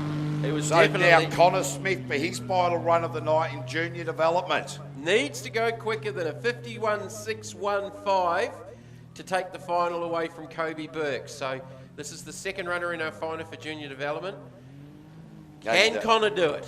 Yes, big shout to his lovely lady there, Alana. Oh, rotation error. Oh, no. Has Connor Smith, he did the same thing at Keith as well, coming into the finals. No, so, no, he's okay. Okay, well, we've just gone be a bit prescient. So now we are back on, well, actually, Connor's back on track. We weren't. That's all right, no worries at all. We're getting late in the day, and sometimes we make these mistakes, particularly with rotation, the different rotations with the juniors. Our brain gets ahead of it. Connor Smith, time. This is going to be across close. the line. 52.202. There's only less than 6 tenths in it. So Kobe Burke takes the win, ladies and gentlemen, in the junior development class. But a big round of applause for Connor Smith, Year 7. Great work in the little psycho machine. We will see Kobe Burke take the checkered flag for a victory lap in just a little while. Within 6 tenths, and apologies, but we did get the call and it was a mistake that there was a rotation error. There wasn't. We got the correction call and on he went, and only 0.6 of a second in it. So sorry to throw the hearts into the mouths of those watching on track and sorry, on the Connor's dad. These things happen. So now we go into, is it top 12 of the Group A? Is that what we're doing? There's 6 I in it. believe so. I will step aside and confirm that, but my understanding is that it is a top 12. All right, so we go Group A. So 412 a cubic inch. And just as a reminder, ladies and gentlemen, the top classes, the top drivers in these classes, when these boats accelerate, and as you can see, they're accelerating from a rolling start, they are getting to 130 kilometres an hour in under 2 seconds. So they are quicker off the line to 130 kilometres an hour than a Formula One race car. So lateral G's in the boats. So who do we have here? Jody, Ely, Jessica Webb, and the jet speed hull of Jody. I was talking to him, they've made a few changes during the course of the day, as you would expect with a new jet unit. What they have been achieving since they've gone back with a few steps is a lot better. He said, we've just been having a little bit of trouble with the boat setup, and every time he goes a bit quicker, Rory Doyle follows him. 22.30 to the split, 22.30. So we have seen a 21.8 from Pulse in the fastest splits, leading the championship. 2 wins out of 3 starts. Pulse obviously taking the win at Keith. But this Jody is just to take him through to the 6, so nothing stupid. No, that's right. And well, Jody tends to be one of these drivers that he just sort of goes, you know what, I'll just do just enough, and that is more than enough with a 50.751. 50.751. So Jody will be happy with that. It's actually his fastest lap of the day. Is that right? Yeah. Went 59.01 in Q5. They were trying some different stuff and actually just went quicker and looked like he did it pretty easily under lights. So that is certainly a great move. So all eyes on our next boat to face the starter, which will be the Pulse race boat. JRA Engines, Balranald, IGA, Brendan and Rory Doyle took the round win last round at Keith in South Australia, their first time on the top step of the podium. The first one's the hardest. What will they achieve here? Will Jody and Brendan Doyle push one another to a mistake? Will they push one another into a pressure situation? You would expect in this top 12 run that wouldn't be the case. All of these boats need to do, all 6 in the top 12, need to set a time. Just get to the end of the lap. Doesn't matter if it takes them 2 minutes, they're going to progress into the top 6. 24.325 to the split, so it's just cruising. I'm going to say just cruising. Oh, absolutely. Well off race pace is Brendan Doyle. There is no doubt about that. Sounds definitely down on RPM, so I'm pretty sure that Brendan's playing the conservative game here at the moment. Get it to the finish. Definitely doesn't need to do anything silly here because there's 6 boats going to go through anyway, but you do need to register a time. So I would suggest if you have a look at the computer, that's about 70 to 80% on the throttle trace. Brendan Doyle 56.993. Not too much more to talk about that. That's safety first. Get it into the 6. So have a look at some of these guys starting to use a bit of intelligence, using a bit of the grey matter between the ears and going, right, stop thinking like a race driver and go flat out every lap. As we see, when guys like Brendan Doyle, as he took out that round win at Keith, it gives you that confidence to start making those smarter decisions instead of constantly chasing the clock. And that's not specific to Brendan, that is generally across the board. So Darren Casper, Oz Pebbles, Kayla Foot, the local, ladies and gentlemen, give her a round of applause. Let's boogie.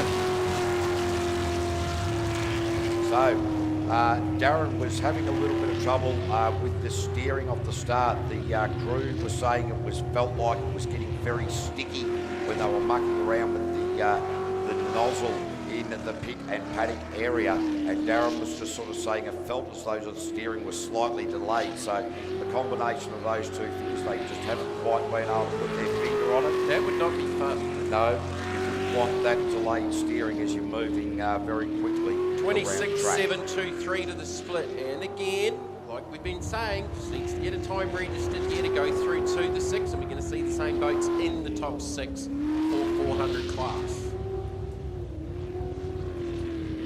Again, just probably being a little bit on the conservative side, just getting the boat home to get through to that top 6 and a chance to go through to the 3. You really like how Darren's gone about this lap. And nice and conservatively 62.964. So toughen up. Danny Nappy coming up next, and Darren Tickell. It'll be interesting to see how these guys approach it. Certainly, they've been having a fantastic round here for round 4 of the Australian V8 Superboat Championships, brought to you by Penrite Oils.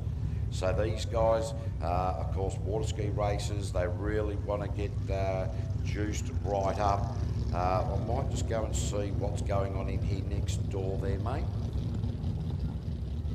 Fine, leave me to it, leave me to my own self. Nah, all good. Toughen up out on the water.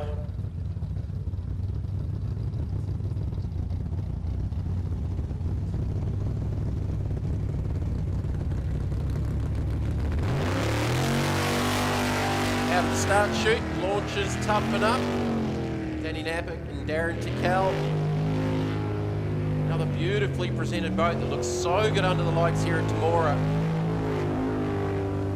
So these guys looking for another podium. They have been on the podium so far this season. Oh, little hesitation and they're gone. Oh, ladies and gentlemen, Danny Nappy, that will be the end of the day for the boys from the Toughen Up race team. And that is not the way that you want to end your run. But ladies and gentlemen, give a massive round of applause. Oh, no. Oh, I'm beached, bro. I'm beached ears. What are you doing, bro? Dude, I'm beached ears. Oh, you're beached ears. Tell me something I don't know. Oh, man down. Men down. Oh, they had a bit of a fall over, did they? Did the rope break or did it come free off the front of the boat? The safety crew have gone down. Unlimited Superboat to the boat ramp, please. To the dummy grid. So, always good fun to watch the safety crew. Have a look at it. 1, 2, 3, 4. 1, 2, 3, whoo. They're not listening. 1, 2, 3, whoo. No, they're really not listening at all, are they? I'll tell you what, guys, if you guys can't count to 3, we're in trouble. Now they're pulling. Right, there we go. All right, keep the momentum. Shoulders into it, boys. All the way. Don't stop now. You're close, you're close, you're close. And all the way. Well done. Ladies and gentlemen, please give our safety crew a big round of applause. They do a fantastic job each and every time we are here at Temora. We'll also take that opportunity to thank our starter Keith, our people in the ticket booth, the Temora Soccer Club, the Temora Rugby Club, and all the food vendors, and thank each and every one of you, ladies and gentlemen. While we've got that opportunity in the break, still plenty more racing to go. Don't worry about that. We'd also like to thank all of our race officials, all of our timing officials. So while we have that little break, just that opportunity to thank everybody, because it does take a huge amount of effort to be able to get this underway. And there's our starter Keith, just down near his little hut there, just getting a few happy snaps from our photographers there. And notice that the photographers rarely come up into the commentary tower and take some photos of the two good-looking commentators up here. Never too sure why that is there, Shane. I just don't know how that works at all. Hey, Shane, do you reckon you could get Madeline to sneak up here and grab me another cup of coffee, please, mate? Thank you very much. Love that. So, well, that is at the end of the day for the Toughen Up team, and they'll be very disappointed with the outcome of that. However, that is what racing is all about. All they needed to do was just post a time and bring it back to the end. What have you done there, mate, to that hat? So, yeah, this is not a viewing. Chris Edmonds just caught my attention out the front of the commentary box and said, come over here. Threw this hat up to me, and I said, what the hell? He said, someone's left it in my boat during the dinner break. And I said, in that condition? He said, no, well, the words weren't repeatable, messed it up. Someone left the hat in the race boat, it then went and did the Q5, and it is burnt to a cinder. Yeah, look, I tell you what, that is great. It used to be a very, very nice cat branded hat. Yes, so that is the end of the cat. I would say someone with a very small head. I reckon And it Dr. now Zeus. has 440 cubic inches of supercharged Chev methanol burns running through it. So we'll try and give that back to someone later on. So the cat hat is never going back, and Dr. Zeus would be proud as we see Greg Harriman in the Apache. He's only just snuck in to this top 12. Have a look at the bling off the back of the boat. He managed to go wrong way or DNF for the practice and 4 of the qualifying runs. He managed to get a time for the final qualifying run, which sees him into this top 12. And it wasn't a bad time either. No, it wasn't bad at all. So he said, I was just foxing him. So all Greg needs to do here is just get the rotation right, unlike what we just saw with Toughen Up, unfortunately for those guys. But Mr. Harriman, he will do well. So Motor 1 on board there. They'll head out the back. One more time, bit of a bounce on through that left-hander. It just unsettled the boat and mistimed that run to the right. Coming back down through the centre of the islands for one last couple of corners. They'll get a lap banked if they can get this last corner sorted with Jay Wicks. They nearly didn't. They nearly didn't at a 59.684. 59.684 for Greg Harriman. I thought it might have been counting my chickens a little bit too early, but it didn't quite nearly go to plan right at the last corner. One of our former racers, Keg, who was very instrumental in setting up Temora, getting the timing sorted and things like that. He's just put through a text here suggesting he's coming back as a safety crew. You saw Keg, you know that is probably highly unlikely. However, there is hope yet as we see Hugh Gilchrist and Narelle Pello in the Matrix out on course. And Hugh, since a very, very ordinary start to the day, he slowed right down in qualifying round number 3, drove like Miss Daisy, said to me during the dinner break, look, I feel a little bit embarrassed by that. But you know what he's done? He's progressed into the top 12. Splits 27.406, and again, like we've seen everybody here in Group A, just needs to register a time to go into the 6, which will at the moment become 5, but Hugh needs to get this thing across the line first, and nothing's impossible as we have seen in this sport over many, many years. Oh yeah, to finish first you must finish, and Hugh at the moment, no, I'm not prepared to say it. I'm not prepared to say it, and he's gone the wrong way. 2-1. Oh, that is incredible. Go back up the top, Hugh. He needs to finish this back lap. Down the middle and go left. Yes. Now right. That's the important bit. Straight. Now left. Oh, beauty. Hugh got the lap into the top 6 and comfortably with a 73.425. What you didn't need to do then was go, that's it, I'm done, and just pull the pin on the lap, because he still needed to register a time. If he'd pulled the pin on the lap, he was done and wouldn't be going through to the 6. So we have 5 boats going through to the top 6: Rampage, Pulse, Let's Boogie, Apache, and Matrix. Danny, Napick, Darren, Tickell, they will be using size 12 steel cap work boots to kick one another into next year, I would have thought.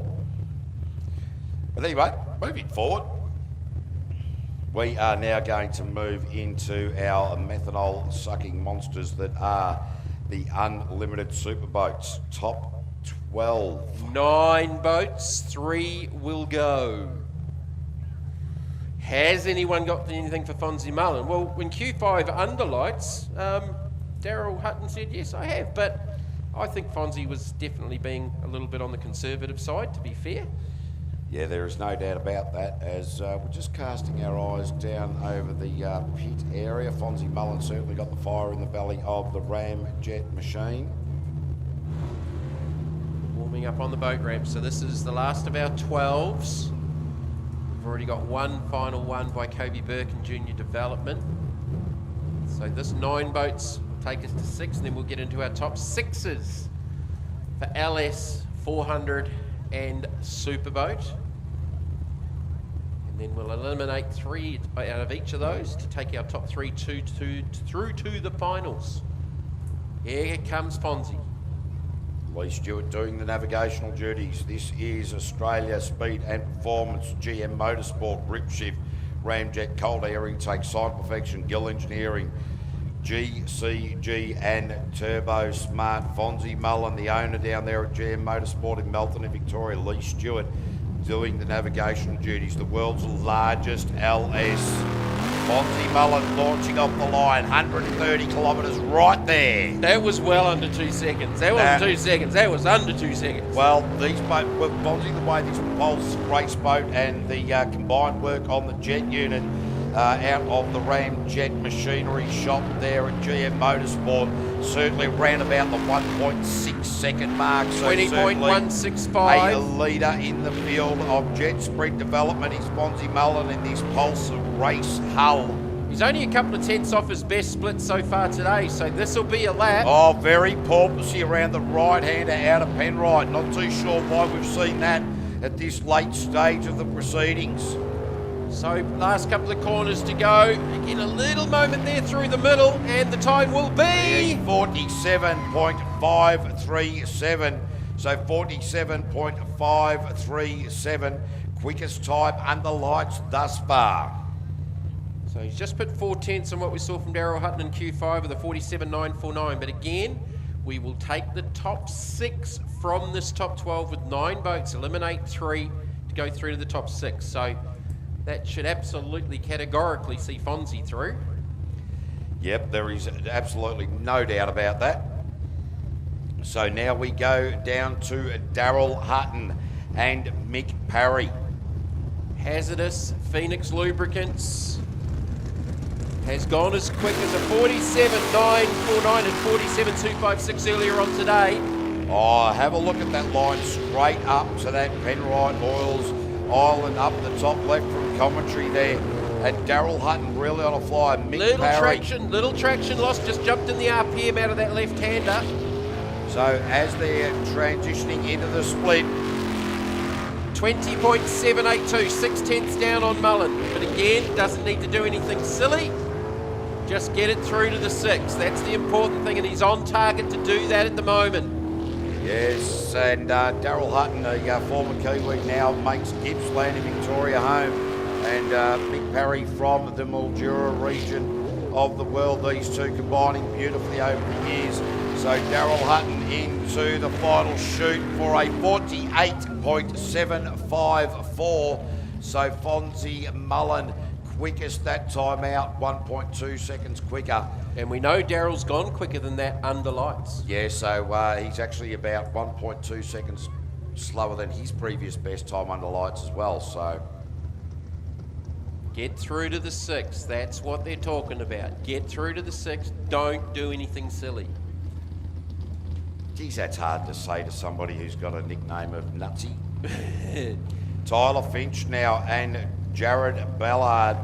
Well, Tyler's been around the sport for a number of years, so I don't think that we are going to see him push this too hard. He knows that he's got enough to progress without being absolutely stupid about it. However, we know what races are like. They get that opportunity, they see the green light, they like to put their foot down and, well, consequences be damned. How cool are these things under light? This is sensational to watch in these conditions.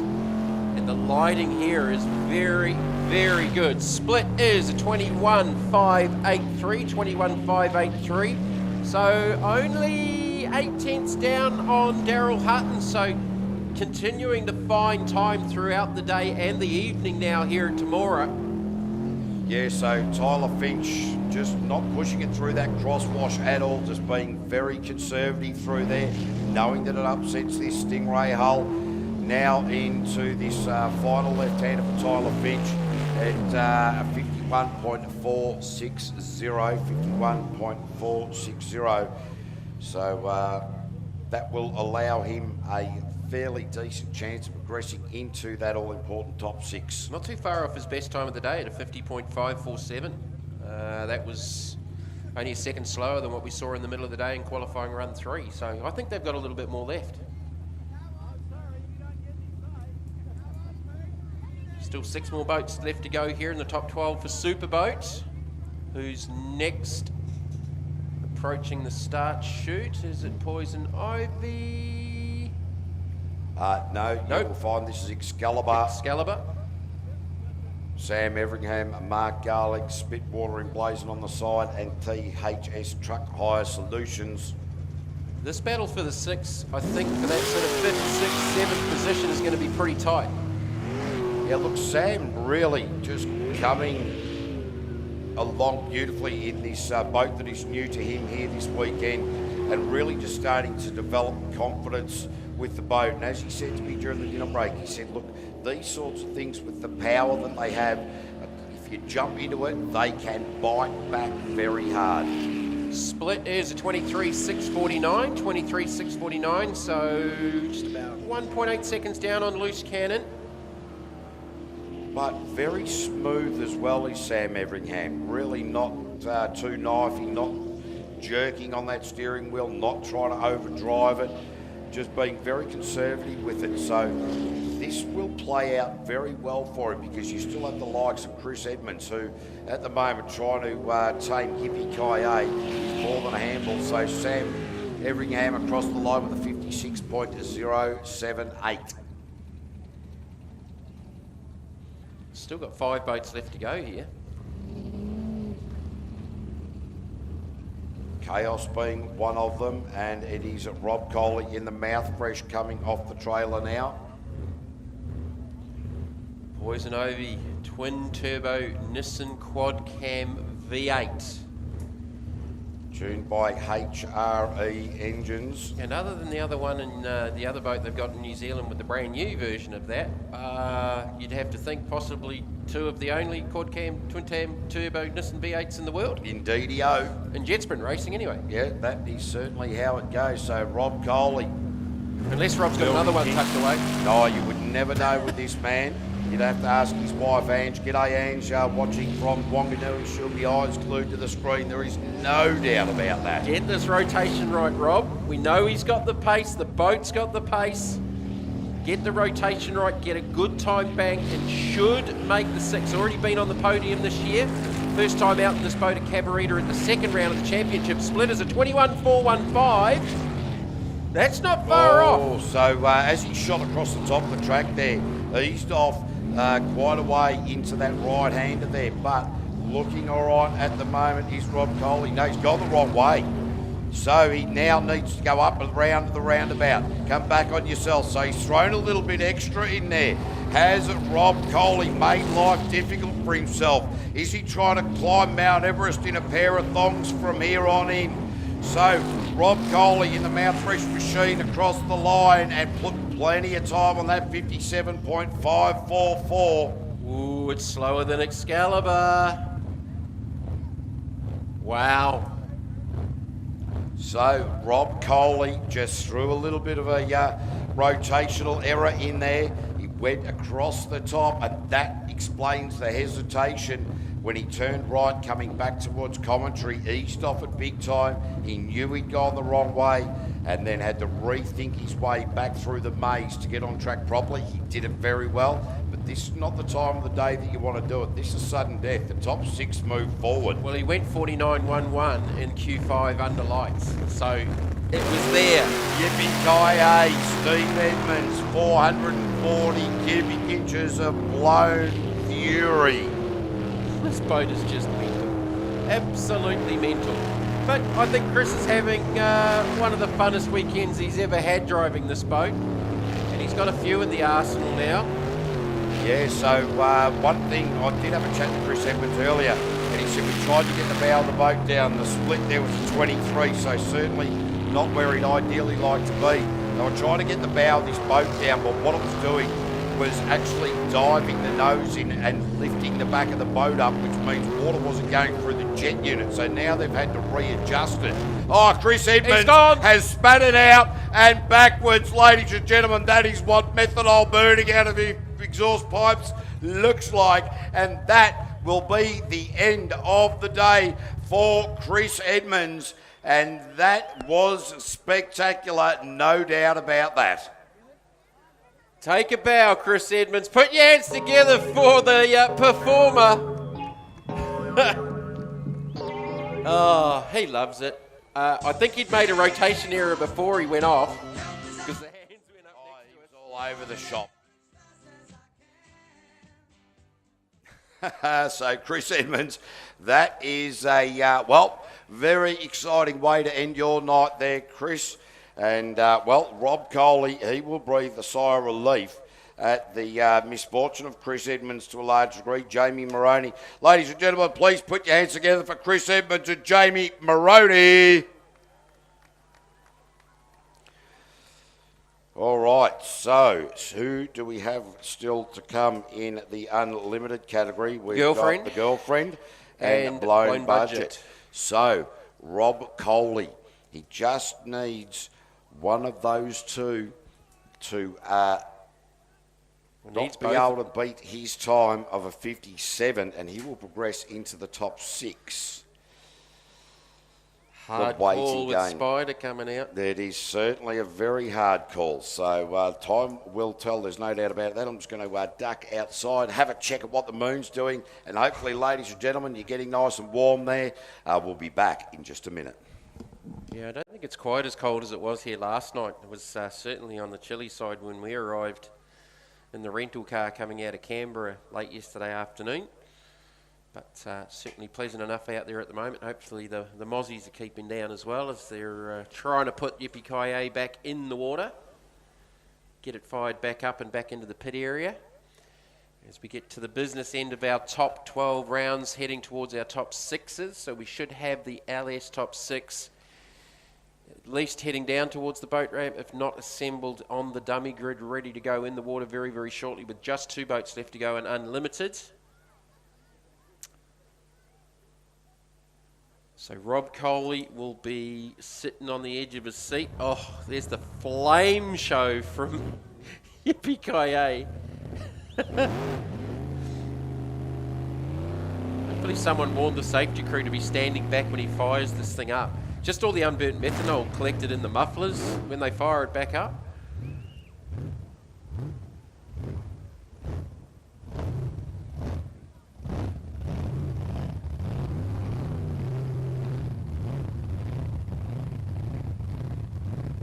I think if there's a crowd pleaser of the day and tonight, it's going to go to Chris Edmonds and Yippee-Ki-Yay. All right, lots of boats. A couple of boats fired up down there on the boat ramp. Pete will be keeping an eye on them down there, making sure they're all seated in and belted in and ready to go. 2 boats left to go on the 12-4 Superboat, blown budget, and the girlfriend.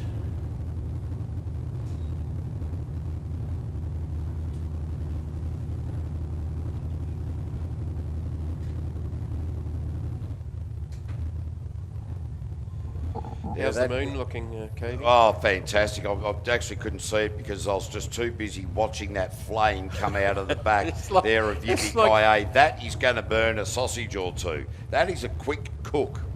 So when the New Zealand boys were developing the jet turbines, they had one on a test bed at Mark Cromie's shop up in Whangarei in the far north. And it was 10 litres per sausage. All right, Simon Doyle.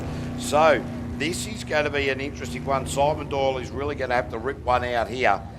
So it might well be the case that Robert Coley, by virtue of luck rather than good management, is going to make his way through to the top 6. With blown budget to come.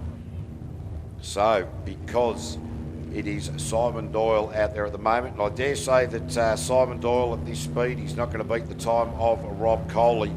So Rob Coley, by virtue of luck, as I just said, will be making it through to that top 6. But you know what? Simon Doyle, this is his first, this is his rookie drive, and to find himself into the top 12, he will be very happy about that. And it is Xander Doyle doing the navigational duty. So, look, for a first time out, they brought the boat, but they will bring the boat back safe and sound, no damage, and developing the confidence, having the fun, and stories to tell by the time they get home. All right, down the last couple of corners, and they will get a time registered.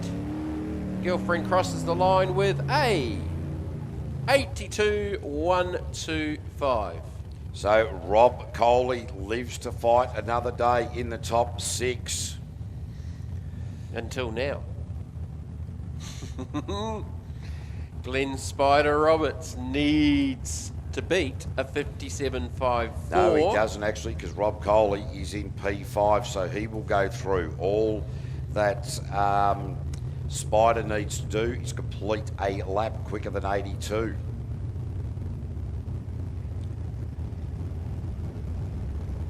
Rob Coley's in 5. So Glenn Spider Roberts, 632 cubic inches out there, producing plenty of power. Don't worry about that. So what will Glenn Spider Roberts produce here? Now this is going to be a very, very exciting lap. James Parsons, the man, the local man, guiding Spider through the course here this weekend. So Spider, a little bit of a hiccup over the back chute there. What was the split? 22.894? Yeah, 22.894. Yeah, sorry, mate, was too busy just having a look at how Spider's progressing through here. Just easing off through the latter part of this lap. I think they're confident with the rotation, knowing that they just need to finish this lap to progress. So Glenn Spider Roberts and James Parsons through the line there with a 55.499. Yeah, so Rob Coley gets through by the hair of his chin. Yeah, I forgot completely about Yippee-Ki-Yay with no time on that, so apologies to No, that's all right, mate. Guys. No worries. This is how these things work. From time to time, we get late in the evening. We've been going on the microphone for a bit. So top 6 into the Unlimited will be Rob Coley, Sam Everingham, Glenn Spider Roberts, Tyler Fitzgerald, Hutton, Fonzie Mullen. It will be the end of the Girlfriend and the end of Chris Edmonds as well. So moving into the top 6 for the Group A will be Hugh Gilchrist, Darren Kisper, Greg Harriman, Brendan Doyle, and Jody Eli. Now into the top 6 for the LS, it will be Jim Beeman, Paul Hill, Tyler O'Day, Kyle Elphinston, Matt Malthouse, Bastian Mullen. Ladies and gentlemen, please rise to your feet to celebrate the win for Kobe Burke in the junior development class. Make sure, kids, you give him plenty of noise, plenty of cheers, because this is a young man moving forward in the sport, and it is great to see. Make plenty of noise for Kobe Burke.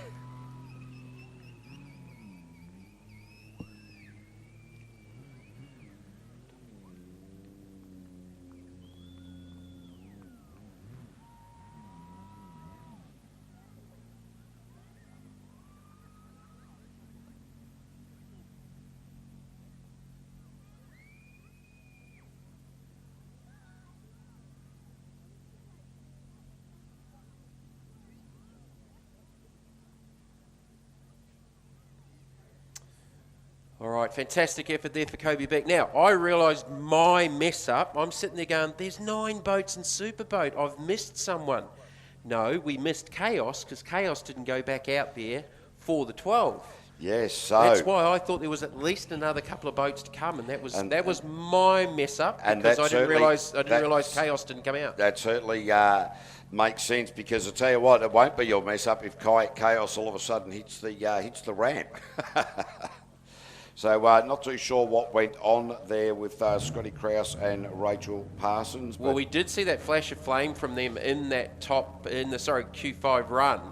But yeah, I've just missed the fact that they haven't come out, because I'm trying to calculate why there's 9 boats and only 8 times and da-da-da-da. Completely and utterly forgot about Krause in Chaos. So apologies to the Coleys for putting the fear of God up them that they were going to miss out on the 6, because I genuinely thought that might be the case. Well, no, the smack on the hand, was, Jamie. No, that's how these things go, mate. And interestingly, that if Krause had made it, it would have been a mistake either way. It was either you or me.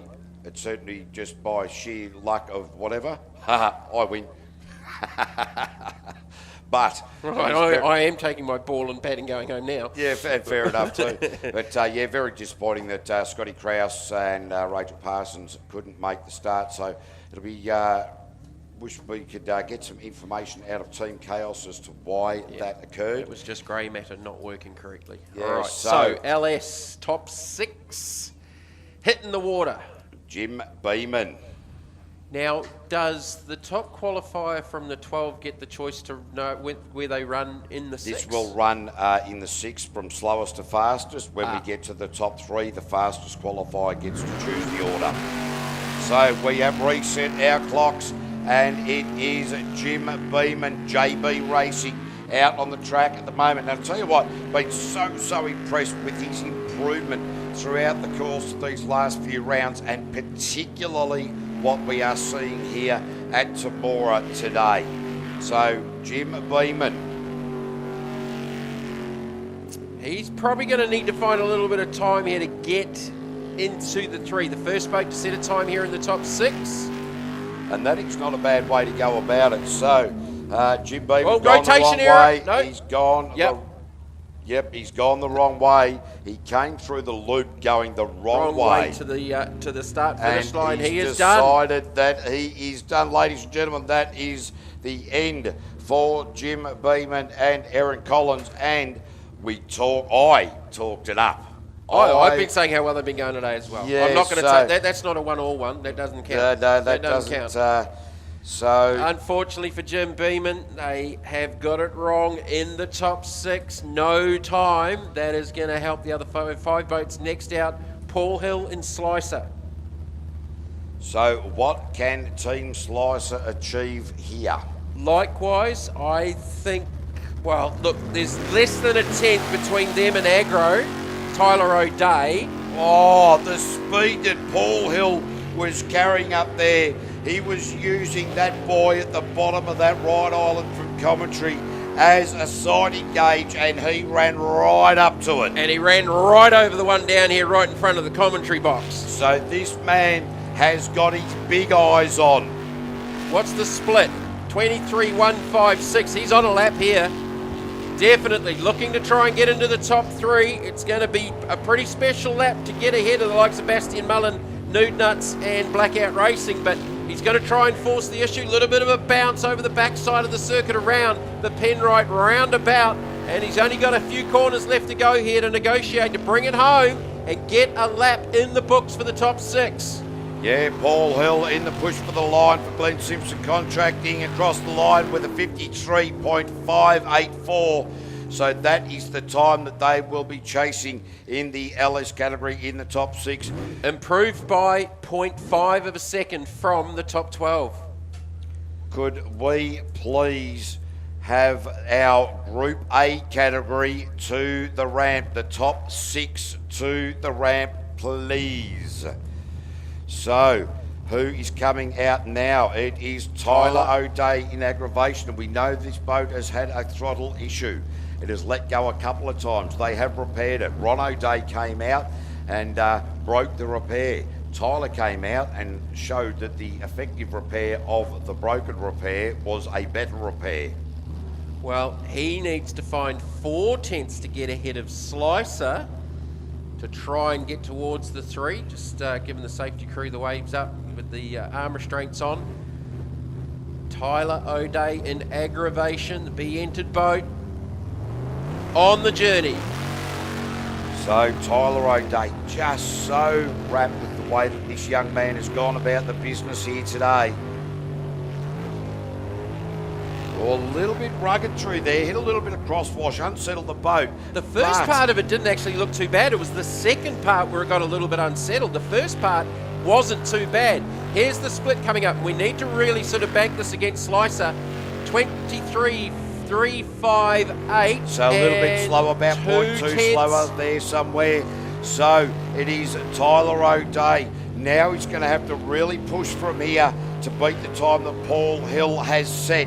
Into the crosswash goes the aggravation. Really nice in and out of there. Like it didn't exist, but then put a couple of extra turns into the left-hander at the top part of the track.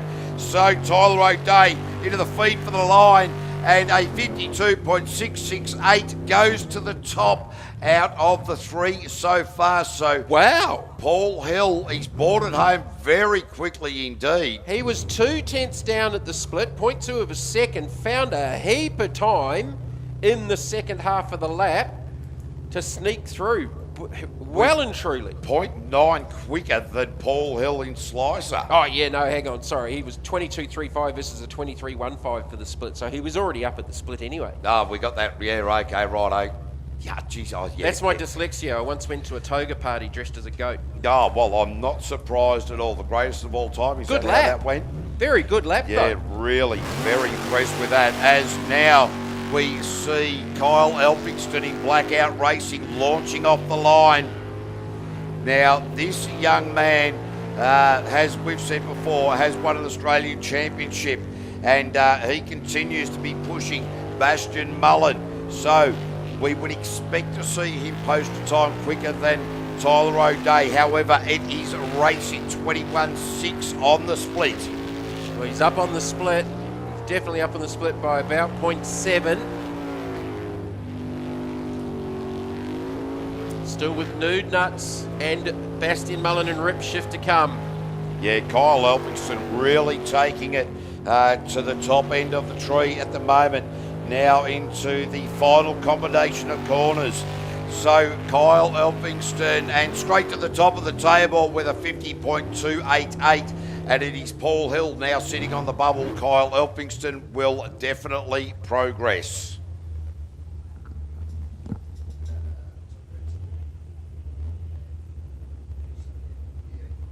50.261 was their best in Q5, and they've just gone 50.288 in the dark, so 51.343 in the top 12. So they've definitely found a bunch of time.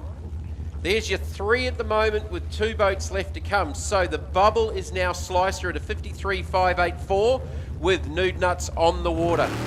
We have heard what happened to Chaos. More on that shortly. Yes, indeed. So Matt Malthouse and Leighton Collins, these guys really doing so well here this evening. But we will not talk about how well they have done. We are talking about the future. How well will they go? The all-important split is going to give a fairly clear indication. 21.89. 0.2 slower than Kyle Elphinston, leading the charge at the moment so far in this top 6 in the LS category. So will the Nude Nuts racing a combined age of 152 or thereabouts in this boat between driver and navigator? I hope they don't listen to that on the replay. Oh, they can watch the live stream afterwards. You know that, don't you? 53.584 they need to beat. 53.584. I think they're going to do it comfortably. Yes. Oh, yes. 50.957, slotting themselves into P2, 0.6 behind Kyle Elphinston. That is the end of the day for Paul Hill and the Slicer. But now, ladies and gentlemen, we are going to give you information on what happened to Chaos. Scotty Kraus normally runs an E85, couldn't get that normal race fuel, got a different batch of race fuel, and it is a fuel issue. They cannot get the boat to fire, which is why we didn't see them in the top 12. So a very, very disappointing end to the day for the local favourite Krause. But that is the way it goes. He will be kicking things from here to Gundagai as we go Bastian Mullen, Rip Shift Racing. These guys have been the pace setters so far. 3 wins from 3 starts in the championship for 2022. The series reigning champions. Wait for the split. It should be sub 20. Depends on what sort of lap he's on here, but should do it comfortably, but anything can happen. Needs to go quicker than a 52.668. Split is a 20.763. 20.763. So he's already up on Elphinstone and Matt Malthouse. Yeah, Bastian Mullen and Tarly James are doing the navigational duties here. So this Rip Shift machine under the helm of this young man from Melting is just looking the goods at the moment. getting through all this crosswash board. Geez, I tell you what, that's unsettled the boat into the what's the finish. Bastion Mullen, 49.122. Seriously? So that is an incredible time. That is the end of the day for Tyler O'Day, Paul Hill and Andrew Beeman. Moving forward, how's this? Tyler, oh no, we got one more to go. I was getting a little bit ahead of myself. No, hang on. No, Tyler O'Day gone. Matt Malthouse, Kyle Elphinstone, Bastion Mullen moving into the LS top three. 41.22. Bastion went 49.13 in the top 12.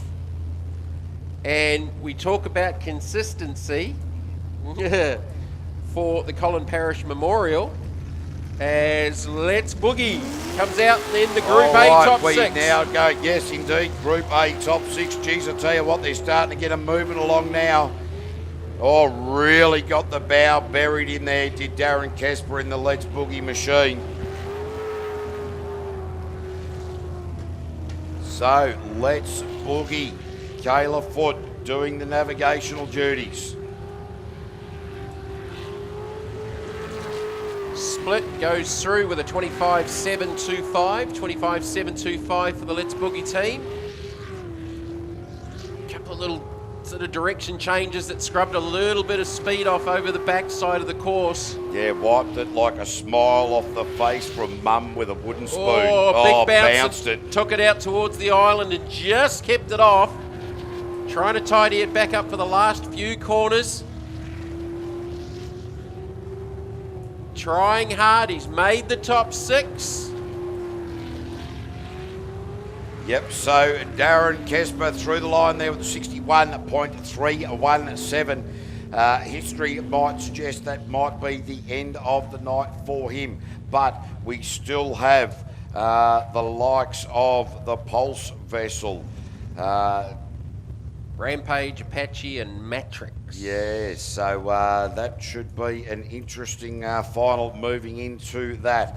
So we are top 3 have been to be decided in the LS. We know who's in it, and that is Matt Malthouse, Kyle Elphinstone and Bastion Mullen. So now looking down onto the Apache machine of Greg Harriman, Wendy Wheelhouse doing the navigational duties. Have a look at the back. I love the way the back of that boat is lit up. So Greg Harriman, is he going to be the smoky for the day? Had 5 wrong ways or DNFs in the early part of the day. Got it right in qualifying 5. Managed to get a time in the top 12. Now finds himself into the top 6. Needs to lay one down. 24.639 to the split, 24.639. So has gone 59.684 in the top 12 to go through to the 6, which is a 5. Just to confuse everyone. Yeah, that'll always make it that. Oh, geez, I tell you what, he's bouncing that around. He's been watching Flipper on reruns. Chris Edmonds talked about basketballs. That had more bounces going than the LA Lakers. That was all over the place. So, Gregor, wow, he spun it backwards. He's getting it still going. Got an opportunity. Will he get it there? Will he get it there? Yes, he does eventually. With a 63.144. That, ladies and gentlemen, is why you don't take the eyes off the track for a second. 1 corner left to go, and at 180s, how he kept it off the bank. He got back into the throttle. It sat down on the stern, pointing to the heavens, just about fired it into the old finish line pole at the start of that island and managed to get it across the line. Only he knows how. Yep, that was certainly, good handling characteristics of a jet sprint boat. Spectacular. Pulse. So it is Brendan and Rory Doyle off the line at the moment. They need to fight their way into this all-important top 3. As we keep saying, took the round win at Keith just over a month ago. Now they have the vision. They have the joy. They understand what that winning feeling's all about, and they want to emulate that. Here's the split coming up, and this looks aggressive and fast. 21.7, and that is up there with their best split so far of the day, certainly under lights. And you can see just how much more aggressive Brendan is on the wheel with this race boat right now. Yeah, certainly they've got it dialed in beautifully at the moment. There is no doubt about that. Pulse and JRE coming together beautifully for Brendan and Rory Doyle, the IGA owners out of Balreynolds. Brendan and Rory Doyle across the line, 50.416. They will definitely make it into the top 3. Only 4/10 off their best in Q5. They did a 56.9 to get through to the 6 with a conservative run. That was certainly a lot more aggressive. We've seen a 50.751 from Rampage, and Pulse has just eclipsed that in the 6 run. So what's Jody Ely got as he heads out onto the course now in Rampage? Current 2 Australia Championship leader. Brock Tanner doing the navigational duties. So, where is this going to end up? So, Jody Ely, this man, brand new jet unit here this weekend, decided to pass up on any testing opportunities. Said, no, I'm confident with what we've done. And so far, that has been proven to be 100% correct. So, the Silver Rampage Beast, just strutting his stuff on the big stage here at Temora. Navigation error! Navigation error. They were supposed to come down towards us to the split. Yes, they were indeed. And now, Jody Ely, championship leader, has he thrown the race away? He's now got a corrects long way it to finally. come back. He's going to need to beat a time of Darren Kesper's 101.317. Is that possible? Did he throw too much time onto that clock? Well, it was the run down to the split. Instead of making that right-hander down onto this front part of the track, he went and continued straight on. He needs to go quicker than at least a 63.1 or a 61.3. How much time has it cost him? Well, this is sensational. Well, no, he doesn't. He's on the way through and blew it out. That's the end of Jody Ely for the day. And that is going to put his championship lead at risk with a 108.150. And that means that Darren Kesper is a fair shot at getting through. With the matrix to come, wow, and Jody was not happy with that at the end of the lap. It was that run down to the split line. Yep, he went left instead of right. So what can Hugh Gilchrist do? Hugh Gilchrist needs to beat his former co-driving Greg Harriman, a 103. Greg Harriman, we know, had a lot of problem getting the boat through the final sequence to the finish line. Well, Matrix in the 12 went 73.425. So, can Hugh Gilchrist, after a shocking start to the day, make his way into the top 3? You know what? It's interesting because it is now former A driver, former B driver fighting for that final top 3 spot here for round 4 of the Australian V8 Superboat Championships here at Temora. Split was a 26.147. Harriman went through at a 24.63, so he's got a little advantage already to the split. But this is a big improvement from Hugh Gilchrist regardless, considering the start to the day that they endured with so many navigation errors. This is looking good. Will Hugh Gilchrist get through to the top 3? Yes, he will, as well as Darren Kesper. So, unbelievable. Hugh Gilchrist with a 59.239. And Darren Kesper, he's going to make it through as well. Greg Harriman and Jody Ely are gone. So, Hugh was nearly a second and a half down on the split of Greg Harriman, and he's made a huge improvement in the second part of the lap to actually extend out 2.5 seconds to make that lap. Well done. That is just phenomenal.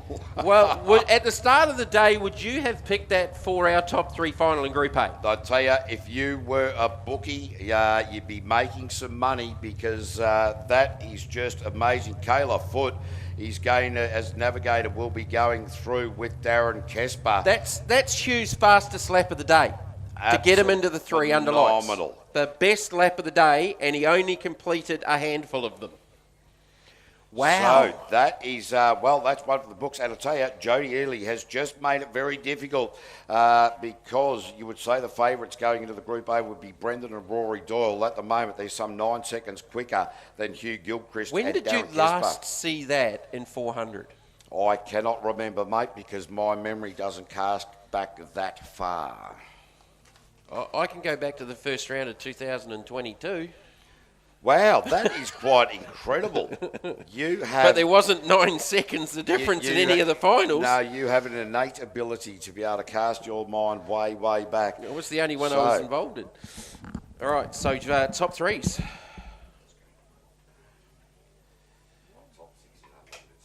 Top 3 in LS is going to be Blackout Racing, Nude Nuts and Rip Shift. Top 12 in 400 is going to be Let's Boogie, Pulse and the Matrix. Top 3, sorry. Top 3. And we have got Unlimited about to come out onto the track. So the run order for LS will be Nude Nuts first, Blackout Racing second, Rip Shift third. Here we are getting all excited about Group A. We haven't even done Unlimited 6 yet. Superboat, top 6. So we should have Ramjet, Hazardous / Phoenix Lubricants, Loose Cannon, Excalibur, Poison Ivy and Blown Budget for the top 6 in Superboat. Rob Coley coming out now, the man from New Zealand who managed to sneak his way through. As much as I tried to stop it. Sorry, and it was the Kiwi doing it too. Oh, there was so much information going on. Well, Go, Rob. Coley, he knows he needs to lead one down because there is no way he's going to get a... Whoa, Rob Coley, He's gone. spectacular. Oh, he got the boat about 4 feet in the air, managed to land it back on its belly. He has launched it. If he had been facing the other way, he would have gone down the runway. Hang on, I'm asking for a replay. That is unbelievable. Oh, no. So Rob Coley, the man from New Zealand, certainly came out of the blocks at 1,000,000 miles an hour. We are going to need a tow. Which island did he launch off? The middle one or the one to the right? Middle Off one. the middle So one? as he came around Penrite, just clipped the inside coming around Penrite, I believe, and then just sent him over that island, launched, and that would have been a very, very hard landing as well. So I dare say that the boys will be getting out of that a little bit gingerly. Rob is out of the boat. Scotty Munro. Ladies and gentlemen, please put your hands together for Rob Coley and Scott Munro. Oh, very, very disappointing end to their night, I can tell you that right now. So, well, we will be getting Scruffy, the tugboat, involved here, I dare say, both driver and navigator out of the boat. About an hour ago, I was going to make mention of the fact that there were so many more boats getting through the rotation and we weren't having as many DNFs. Glad I didn't say it. No, definitely you shouldn't have said that. I thought it.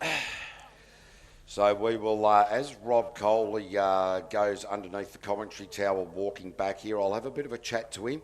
But we will certainly, yes, we've got Scruffy the tugboat heading out there, having a look at the crew out there, the boys and the girls of the rescue crew. Well done again, guys and girls. You've absolutely brilliant. Yeah, thank you guys. As I said earlier, one of the best ways to get into motorsport and not cost any money because you're a volunteer and you get to see some fantastic racing at some great venues around all over the place. I was involved with the volunteer program over in New Zealand with the Motorsport Club, and you know, from pit marshals, corner marshals, everything. Same here with the boat racing. Put your hand up and be a volunteer. Best seat in the house. You get to be a part of it, and it's free. If you can't sort of get into motorsport yourself, whether it be karts or circuit racing or trucks or bikes or boats, you name it. Put your hand up with your local car club or Motorsport Australia or with the AFJSA. And volunteer your time and be a part of it. It is the best way to get into motorsport and not cost any money at all. Wow, that girl, I'm still trying to get over the Group A. A big turnaround in the points is going to happen after tonight.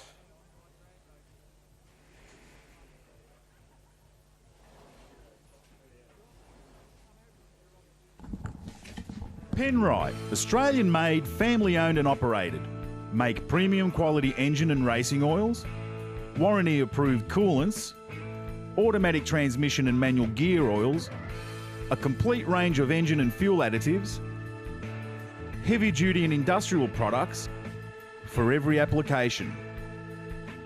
Visit penriteoil.com for more information. Penrite, Australian-made for Australian conditions since 1926.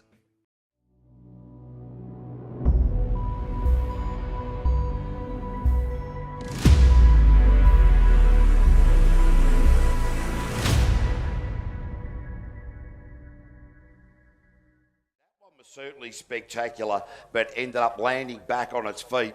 And you have a look at the grass through there and how far he's come through there as well. So very, very lucky escape for both Rob Coley and Scott Munro. Very disappointing end to their evening, though. 8.3 difficulty from the Bulgarian judge.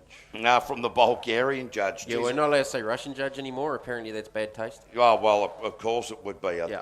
Well, you know, I've got to... actually, I can't say that because that's it's still family hour, isn't it? Part of your repertoire?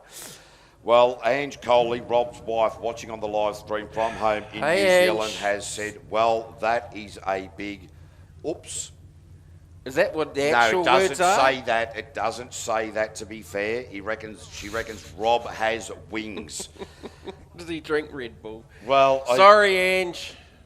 Yeah, he certainly got that boat high and mighty. There is no doubt about that. Don't repeat that in a couple of weeks in Wanganui for the opening round of the New Zealand Champs. No, that will be on the 19th of November. I'll be over there with Leighton Manel. So we now go back to what we're seeing on course before us. This gives Sam Everingham and Mark Garlick a fantastic opportunity in their first outing in this Excalibur race machine, brought to you by Spitwater and THS Truck Hire Solutions.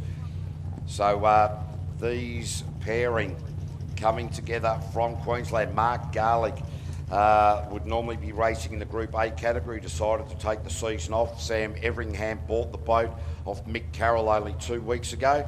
He rang up his mate Garlow and said, you want to sit in the silly seat? And Garlow went, okie doke.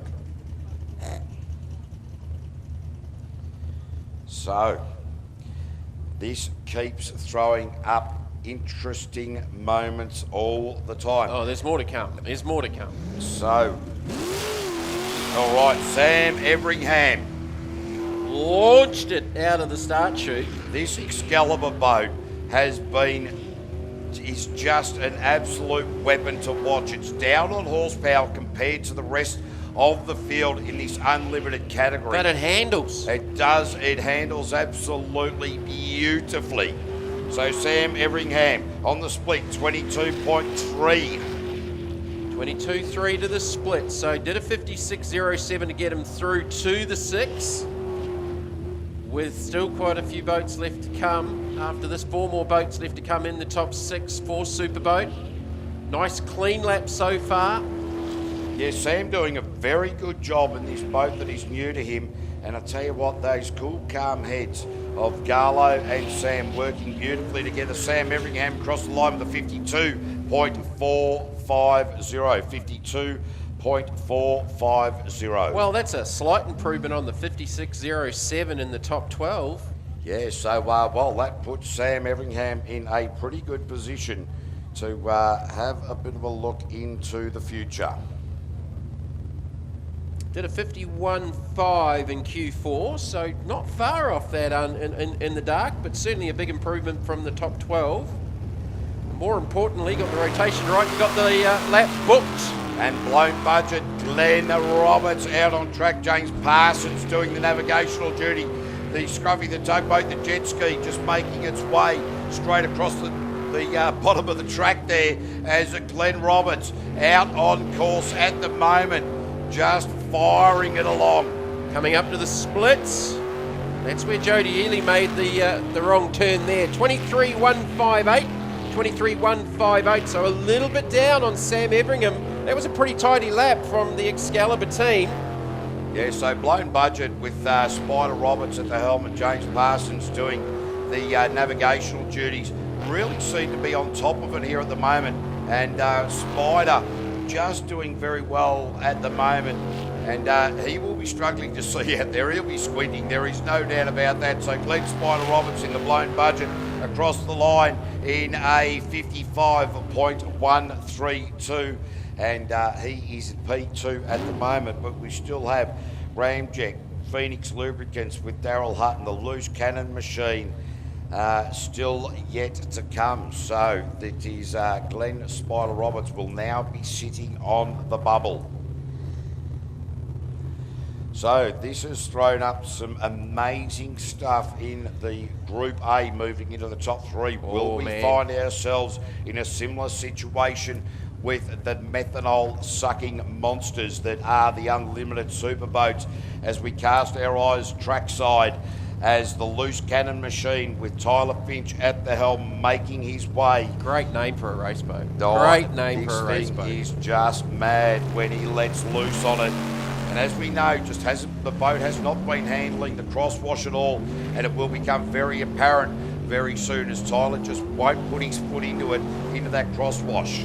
That was a lot better that time. Yeah, I think you'll find it's the ones out to the left side of the track into here when we get the crosswash into there, and this part of the track as well was having a little bit of trouble there in the latter part of the lap. Split 20.950. That is a very, very good split. That's about 1 point, just on a second quicker than Sam Everingham. So he's definitely on a lap here. Yeah, so Tyler Finch. That was messy. Yeah, this is part of the track where it gets a little bit untidy for him. So he's eased it back and into this final sequence through here. It got untidy for him last time. You saw the boat just skip a little bit sideways. Tyler Finch across the line in a 50.108, and he moves to the top of the table in the unlimited category as Spider Roberts in P3 on the bubble at the moment. Sam Everingham hangs on to P2 thus far. So he's gone from a 51.46 in the top 12 to a 50.108 here in the 6 with 2 more boats left to go. And just looking at their lap times today, 50.547 was their previous best. They've just done their best lap of the day. So great time to be producing times like that. Nuts is next. Daryl Hard Nuts Hutton, Mick Parry, Hazardous. So we're starting to see our LS boats getting down onto the line for our top 3, but these guys in Hazardous will not be watching what's coming down on the ramp. What they'll be focused on is the green light out of the start chute. Bang, there it goes. And there goes Daryl Hutton and Mick Parry. Their opportunity to get into this top 3. Looking for another podium off the back of Keith where they finished second behind Fonzie Mullen. So these guys really pushing very hard indeed. So where's this split at? It's a 20.577. So that's the quickest split of these top 6 in the unlimited category.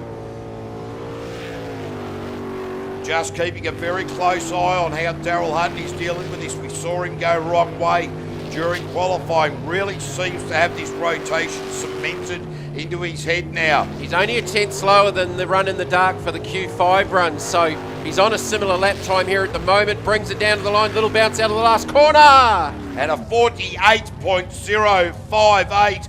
Daryl Hutton will cement himself a place into the top 3.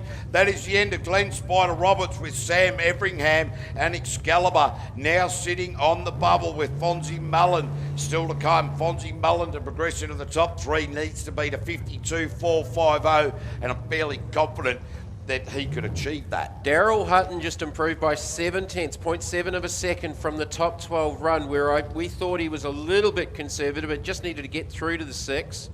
Has been in the 47s a couple of times today, so he's only just a shade off what he's been doing earlier on today in daylight. So That's not a bad run at all from Daryl Hutton. Here is Fonzie. So Tyler Finch will be progressing into the top 3. Sam Everingham now sitting on the bubble.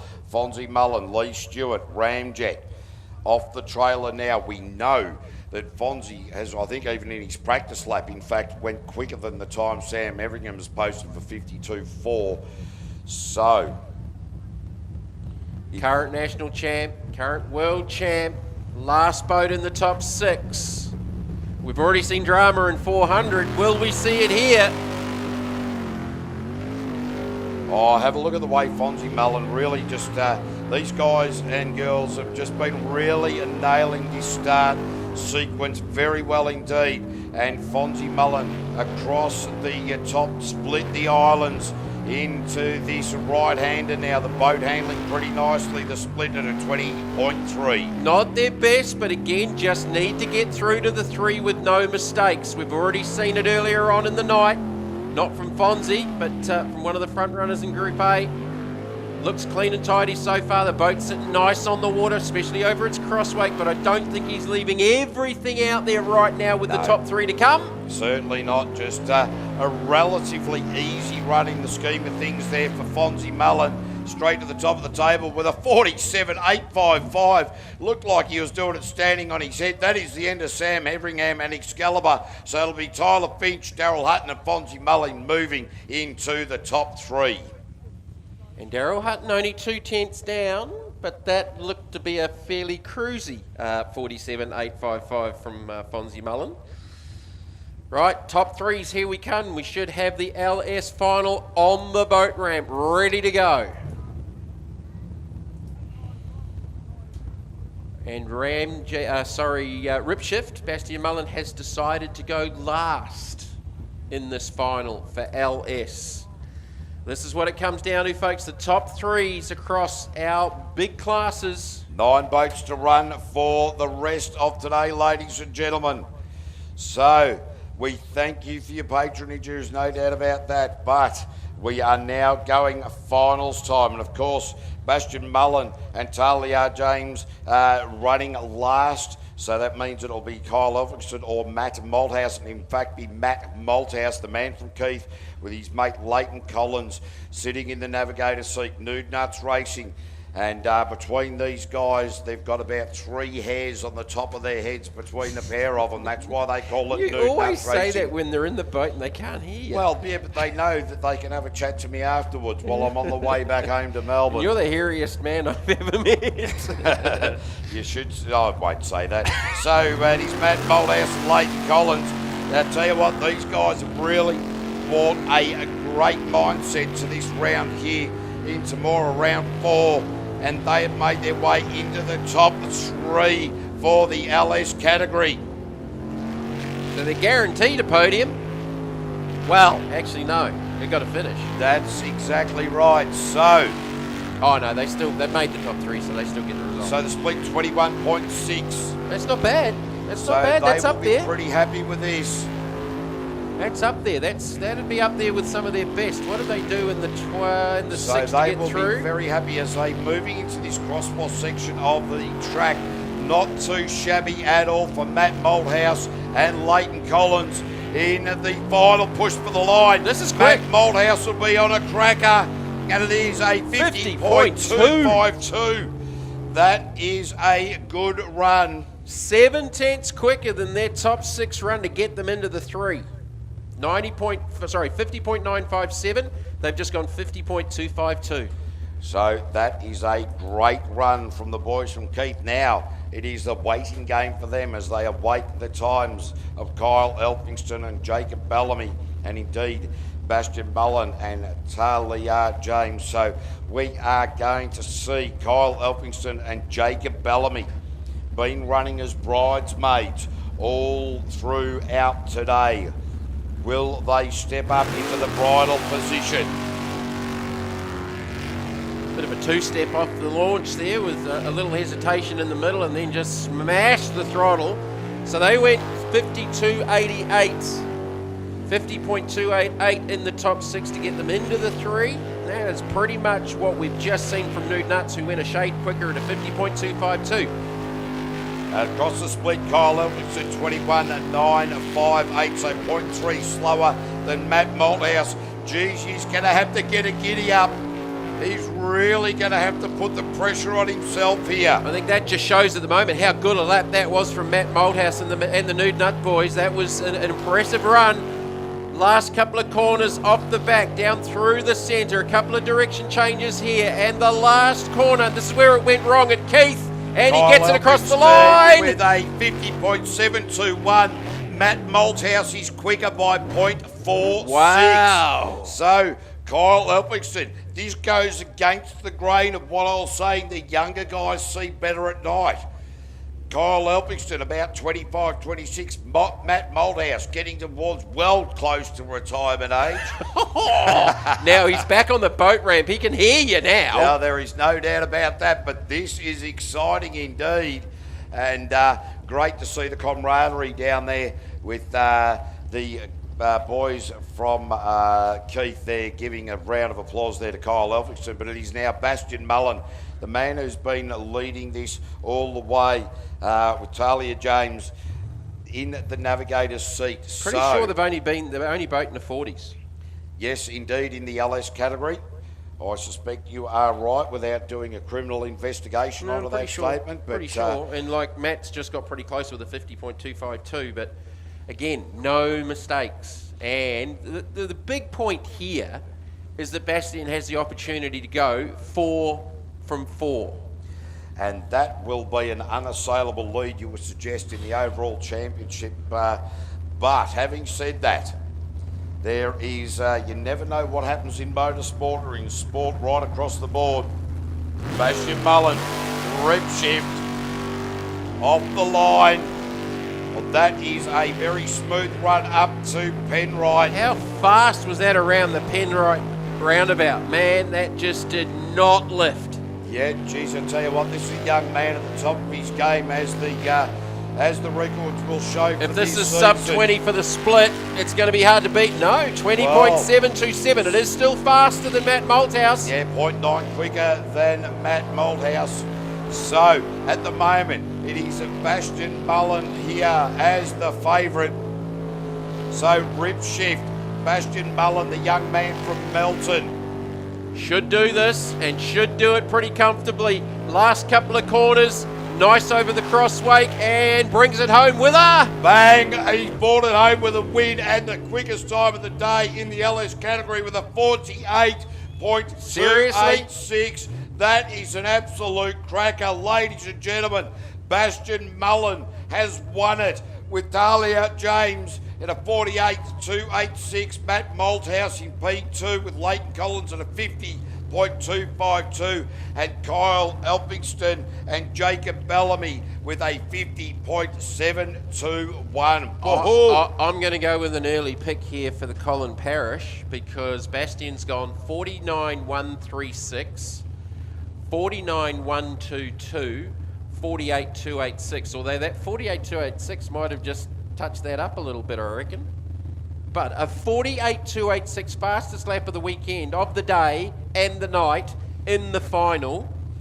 4 wins from 4 starts. Talk about domination. Yep, certainly, no doubt about that. But I do say that Matt Malthouse and Leighton Collins will be very happy with their P2, and Kyle Elphickson and Jacob Bellamy certainly put in plenty of effort, no doubt about that, to end up on top of the podium. So now we are moving into our Group A category. Looks like Pulse is going to go first. Is the one, yeah. Brendan and Rory Doyle, as the fastest qualified, coming into the top 3, get to make the decision as to whether they want to run first, second or third. They've taken the opportunity to run first. Now the pressure is on. But is it really? Because they are about 9 seconds quicker than Darren Kesper and Hugh Gilchrist. So what will Brendan do here? We have seen a mistake with the rotation earlier on today. Yeah, cannot make a mistake. And I don't think you can go too conservative because so many times you see and you talk about a race driver making a mistake when they've had that much time up their sleeve and they've decided to go conservative and it takes them off that cycle that they're on and the coordination. The other thing is that sometimes these guys will go, you know what, I want to win this emphatically. and then that creates in itself its own problems. But at the moment, Brendan and Rory Doyle on a flyer. 20. No, I've got We've no time lost at the split moment. there. It might be on the So stopwatches. We will come back to that in a minute. So Brendan It's fast. and Rory Doyle. It's fast. So, just bouncing their way around Penrite at the top part of the track. Now transitioning up to the top for the final time. Split the islands through the S's. Now into the finish chute, Brendan and Rory Doyle. And we will get back to you with a time on that.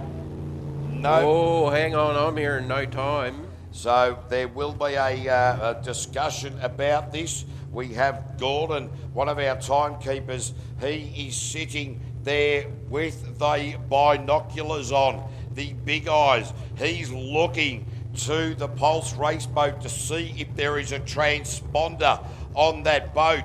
This is going to be very, very interesting, because if there is no transponder on the boat, there is a transponder on the boat. We're getting some thumbs up there. I'll tell you, this gets the heart in mouths. So manual time. We will go to a manual time. But in the meantime, until we sort that out, we will get Darren Kesper and Hugh Gilchrist. So Darren Kesper in the Let's Boogie, Hugh Gilchrist in the Matrix. They will send them out. We will just wait for our officialdoms to come back to us, the supreme decision makers. Well, they've shut the boats down on the ramp, so I don't know what the issue is here at the moment. Everybody's had a thought. Now, we are just trying to determine what is going on here. Have we had a failing of the time? This is not the time of the night that we need this.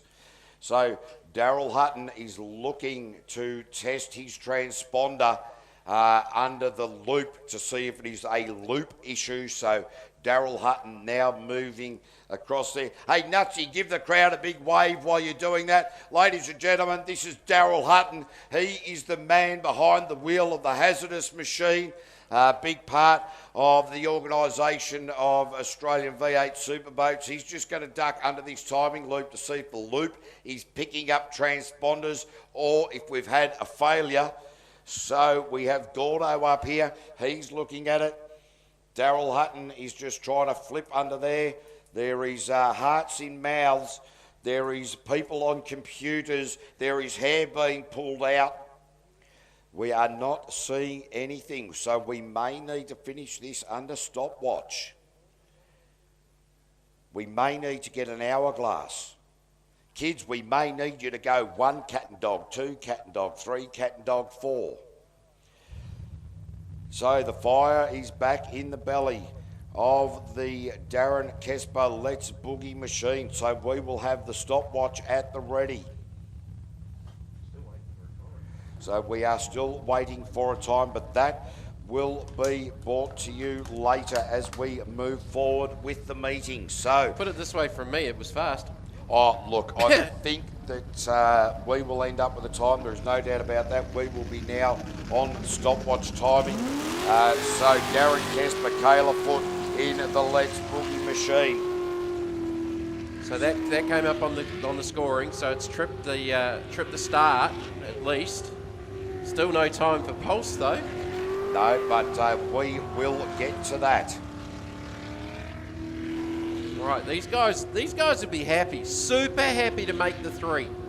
Absolutely stoked to make the 3 after their dramas at Cabarita 2, with sinking the boat in the spin-out pool and then getting it all rebuilt and ready for Keith. And then they had an oil pressure issue with an oil pressure bypass valve that failed, and they thought they had an engine possibly damaged. Unbelievably, it actually corrected itself on the trailer on the way home back from Keith, but they still went through the system and checked everything out anyway, and found that it hadn't done any engine damage. So the split was a 26.779. 26.779. Kavey's ducked next door to find out and see where the time is from Pulse. We do have a manual backup, as down to the line for Let's Boogie with a 63.344. 63.344 for Darren Kesper and Let's Boogie. So, well, Darren's laid down a time. So it looks like Phoenix Lubricants with Daryl Hutton has managed to pick up on the loop as well. So we are now spinning through certain computer screens here. But now we move forward, and it's always the way, isn't it? It always comes down to the wire. It is the Matrix with Hugh Gilchrist and Narelle Palo Dukic. So, what will these two produce right here? Yep, that has picked up their time. So, away we go. So there is no issue with the timing. Was there an issue with the transponder from Brendan and Rory Doyle? What about the manual time? Well, this means that, if there is an issue with the transponder, that's okay. But if the transponder hasn't been put on, or the transponder has been allowed to be run flat by the race team, it puts a different spin on things. So Hugh Gilchrist with a time there of 25.619 at the split, some 1.1 seconds quicker than Darren Kesper. So, can Hugh hold it together? Geez, I tell you what, this will be emphatic. There will be celebration. Comebacks. This will be an amazing comeback. Considering the run of NTs throughout the morning and afternoon. So Hugh Gilchrist through the line with a 58.536. So I think Gordon, our timing controller, is going through the system, and somewhere deep in the depths is a time, or they're just trying to determine where the transponder is. So we can't give you a time at the moment for Pulse, even though I think it looked super fast. Yep, so, but we're going to move on with the race meeting, Hang and on. that will Here come we down to go. it. Here we go. I said here we go. Gordon's gesturing to me madly.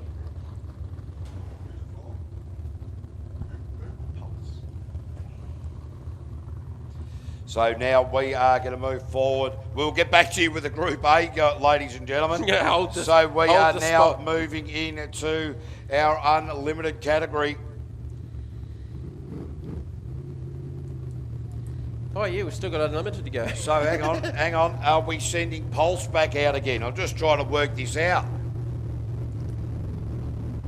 Yes, That's Pulse definitely is Pulse. going out for a rerun. That is unbelievable. No information coming up to us, and because we have not had the information come up, this is the second run where we weren't prepared for this timing to be situated. So, will this be the second time this boat has not posted a time in 2 runs? Definitely a stopwatch on it. I know that from standing here next to the race control. All right, so that is a wonderful thing, but there was no information coming up to the timing tower, so Brendan and Rory Doyle have gone out. The time wasn't reset, but now we are under stopwatch, so this is a wonderful thing. We've got a split, have we? 22.383 for the split, if that is correct, but it's absolutely confusion reigns up here at the moment. Yes, there is It's no still, doubt it's about super that. fast. So it looks like a 52.202, is that right? 52.202. Yes, it is. So Brendan and Rory Doyle take the win in P2. Congratulations to Hugh Gilchrist and Darrell Pallo, Darren Kesper and Kayla Foote in P3. But after the confusion, Brendan and Rory Doyle offered a rerun, and they took it, and it produced a winning time of 52.02, and that is going to work well moving into the Group A Championships, and it's going to put Jody Ely and Brendan and Rory Doyle somewhere at Pretty the much- top. Pretty much. Wow. Can I just say my head hurts? Well, with a face like that, I'm not surprised. I walked into that, didn't I? Absolutely. That was eyes wide shut. Man. So, There was a lot going on there, KB. there certainly is. Now, ladies and gentlemen, we'll just take a little breath up here in commentary. 3 to go. So just too deep a breath. All right, Excuse so me. here we go. That was very, very interesting. Right, who's going first? Because So- Fonzie is the top qualifier, gets to decide who goes first. And Looks like hazardous. all right, so ladies and gentlemen, 3 to go. Are you excited? My head hurts. Ladies and gentlemen, this is the top 3 of the unlimited superboats. So really, honestly, not quite honestly, but I would suggest that you grab hold of your children, because these methanol-sucking monsters in the top 3 will suck small animals from trees and shoot them out of the exhaust pipe. So this is going to be a cracker.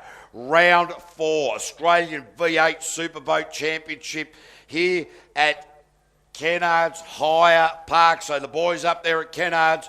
And so kids, how many times am I going to say Kennards Hire, Kennards Hire, Kennards Hire, Kennards Hire, Kennards Hire? And the boys up at Kennards Hire know what that is about. Ken Oath. Ken Oath, that's it. Great advertising up there.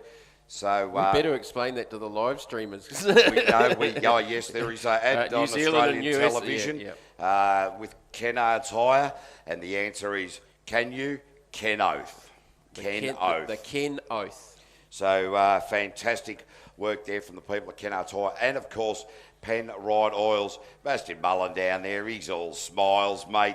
Geez, I tell you what. Did it easy. Cloud 9, mate, 4 out of 4. I reckon the chest is back. The mow is going to grow just that little bit bigger. That's a 1970s mow if I've ever seen one. I think that's called a dirty Sanchez. Yeah, but it's looking, I tell you what, it can be whatever he likes at the moment, because when you're a winner of 4 Australian rounds in a row, it doesn't matter what you're going to call it. Well, wouldn't it be a cool end of the night if Fonzie can go 4 for 4? Well, that's it. So it'll be up to Tyler Finch in the loose cannon. It will be Daryl Hutton in the hazardous, and of course Fonzie Mullen in the yellow ramjet. So where's this going to land? Will it Well, be? there was only 2 tenths between Hutton and Fonzie in the top 6. But to me, standing up here, I think Fonzie was being a little bit on the conservative side. I have no doubt about that. You at all. agree with me on that one, and you've seen Fonzie a lot more than I have. Yep, absolutely. No doubt. Daryl, I think Daryl's still got some more left in reserve.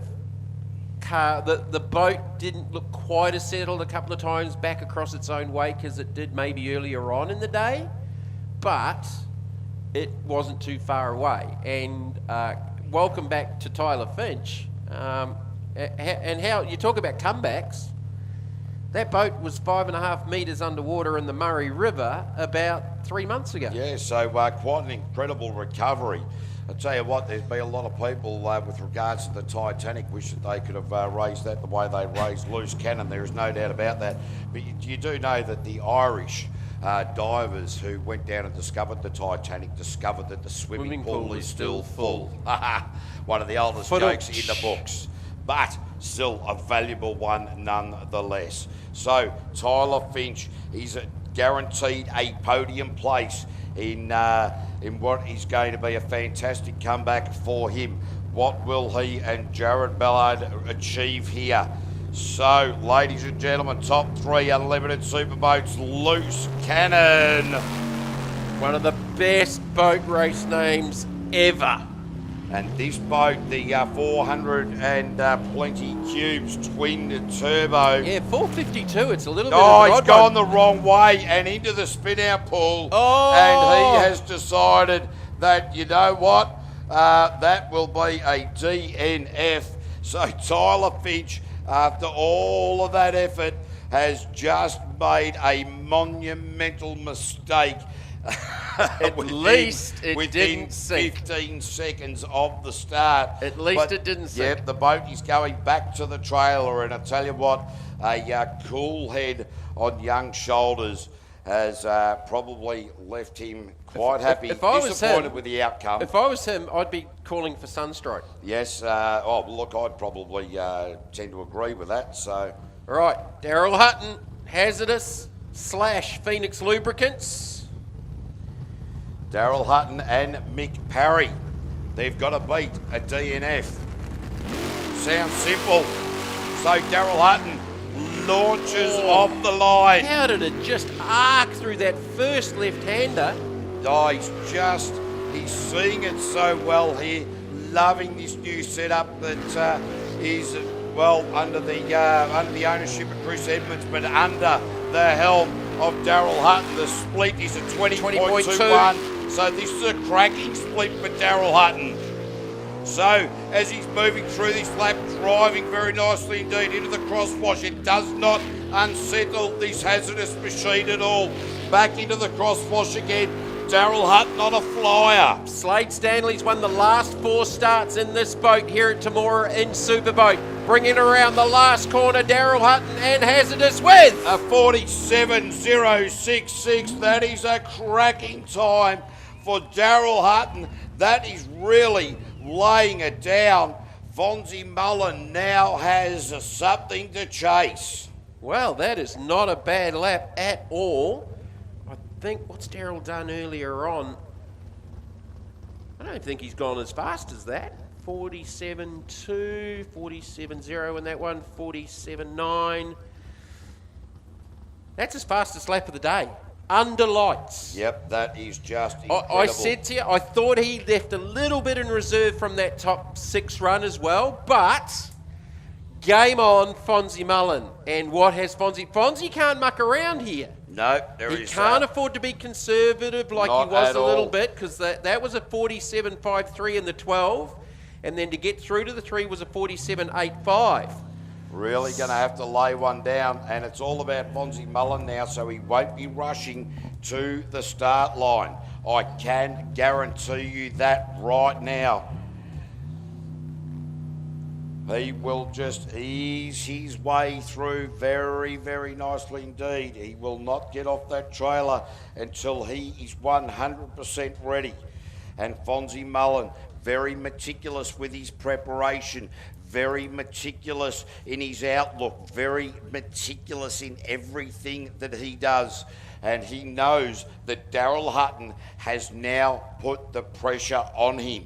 He's been faster, don't get us wrong. Oh, no, exactly, he has, but it is not going to be a lay down easy,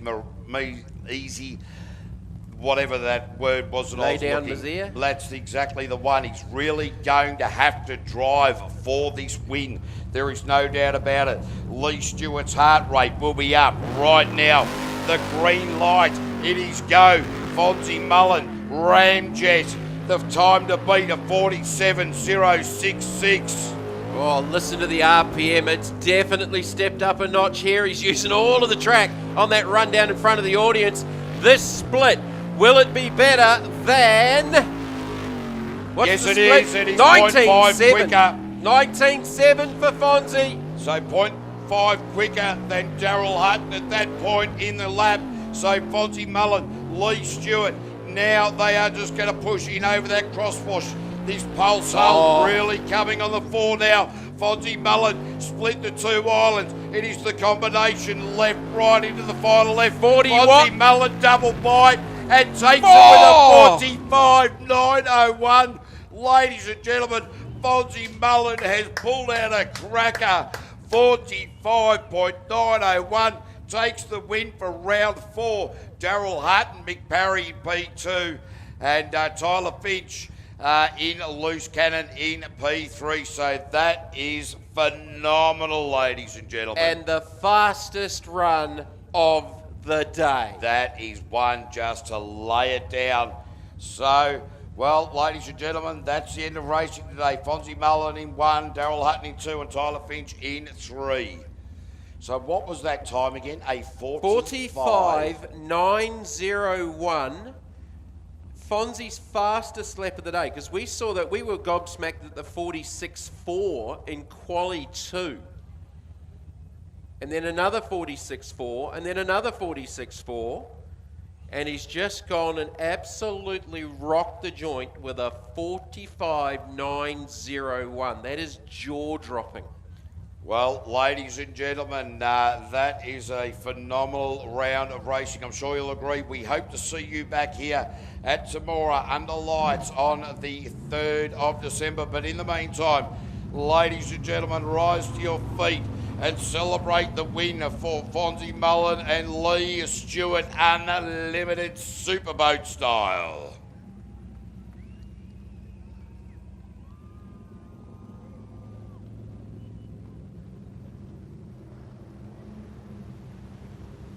So well done to the Ramjet team. Gee, there's some winners, there's some grinners, there's some mistakes being made throughout the course. There'll be some people kicking themselves all the way back home until they can get over that disappointment of mistakes when it came down to the crunch into the finals. And well, we'll be back here to re-sort it out all again. So, ladies and gentlemen, again, Fonzie Mullen, Lee Stewart Unlimited. Yeah, that is super impressive. Fonzie, 4 starts, 4 wins. Bastian, 4 starts, 4 wins. Not bad. Second Father and name, son. Mullen. Yeah. Well, ladies and gentlemen, we thank you so much for your patronage. We've had a great night. We hope you have too. Take it very, very easy on the way home, wherever that may be. And we look forward to seeing you back here again. Massive congratulations to all of our officials, all of our live stream guys, our starter Keith, our safety crew, our race director Grant Burke, Jackie and Gordon doing all of the timing and the rotation in here right next door to us. Jamie, thank you very much. It's been a splendiferous day. All good, I mate. tell you Thank what, you. mate, she's been fantastic. We'll be back here December 3. December 3, yeah, exactly. And we've got prize giving down here. Sorry, what do you call it here? Yes. Well, Presentation. Presentation. So we'll get into that very, very soon. There's the Doyles and Pulse. Yep. 2 out of the last 2 for Brendan and Rory Doyle, Group A. Ladies and gentlemen, rise to your feet. Give a massive round of applause. They had to have 2 goes at it. Yeah, they certainly did, and that was an interesting outcome, to say the very, very least.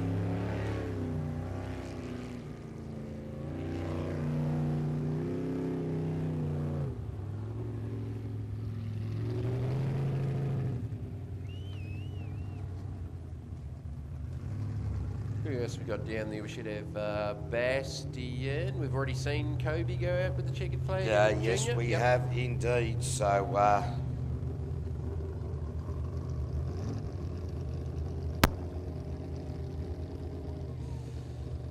Right, they'll give the checkered flag to Bastian Mullen. He'll be next out in rip shift. Winner of our LS final and 4 wins from 4 starts as well. Thank you, guys. Have a safe trip home. Look out for those potholes. yeah, there'll be plenty of them. If you want to stick around for presentation at the end of this, it'll be just behind the commentary tower. I'm Caveman, ladies and gentlemen, and Jamie McCarthy sitting right in alongside me throughout the course of what has turned out to be a very long and exciting day of jet sprinting. My head still hurts. Well, I can't repeat the same thing again. It's meant to when it looks like I'm that. out. You talk about Bastian. Out. There is Jamie McCarthy, and leaving the commentary tower as we speak. So just waiting for Bastian Mullen and Talia James to be able to give it the checkered flag for their well-deserved victory lap as well. 4 out of 4. It ain't bad, is it?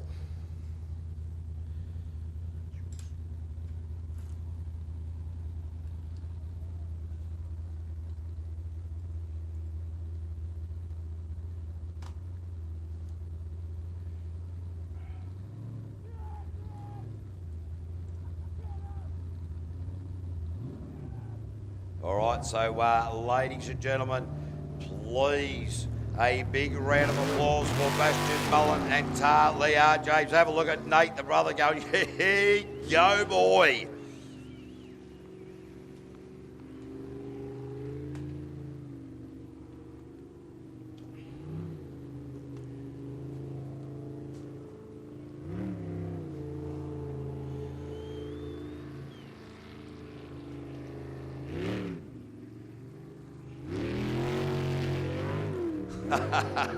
Bastian Mullen just having an absolute cracker out there. So,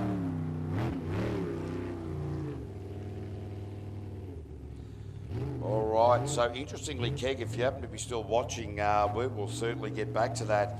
But anyway, ladies and gentlemen, there is your LS class winner, Bastian Mullen and Talia James. So, ladies and gentlemen, good night, hooroo, see you on the 3rd.